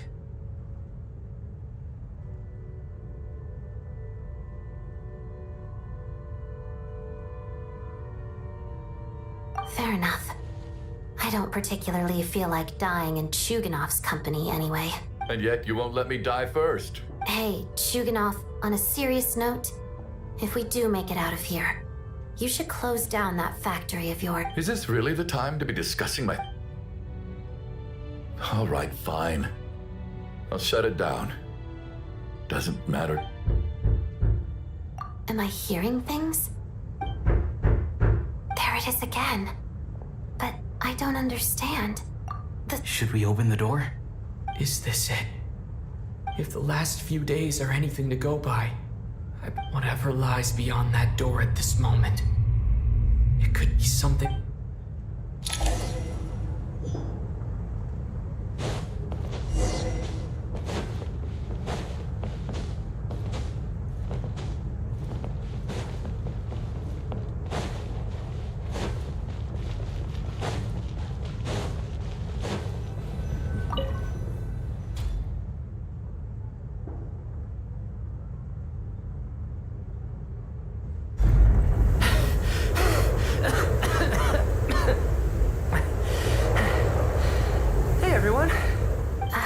Doing? Much better, thanks. Whew, it is so good to have you guys here. I was a little worried that the theater would be empty by the time I got back. Let me see. Tonya and Vodyanitsa are missing, which means... Vodyanitsa died last night. And then you discovered that Tonya was the other dead person. Not Tonya. Patashka. First, tell us how you made it back here. Given the conditions outside, no one should be able... You're right. The thing that got me back safely was... a song. I heard someone singing. After walking into the snowstorm, my mind grew hazy. I don't know how long I walked through the storm before my mind completely slipped away. Then, suddenly, I heard the sound of singing. The voice instantly brought me back to my senses, and I regained consciousness. So I followed the voice, searching for the source of the singing. I searched and searched, until finally, just a few moments ago, there was the entrance to the theater, right in front of me. I've actually never performed this song in the theater before, because it has more of a ceremonial purpose for our people. It's not meant for the stage. It means something like, "May those we have lost watch over us, and follow this song back home in the night." So that must have been Vodyanitsa's Requiem. Who knew it actually worked? That song is meant to guide the souls of the dead. Mitya, that must mean that you... Huh. No kidding. Huh, seemed like I guessed right then. When I first stepped out of the theater, I was still quite lucid. My memory of it is still pretty, and I remember the outside world being completely different than what I'd expected. It was like this was a world where only the snowstorm existed. There wasn't a trace of any humans or build. I don't know how else to describe it, except to say that it just didn't seem like the real world. And as for the Requiem, if I was guided here by Vodyanitsa's song, it can only mean that I must already be dead. And this is my soul, not my body.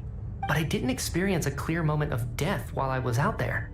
Nor do I feel any different now than before I walked into the snowstorm. You don't seem any different to me either. In fact, this is something I've been wondering about for a while now. If souls aren't physical, shouldn't they lack tangible form? Both Shram and Patashka were clearly deceased, and yet their souls didn't look or feel like ghosts at all. They were visible, tangible, no different than you or me. This raises a truly terrible thought. Is that really what Mitya is suggesting?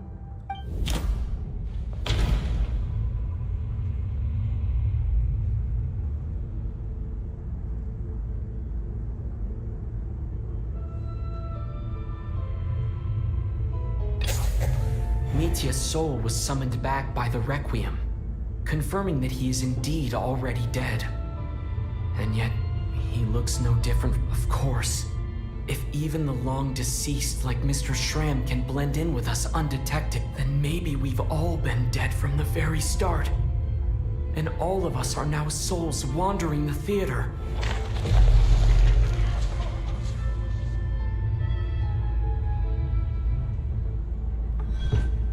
Yes. I think that this is probably the afterlife. What did you say?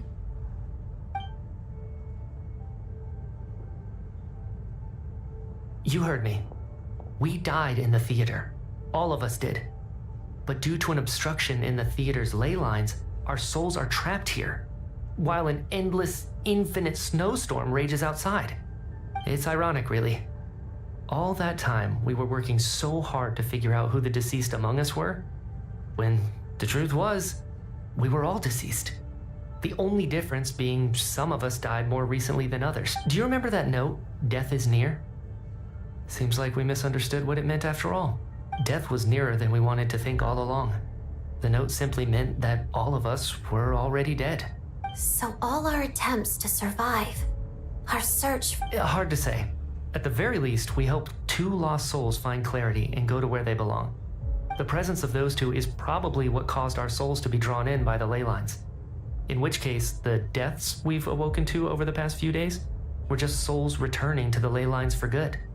If what you're saying is true, doesn't that make us the lost souls now? Huh, no wonder. This afternoon, when I was moving Vodyanitsa's body, I noticed that the other bodies in the room hadn't decayed one bit after all these days. That's further proof that those aren't physical bodies at all, but merely our shells here in the afterlife. Am I really dead? This doesn't feel real to me at all. No, that's impossible. This cannot be how it all ends. I still find it hard to believe that all of us are dead. How exactly did we die in the real world?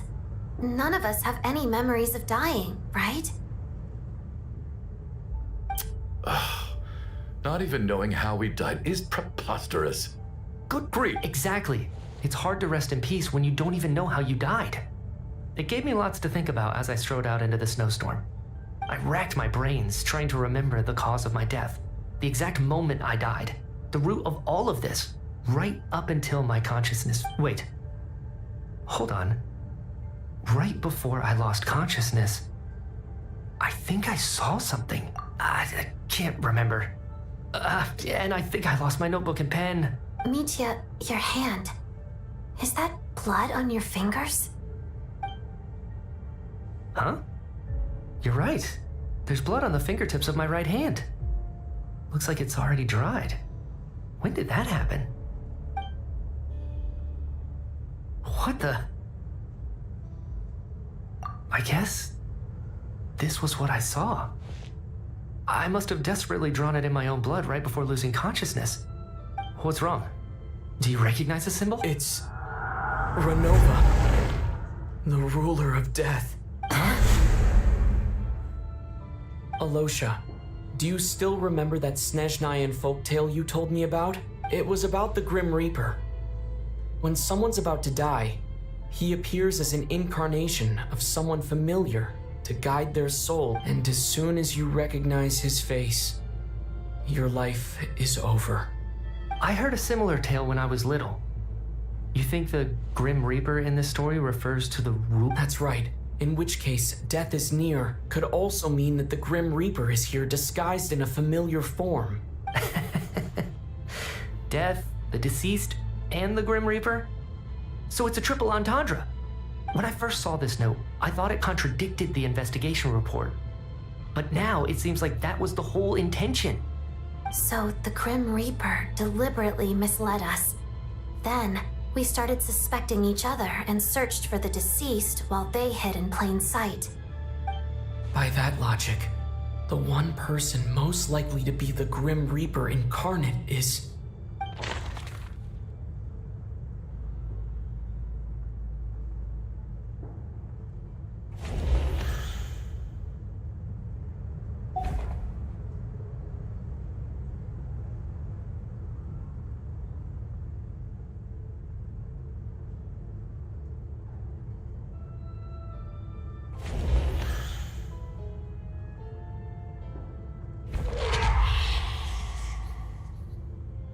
No doubt about it.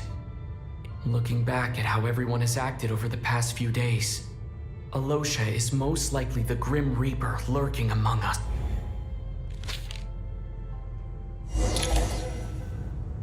Is it you, Alosha? You were the first to discover the investigation report, and you had plenty of time to slip the note inside to mislead us. So? Surely you can't suspect me based on that alone. What if someone else found the investigation report first, slipped the note inside, and then put it back without telling anyone? There's no denying it. The note could easily have been slipped in much earlier than it was discovered. That's not all. I've also noticed that although on the surface, Valeri, Mitya, and sometimes I were the ones taking charge of the situation. Looking back now, even though you didn't say much, you were always subtly guiding everyone from the sidelines. What do you mean? You were the one who emphasized how dangerous it was outside and insisted we all stay here. It was also you who suggested that we all sleep in the same place. And earlier today, you tried to convince Patashka to stay. I don't understand why, but it was out of character. So, you didn't understand my intentions, and now you're assuming the worst. Seems pretty unreasonable if you ask me. He still won't admit it. Fine. Let's see how he responds to the most damning evidence of all. The biggest question I have right now is, if the Grim Reaper is impersonating Alosha, then where's the real Alosha? When did they switch?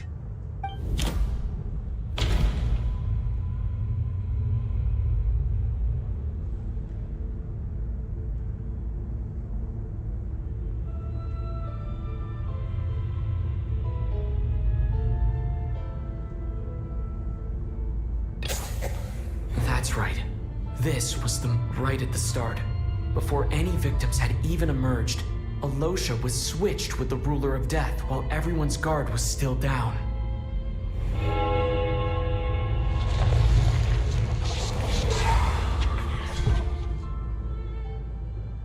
When all this began, right after the performance ended and the snowstorm began to pick up, no one suspected anything unusual. We just assumed we were snowed in. It wasn't until we discovered the bodies the morning after that we realized something out of the ordinary was going on. But it's clear now that the oddities actually started earlier than that, when Dimov walked into the snowstorm and never came back. Right. So Mr. Dimov was the first victim, not Sobolova and Torgov. And if we pinpoint that moment as the beginning of this incident, then one thing becomes clear.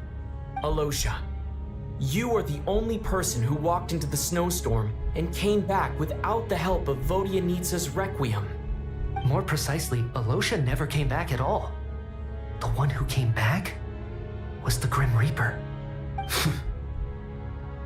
Not bad.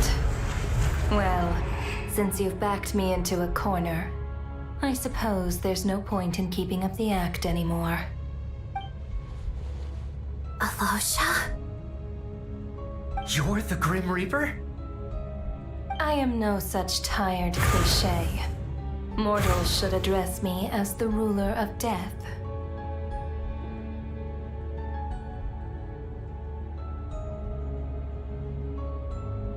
Before being wiped out for good, you identified the two deceased, and even sensed my presence. A commendable achievement. Far beyond what I expected. I heard you can ferry souls. Those deaths each night. Were they your doing? Your initial conclusion was correct. Due to the existence of the two deceased, the ley lines yearned to reclaim those long-lost souls.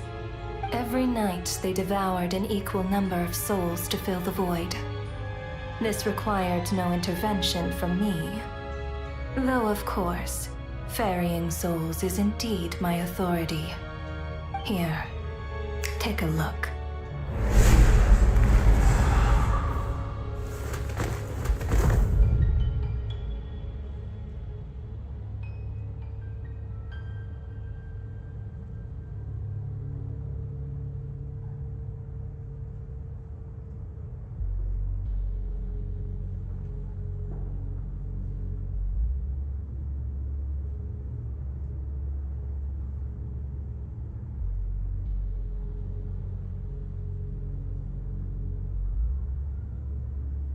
What are you doing?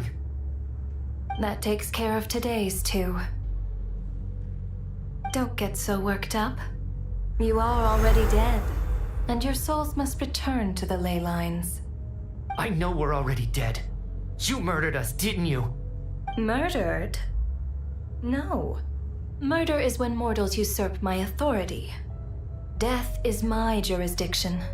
If I require someone to die, I need not resort to such laborious methods as murder.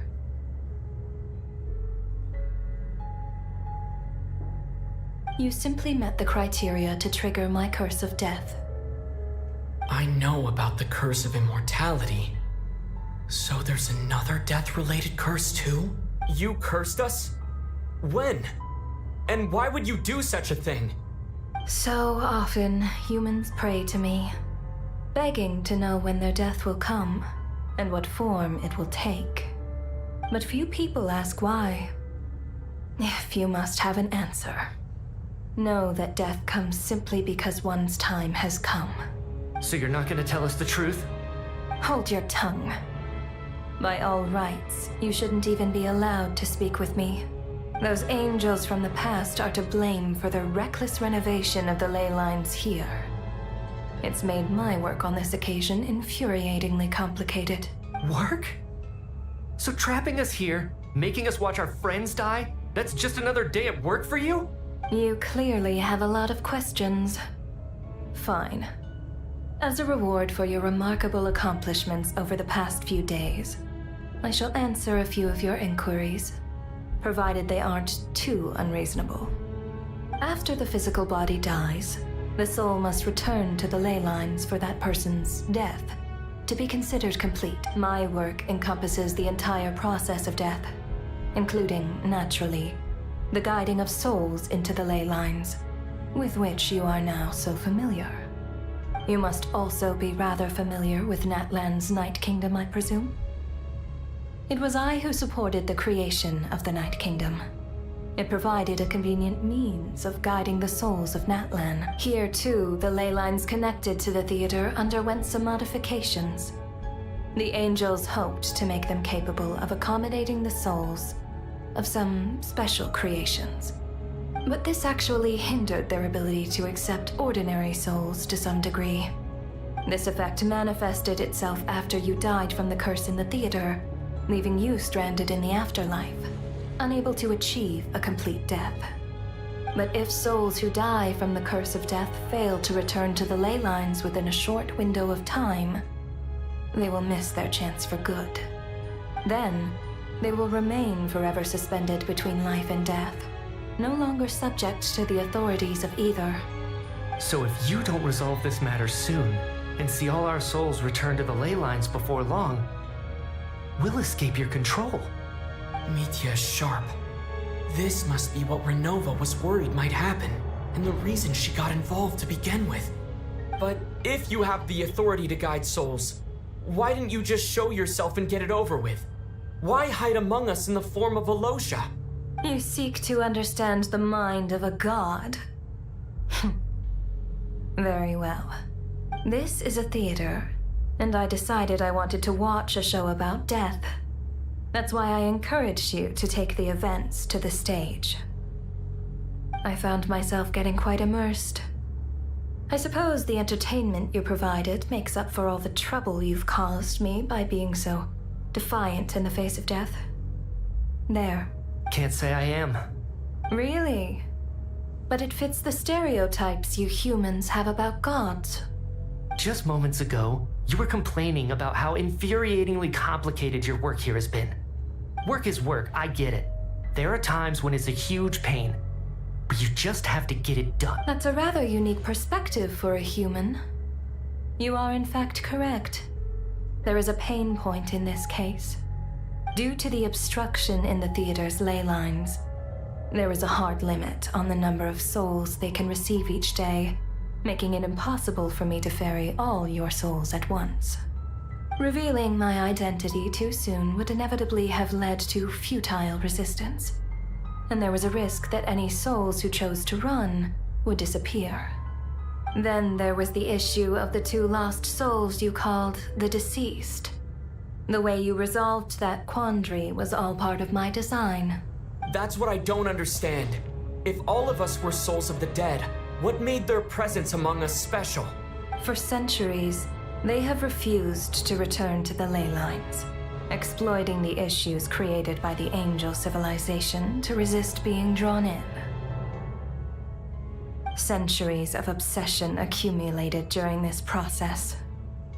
You may think of this obsession as the resentment of the dead, and in this quantity, it was a bomb that could have detonated it. It reached the point where I could not afford to leave it unchecked. But the only way to fix it was to help them acknowledge their own deaths, make peace with their regrets, and willingly walk into the snowstorm. Only then, with my guidance, could they finally return to the ley lines. Otherwise, you would not like to know what the consequences would have been. I vaguely remember seeing Batashka, but in the most terrifying form. Was that in a dream? Is that what would have become of her if she hadn't returned to the ley lines? I see your dreams brought you many revelations. So you see, death in fact grants wisdom to mortals. Souls connect to all things in the world and see the chain of cause and effect between them. It's nothing unusual. Anyway, giving psychological counseling to lost souls is not my strong suit. That is more of an angel's role. It was something I could not resolve directly using my authority, so I decided it was easier to leave the bomb defusal to you. Meanwhile, of course, their presence caused the souls of other members of your party to return to the ley lines each night. From where I stand, that was killing 2 birds with 1 stone. As both issues slowly resolved one another without me having to lift a finger, All I had to do was stay close by and keep the situation under control. Then use my authority to wrap things up at the end. And, of course, while I was at it, I thoroughly enjoyed watching this drama, dealing with death from a mortal perspective, play out on the stage. Sounds like you had it all figured out, Grim Reaper. I just did the math. You said there's a hard limit to the number of souls the ley lines here can receive each day. It's 2, isn't it? That much is obvious, even to a fool. It's time to review this whole affair. If the ley lines can only take in 2 people per day, I need to go over the deaths from these past few days again.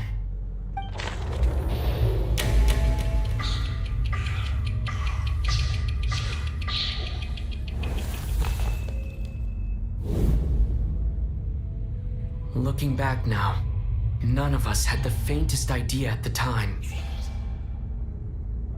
From the moment that staff member named Demoff walked into the snowstorm, the incident had already begun.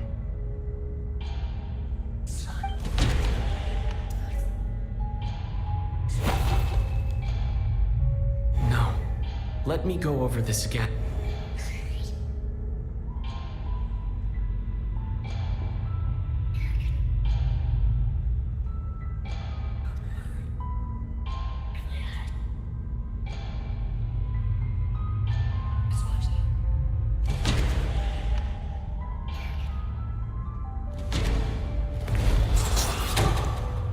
Alosha was the second to walk into the snow. During this process, the ruler of death assumed his identity, making him.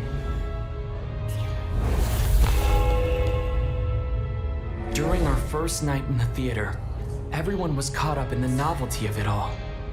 No one could have expected there would be victims the very next morning. Despite all the confusion, and with the help of hindsight, we finally began to realize that something was amiss with the snowstorm.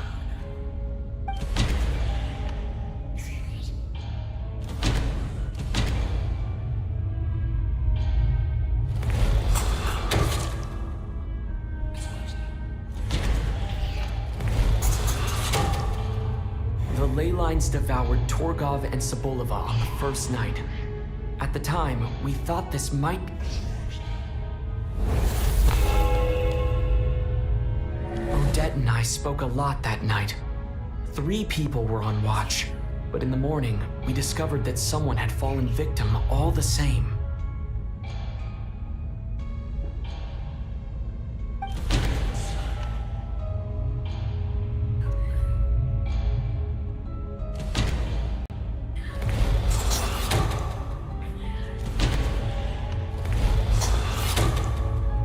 The deaths of Kulish and Rampana caused everyone to stop unexplainable phenomena.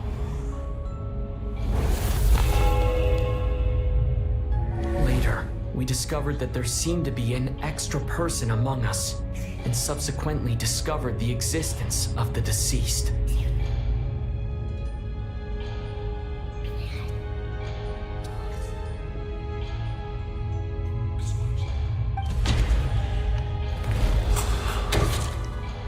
Mr. Schramm realized he was...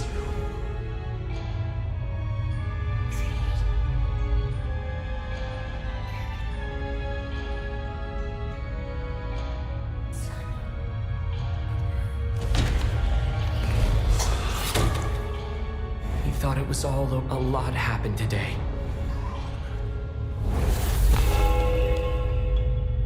The fact that there was more than one deceased seemed to bring us back to square one. Odette revealed some information she had been keeping to herself.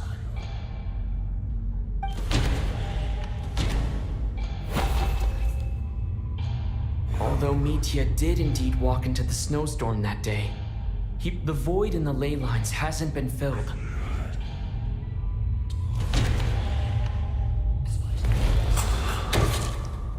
As it happened, Patashka filled the void left by Mitya's... The girl I thought was child sister Tonya turned out to be another of the theater's deceased.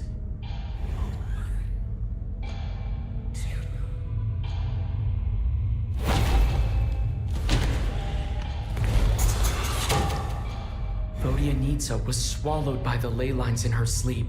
But the requiem she sang before, come to think of it, Patashka was about to walk into the snow, and Renova, unaware that Mitya would return, was concerned that her soul would overflow from the ley lines. That's why she used Alosha's voice to try and persuade her to stay behind. Looking back, I suppose that was an early slip-up on her part.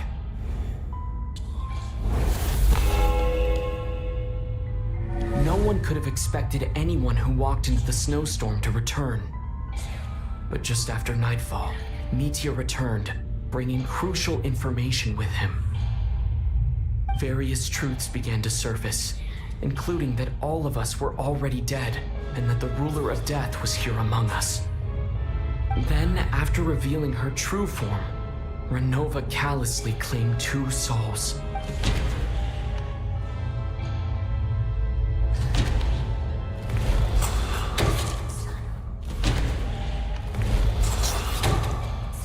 In fact, to everyone now, only Mitya and I remain. And the true culprit behind everything still stands before us. In Mitya's eyes, I see the same anger and frustration that I feel.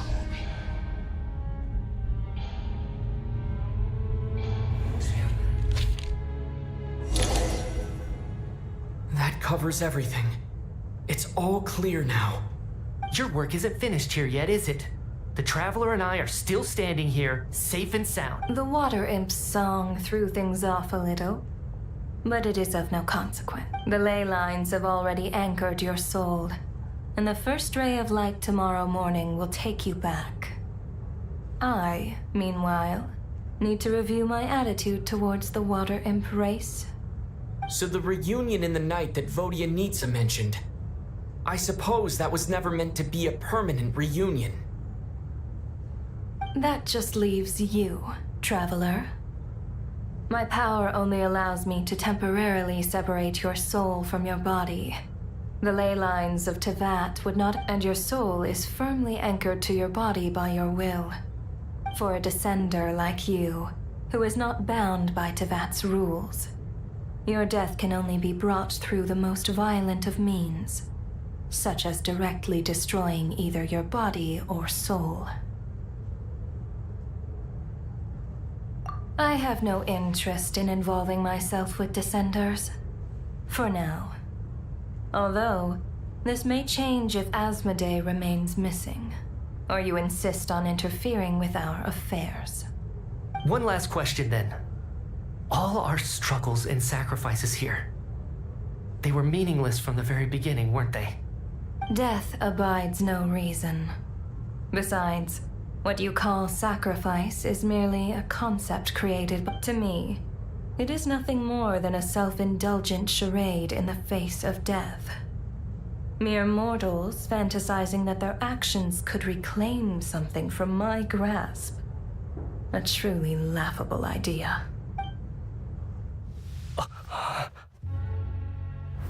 Grim Reaper, you really know how to get on my nerves. I'm not here to ingratiate myself with you. I kill merely because your deaths are necessary. Oh, you've made that quite clear. But humans don't take well to being scorned. Not even by the gods.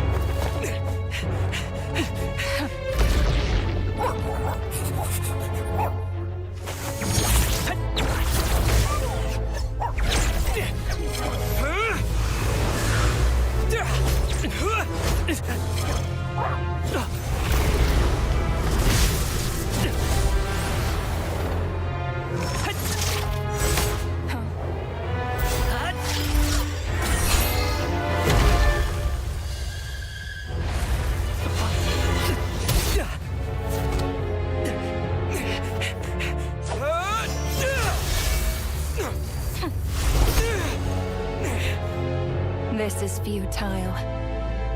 You must know that you are powerless against me in my own domain. I suggest that you save your strength. For what? Maybe we can't change it. But if nothing else, we can at least teach you to have some respect for the dead. Audacious.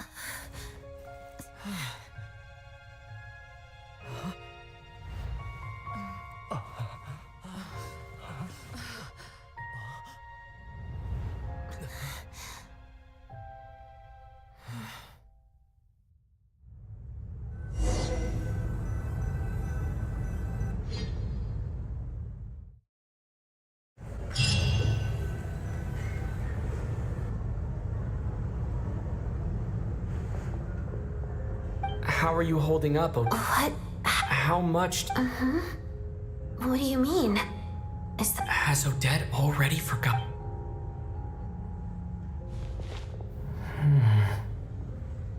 Mitya? Oh, I'm sorry. I guess I spaced out. Don't you remember anything?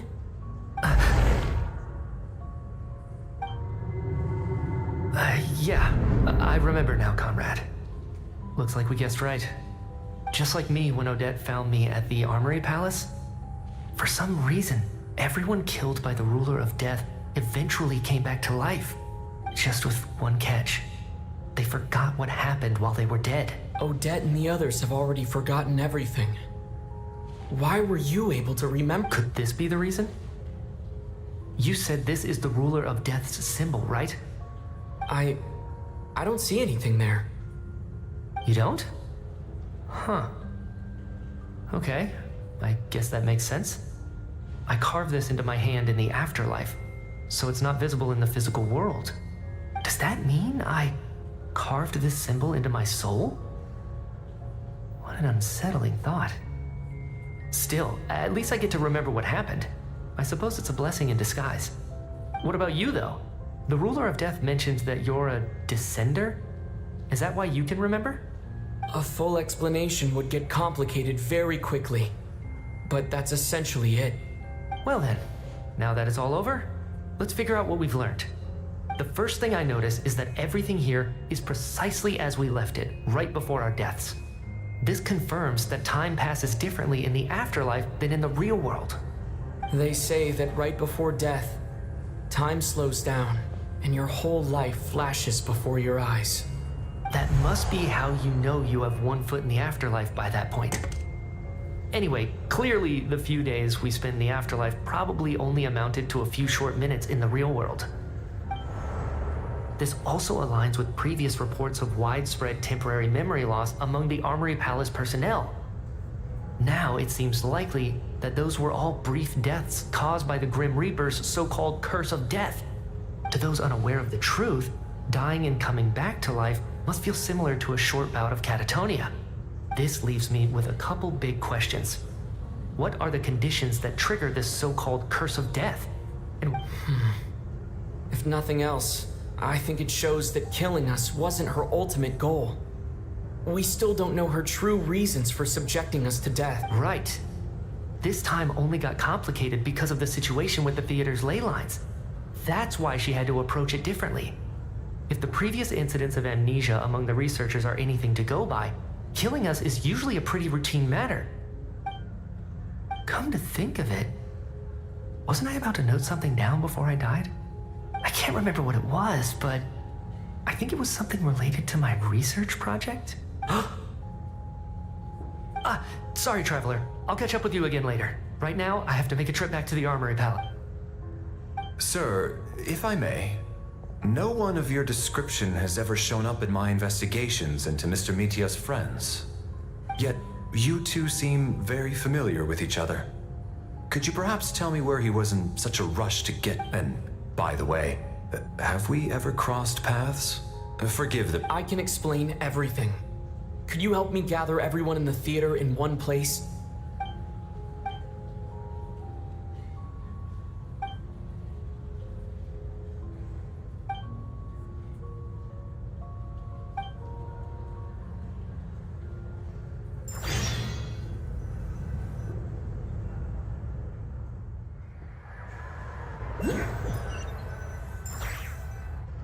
So, Chuganov really is going to shut down the factory. I guess this theater incident actually did us some good after all. So, you said I promised to take you to the Armory Palace while we were in the afterlife, yes? I believe you. I think I even have a vague... Agreed.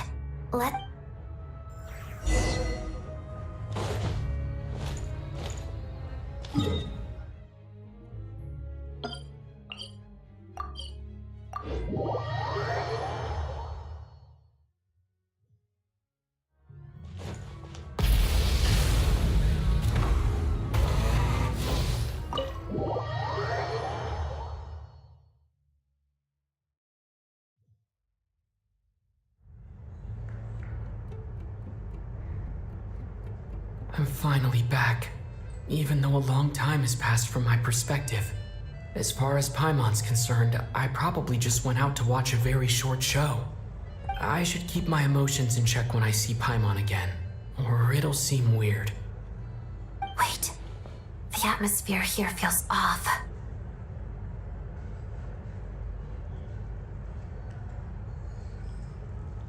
Shh. Stay quiet. Have we still not been able to notify Child yet? We need new orders. What if that...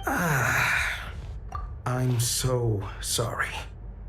Tell me, what happened to It was the Jester. He came here and he's the director of the Fatui. His authority supersedes all others and cannot be questioned. There was not... How long ago did he leave? And... It was about Miss Paimon was fast asleep at the time. The Jester simply walked off with her as if it was only natural. I assure you. Do you know where they went? The Armory Palace, most likely. Lord Piero, the Jester, has been overseeing the experiments there lately. I'm surprised he came in person. Whatever his reason for taking Paimon, he'll most likely return to the Armory Palace first. Then lead the way, Odette. Okay, let's...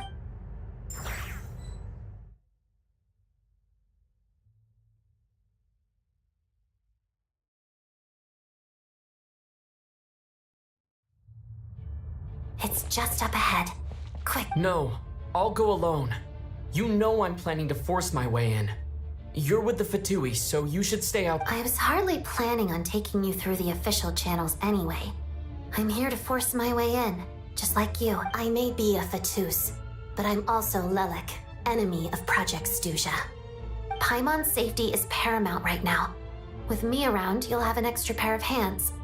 There might be devices inside that are easier for an insider to deal with. If you say so. Let's go. There's no time to hesitate.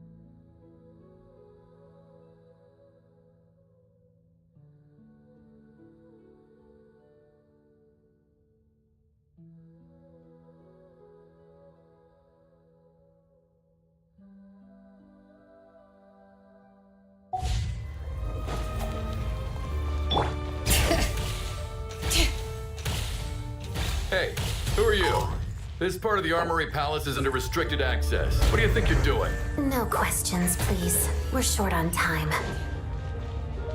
I'll make short work.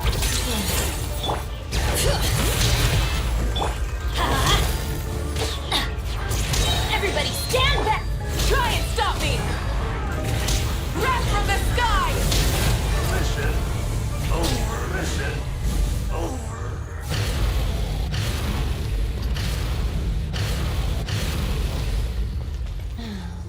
The footsteps of the Empire. Light it up! A brief rest. Let's light it up! Strike close! Time to shine! Shadow me, lots of the snowflakes. Light of the blazing sun!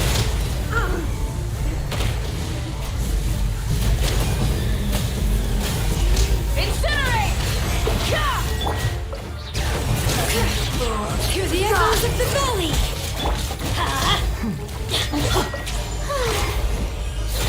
May I present? Your plan How to die. Burn it down! I still...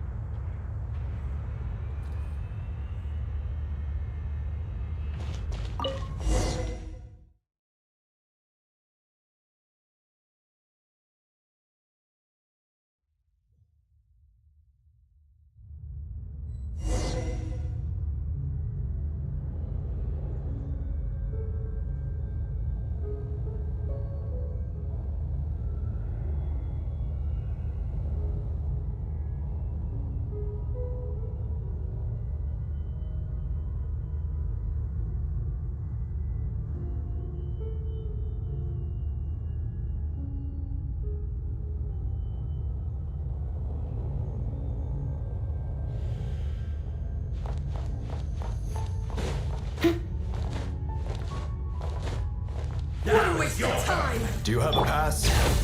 Where are you coming from? So, you're intruders, huh? Don't blame me for what happens next!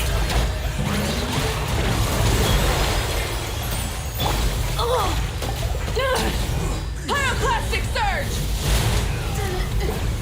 Too long.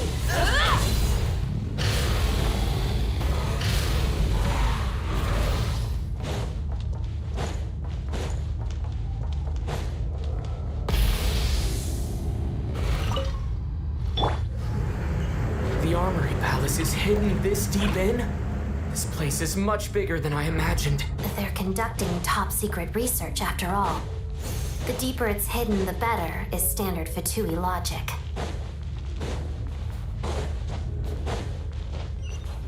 The style doesn't really look like the Fatui's handiwork, though. They must have requisitioned some structures from a past civilization. Looks like we're in for a tough Intruders! Stay alert!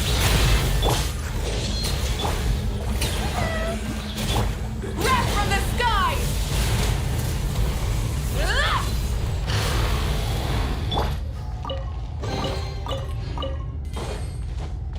Bring it! Intruders? Just what are you guys trying to do here? Let my name echo in song! Letting brave names echo! Let's light it up! I'm going in! Light it up! Pyroclastic surge! No one interferes with a jester's work. Big one couldn't fix it.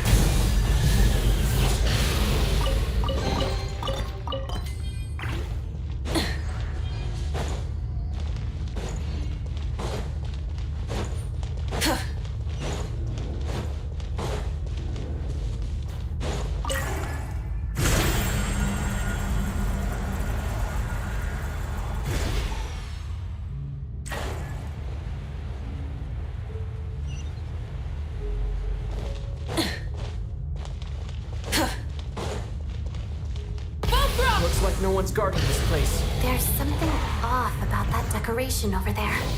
Look out! Let's deal with these before we move on.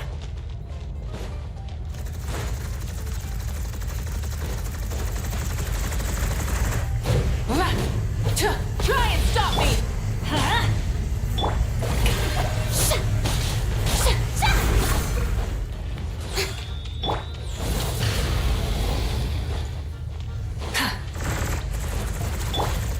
Let's begin. Crystalline Adagio. Light up the blazing sun! Incinerate!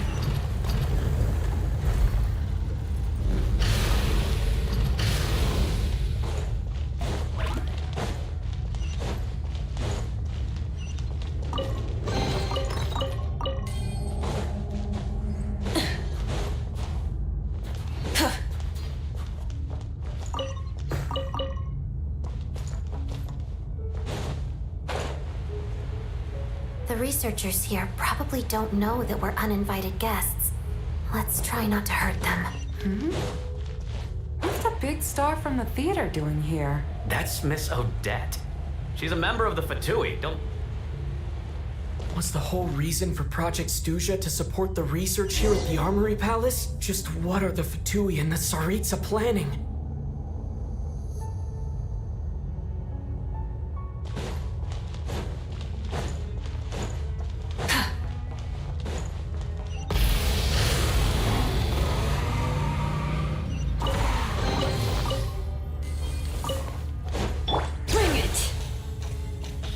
Whoa!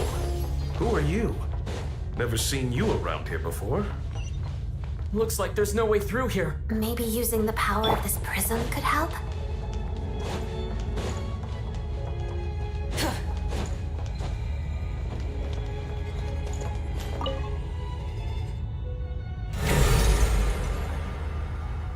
I think I see some images. It's the prism's power at play, causing images of the past to reappear, albeit only as illusions. Let's make... Paimon. And the Jester. Is this another scene from the past? Yes.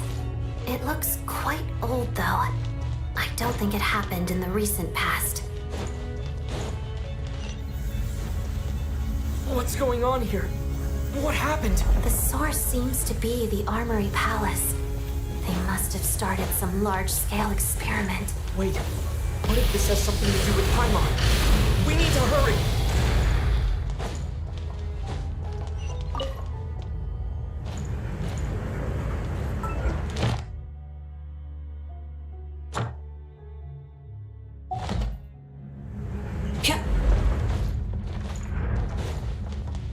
We're almost there.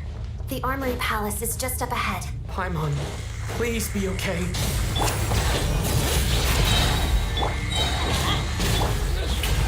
Time to shine! Everybody stand back! Wrath from the skies!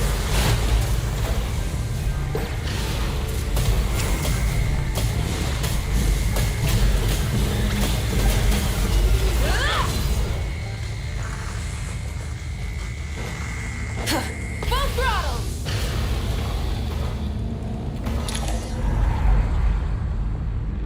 What's going on? Wait, it's the curse of death. No, no, not now! Odette.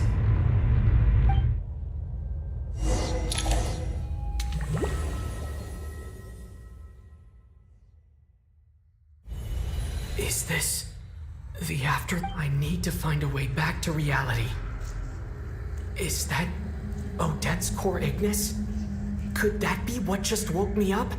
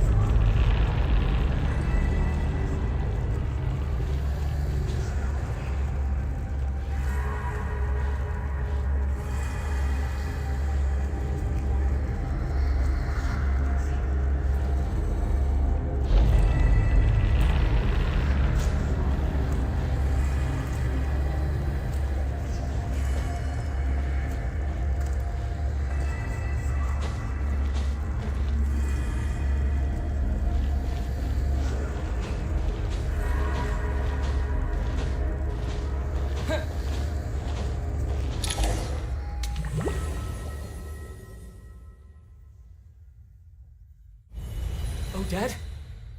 No signs of life. But past experience says that she should be resurrected before too. Did Odette intentionally use her core Ignis to guide my soul? I feel like Thank you, Odette. If not for you, my soul wouldn't have found its way back to my body so quickly. And I might not, but I'm sorry. I don't have time to protect you. I have to use the time you bought me to get Paimon back.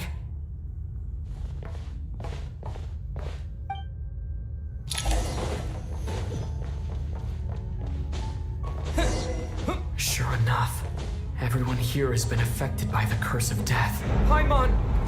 Paimon! No, wait. Paimon probably didn't escape Renova's curse either. She won't be able to respond to me right now. I'll have to find her myself.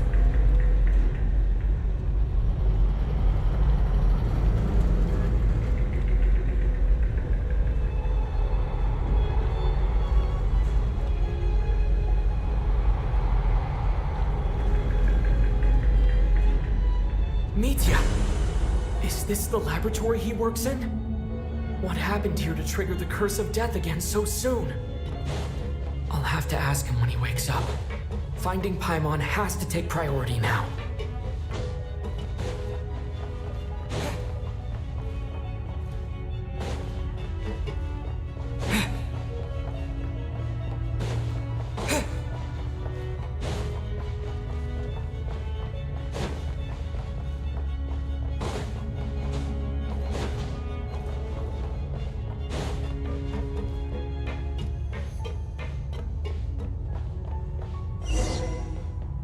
Found her! Paimon really is here!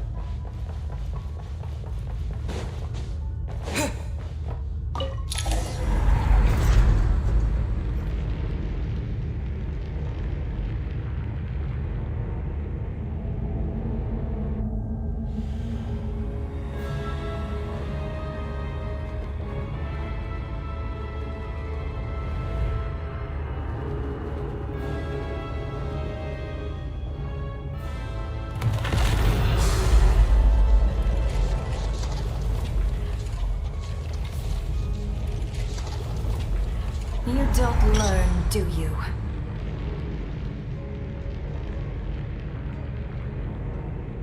You've already been involved in one mass death, and now you show up at the scene of a... This might have passed for a coincidence the first time, but a second time? Am I to assume you are intentionally interfering in Snezhnaya's affairs? Judging by your expression, it seems that you understand little of what is going on in that case. A word to the wise. Do not interfere. A civilization that fails to learn its lesson constantly depletes its own worth. It will one day lose any reason for its existence. And as a descender, you are perfectly suited to be the lifeline to which a dying civilization might desperately cling. No advice needed. I'll make my own judgments. Suit yourself. When the day of reckoning arrives, not even a descender can hope to escape unscathed. The time for resurrection fast approaches. The mortals here are not yet worthy to behold my form. So that will be all for today.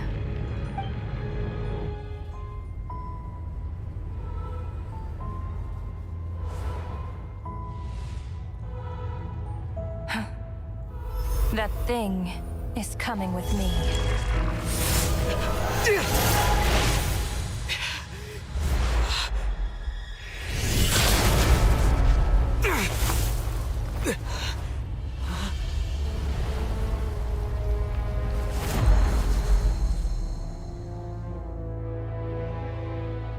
You awoke sooner than I thought.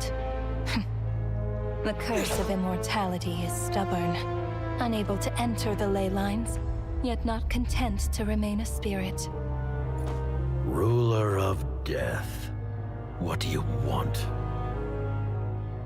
You perplex me. Both you and you. That thing may be a creation of Celestia, but it possesses none of Celestia's power, let alone authority. Your obsession with it baffles me. No matter, the resurrection will soon begin. It's worthless anyway. I'll reclaim it next time.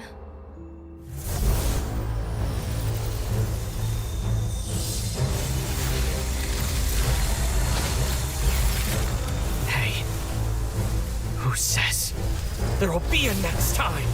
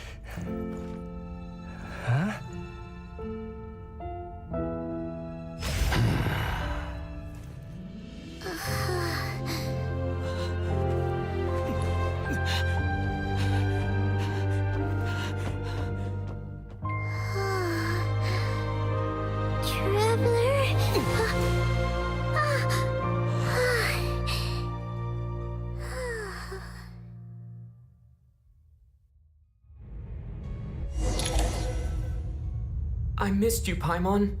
What are you talking about? We haven't... It was...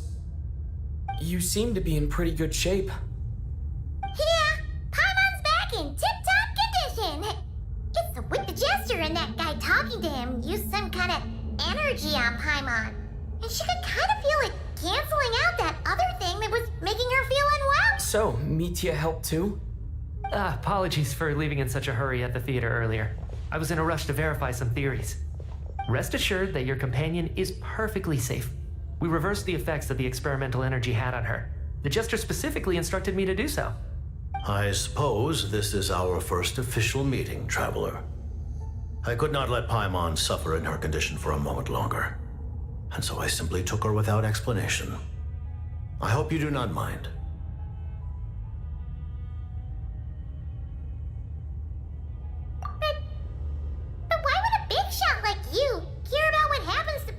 As I said when you first arrived in Snezhnaya, we once spent some time together. Oh yeah! You did mention that! And Paimon did think you seemed strangely familiar the first time we met. I'm afraid the reminiscing will have to wait. Mitya, let us continue with the report. What conclusions, if any, did you reach from conducting the final experiment of our energy research ahead of schedule? The good news is, my hypothesis regarding the Ruler of Death has been verified. As for the bad news, I recommend we suspend the experiments and Project Mistleton until further notice. Currently, we have no means with which to make a breakthrough. I say this purely as a scientist, guided by reason alone. I will trust your judgment. We shall put the project on hold until the Ruler of Death has been eliminated. Wait, what are you guys talking about? You want to get rid of Renova?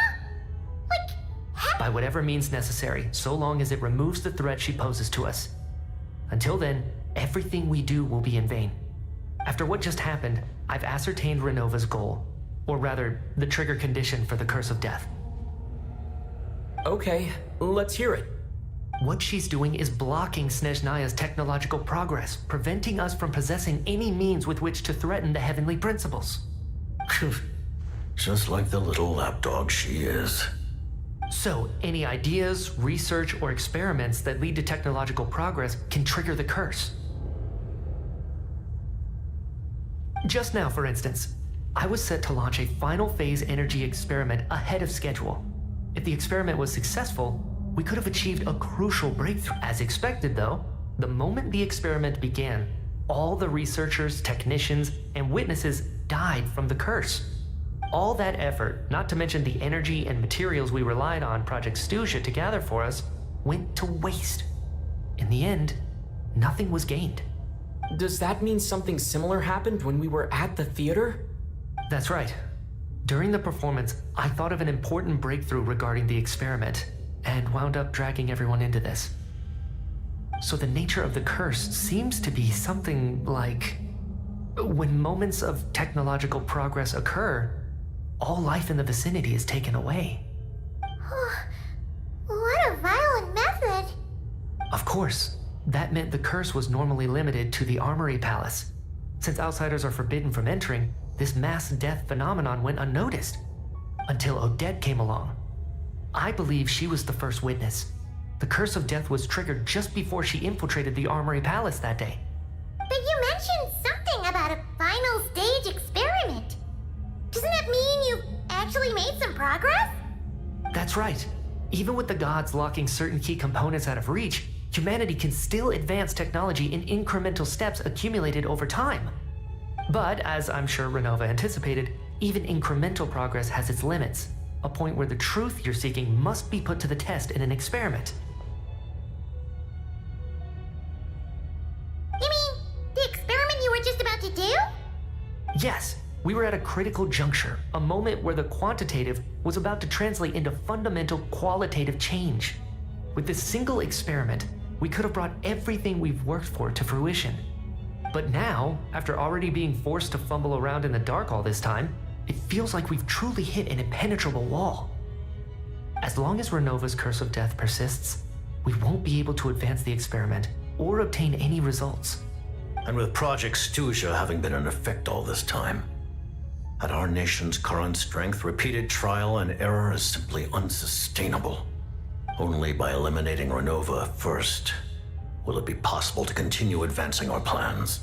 But she's the ruler of death! She can just kill whoever she wants, right? That's gotta be the scariest power ever! Is it even possible to beat her? We'll see. But one thing's for sure. She definitely can't just do whatever she wants. The best proof of that is me, standing here, very much alive. You're saying... Wouldn't it be easier to just kill all of us researchers for good? Why resurrect us over and over again? Why let us advance our technology to this point? So, you're saying even the ruler of death has limitations we don't know about? Exactly. And I think that's where the key to our breakthrough lies. Regardless, the ruler of death has always been an obstacle we must overcome. Indeed, we must face life, death, time, and space. After all, our goal is the heavenly principles. The Fatui want to challenge the heavenly principles? For a long time, I've had a vague suspicion the Fatui and the Tsaritsa were targeting the heavenly principles. But hearing the Jester admit it is still a shock. No wonder the Tsaritsa's goal has always been kept a secret from the people. What kind of road will that lead Snezhnaya down? In that case... Lord Jester, I would like to request some leave. I'd like some time to organize my thoughts and go over the data. Granted. Get some rest, put the experiment out of your mind, and take care that the Curse of Death doesn't affect any civilians.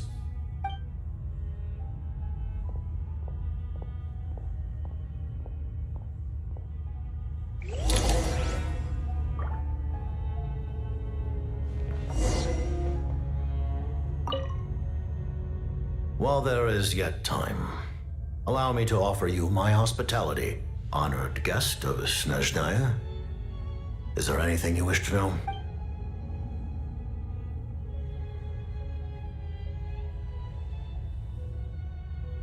I remember hearing the term Mistleton. Yeah! Paimon wanted to ask about that when the name came up just now. What is it? Paimon's heard of Project Snezhnaya, but... As you know, Project Snezhnaya is a series of measures enacted to consolidate our nation's resources, the greater purpose of which is to serve Project Mistleton.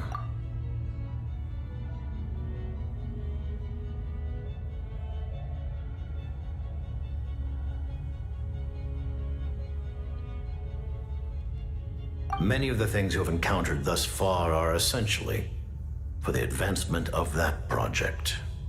This includes the Kuvaki Experimental Design Bureau in Notdry. Researching Kuvaki was merely a facade.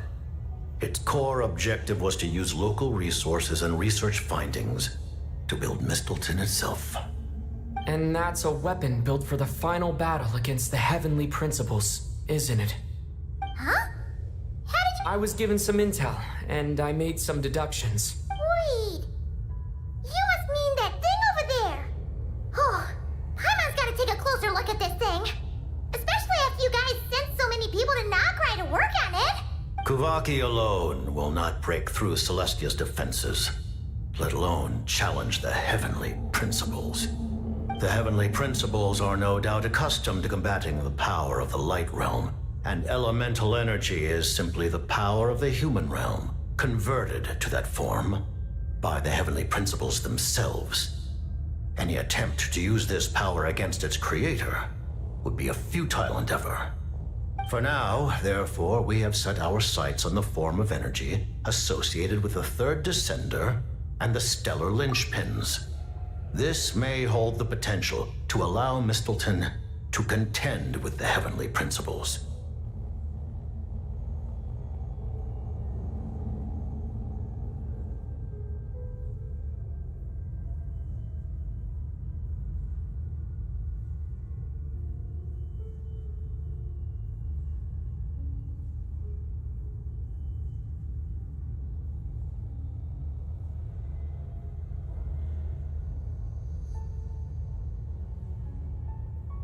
You could say that by reverse engineering the stellar linchpins to extract the energy within, we have obtained a source of anti-Celestia energy.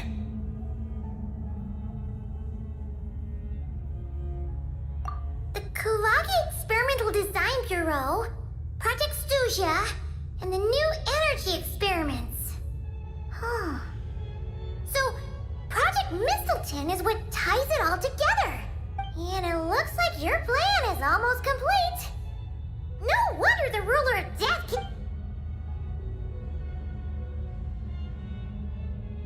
Her Majesty the Tsaritsa has embarked upon an expedition to vanquish a monster.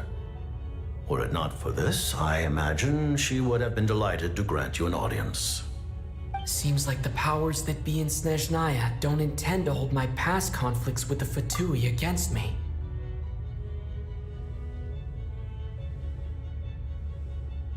The Harbingers have been granted significant autonomy in retrieving the Gnosis.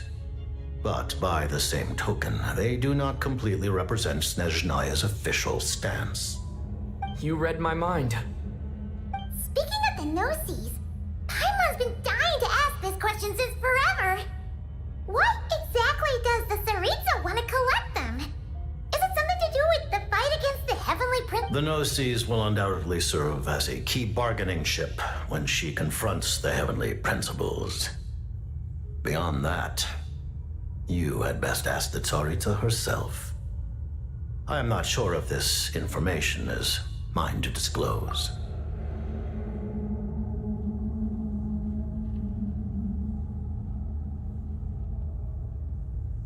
What do you mean? Not sure. Don't you make the rules? You're the highest ranking Harbinger! Taking on the Heavenly Principles is something most people wouldn't even entertain in their wildest fantasies. Why is the Tsaritsa so... Into that today.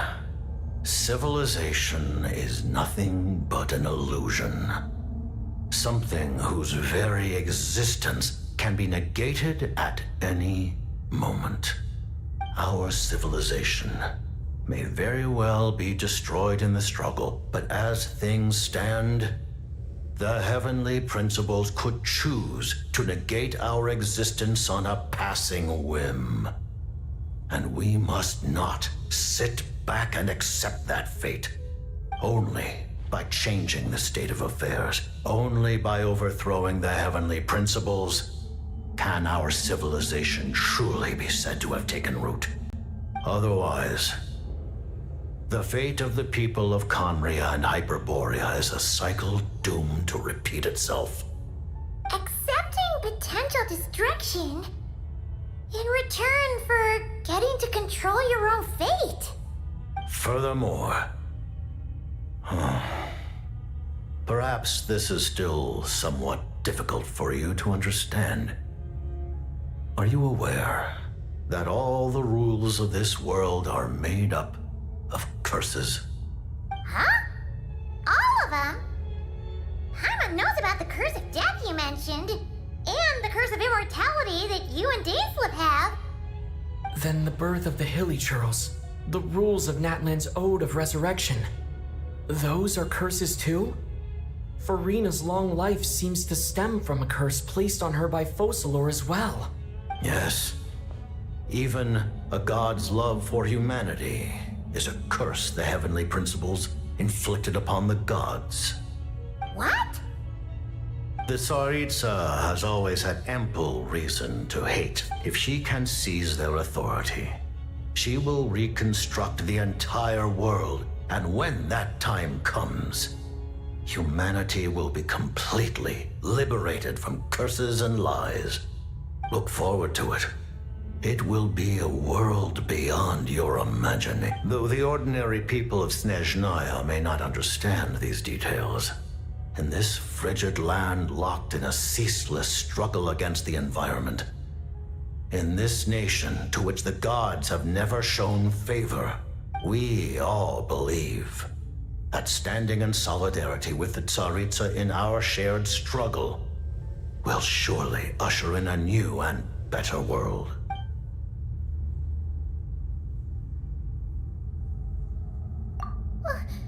Paimon really doesn't remember. He's basically a stranger. Allow me to explain.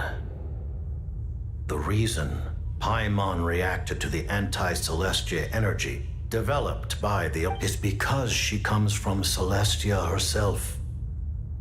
More specifically, Paimon? Oh, right. I was blinded by anger earlier, but thinking back on it, Renova also said that Paimon is a creation of Celestia. as you know, the lunar fragments in Nodcry were pulled down from the sky using Fatui technology. But the first application of this technology was in Conria over 500 years ago. I used this technology upon the heavens, and the response I received was none other than Paimon descending from Celestia.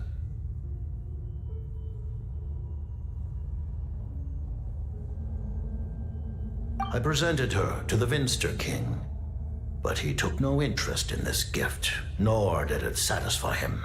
Paimon then took up temporary residence in my palace until, of course, the arrival of the Cataclysm. Wait, Paimon's a little confused. You're talking about things that happened in Kanya 500 years ago. You're saying Paimon was sick, but Paimon doesn't remember any of that.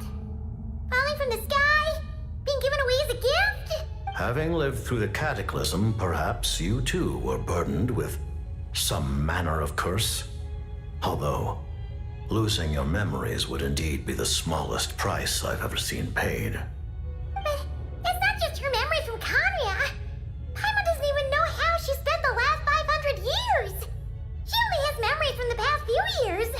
No matter how hard she tries to remember. What was Paimon like back in Kanya? Did she know a whole lot because she came from Celestia? Unfortunately, when you arrived in Conria, your consciousness was like that of a newborn infant.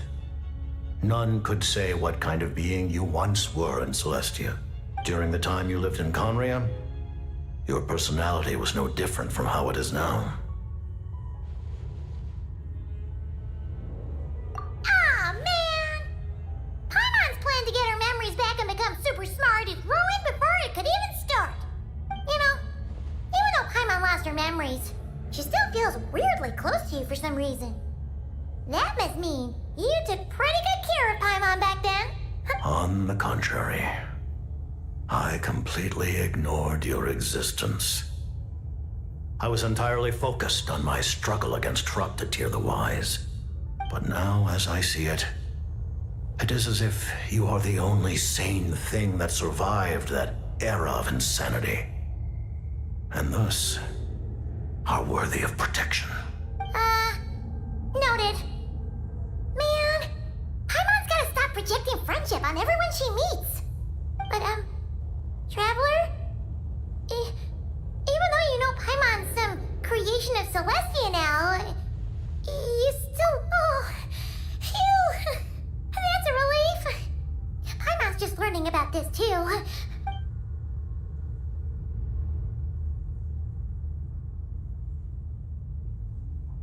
Thank you for telling me so much. I'm a bit surprised, honestly. Given the circumstances, the Fatui need not hide anything from our ally. Ally? To advance Project Mistleton, we must first resolve our issue with the Ruler of Death. And if I presume correctly, you have no intention of letting her actions go unpunished either, do you? That's right. Ever since she said she intends to reclaim Paimon when we next meet, I figured reconciliation was out of the question. Against an opponent of this caliber, deliberating over our allegiances would waste time we do not have. We must join forces unreservedly with whomever we can, if we are to stand anything like a fighting chance.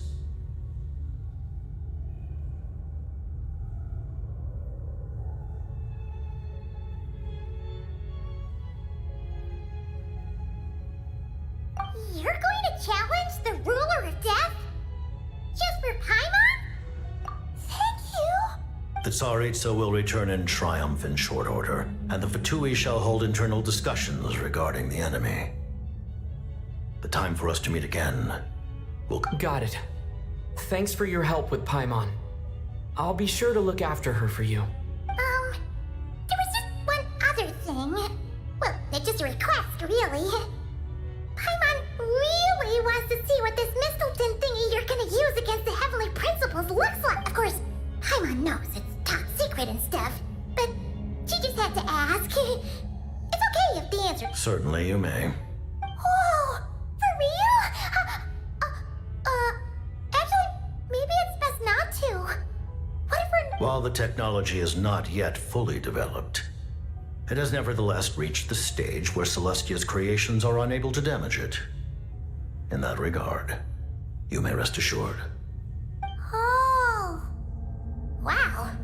No wonder Paimon felt so out of sorts recently, even though it was super far away.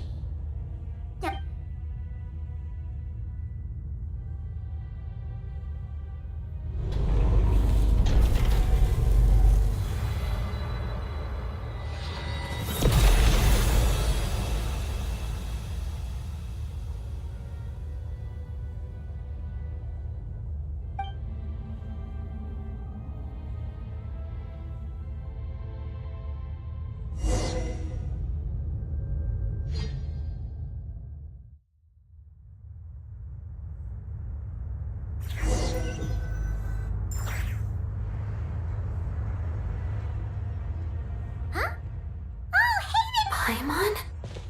You're okay? Long story short, yep, Paimon's all better. What are you doing here? Were you waiting for us? That's right. When I woke up, I wanted to go in after you, but the guards had woken up as well. It would have been tough to take them on alone, and there was no... So I returned the way I came and waited for you here. It was thanks to you that my soul found its way back to my body so quickly. Huh. That actually worked? Nice. I just think, really, you should be thinking anyway. And now that things...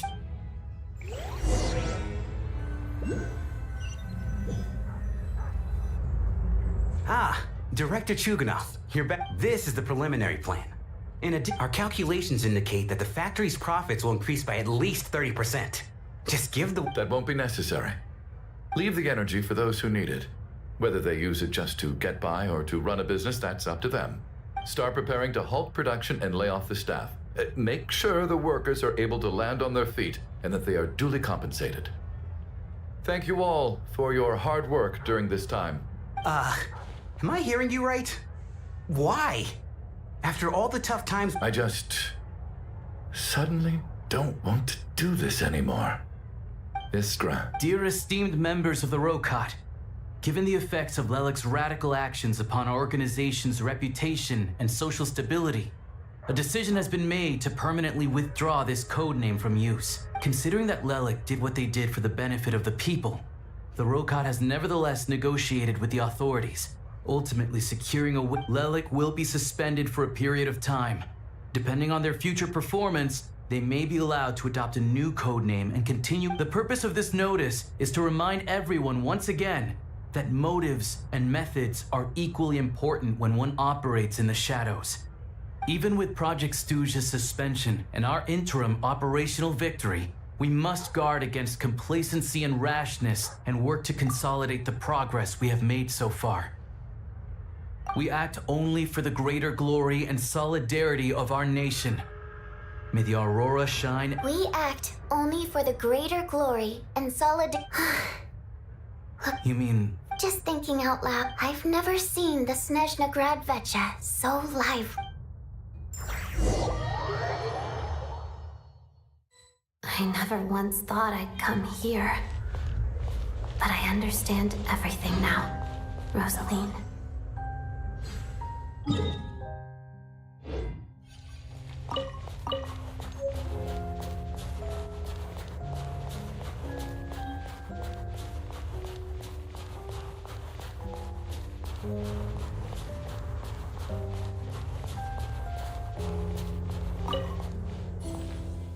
I've seen Spirit Seeker performed many times, including by your mother.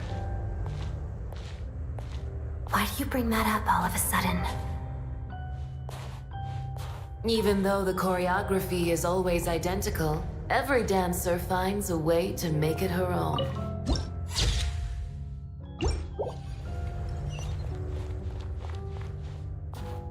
So you actually want to talk to me about ballet?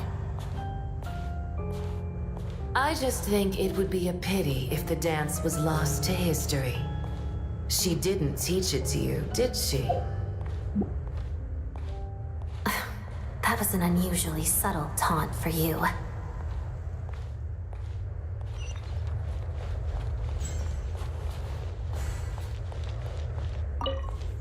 We embraced one another on the snow-swept plains, melting the ruthlessness of time. But when our bodies, in pieces, are cast to the winds, what of our love will remain behind?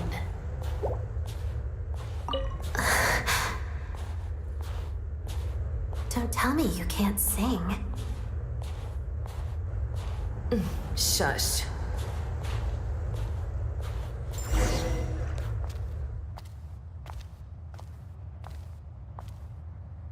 I understand her hatred. The Fatui robbed her of the life she should have had. I never opposed her dancing. Yet still I became an enemy of her ballet. I'll just keep my distance. Many despise me. I'm used to it. You're certainly not one to shy away from confrontation. But children, they need a different approach.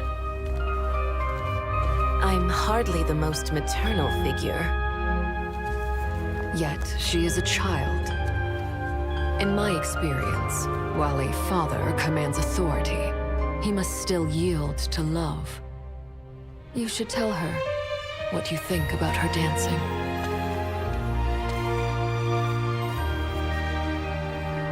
Odette will soon take the stage at the Korolyevsky Theater. This could be your chance. Geonosis secured. It went smoothly. I'll be there. Have them send me an invitation.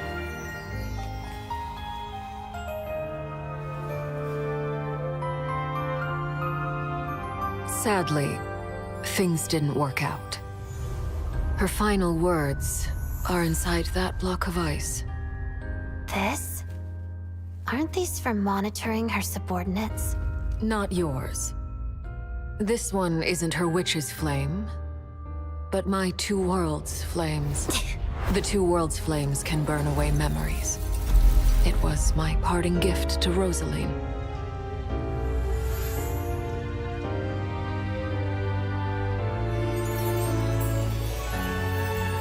If all goes to plan, she and I will both live to see the Tsaritsa succeed. I believe she'll find peace. But if anything happens to me, she needn't follow in my footsteps. The cryo-energy will fade away in time. Then the two worlds' flames will burn away all memories of the Fatui. She'll be free to dance. She deserves this. I will handle the aftermath. The choice is yours, child.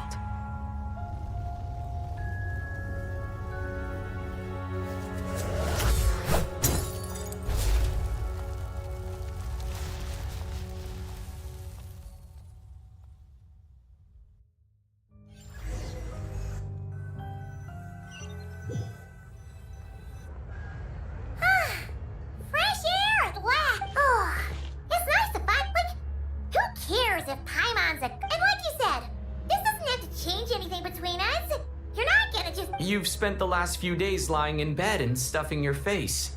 I didn't... Says who? Paimon originally was... Wait, the local Snezhnaya books... I thought you were in the mood for... Paimon can read while she flies. Hey, look at these two dolls. Which do you like better? Oh, I thought we were only getting one... There you are. Paimon will grab this. Huh?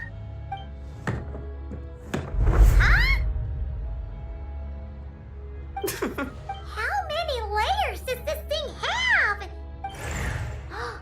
I know that voice. Yeah!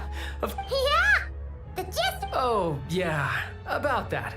That was... kind of embarrassing.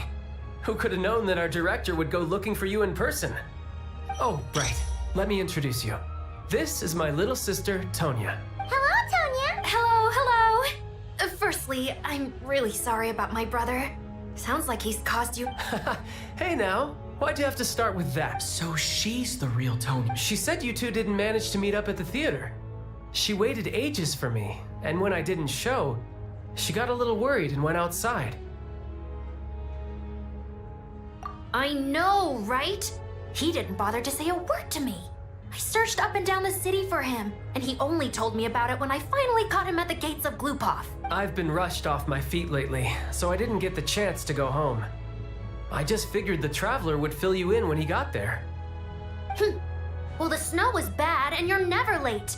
So I was really worried about you. How was I supposed to know that you'd stood me up?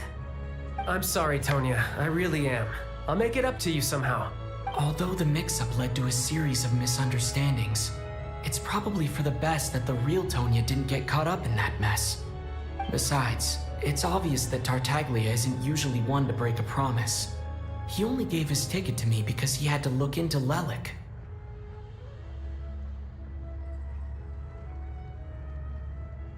No, it's fine. It just meant I didn't get to see the show in the end. I would say the best is yet to come. Huh? What kind of review is that? Hey, look!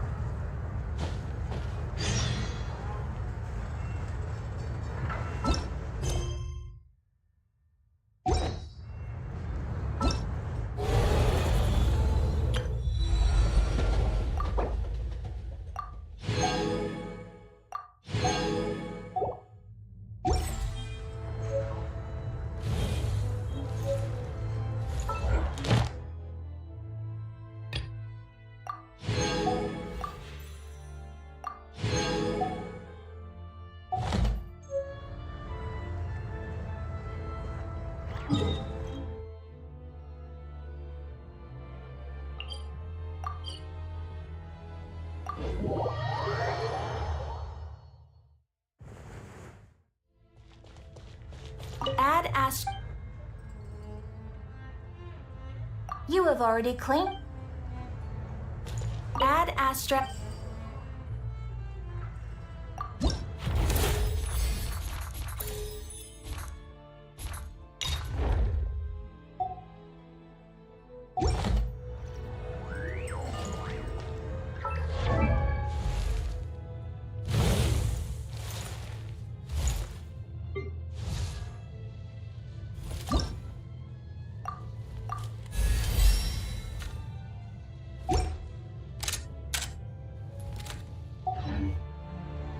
Exploration and try.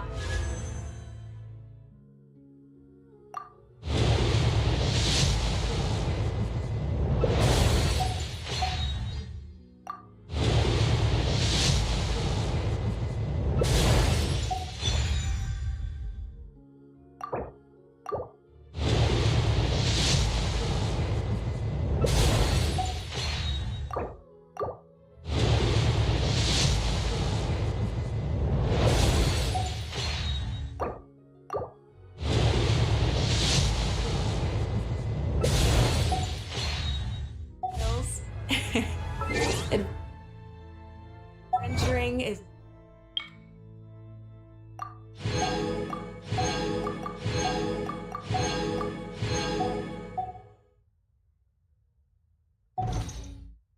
Right up my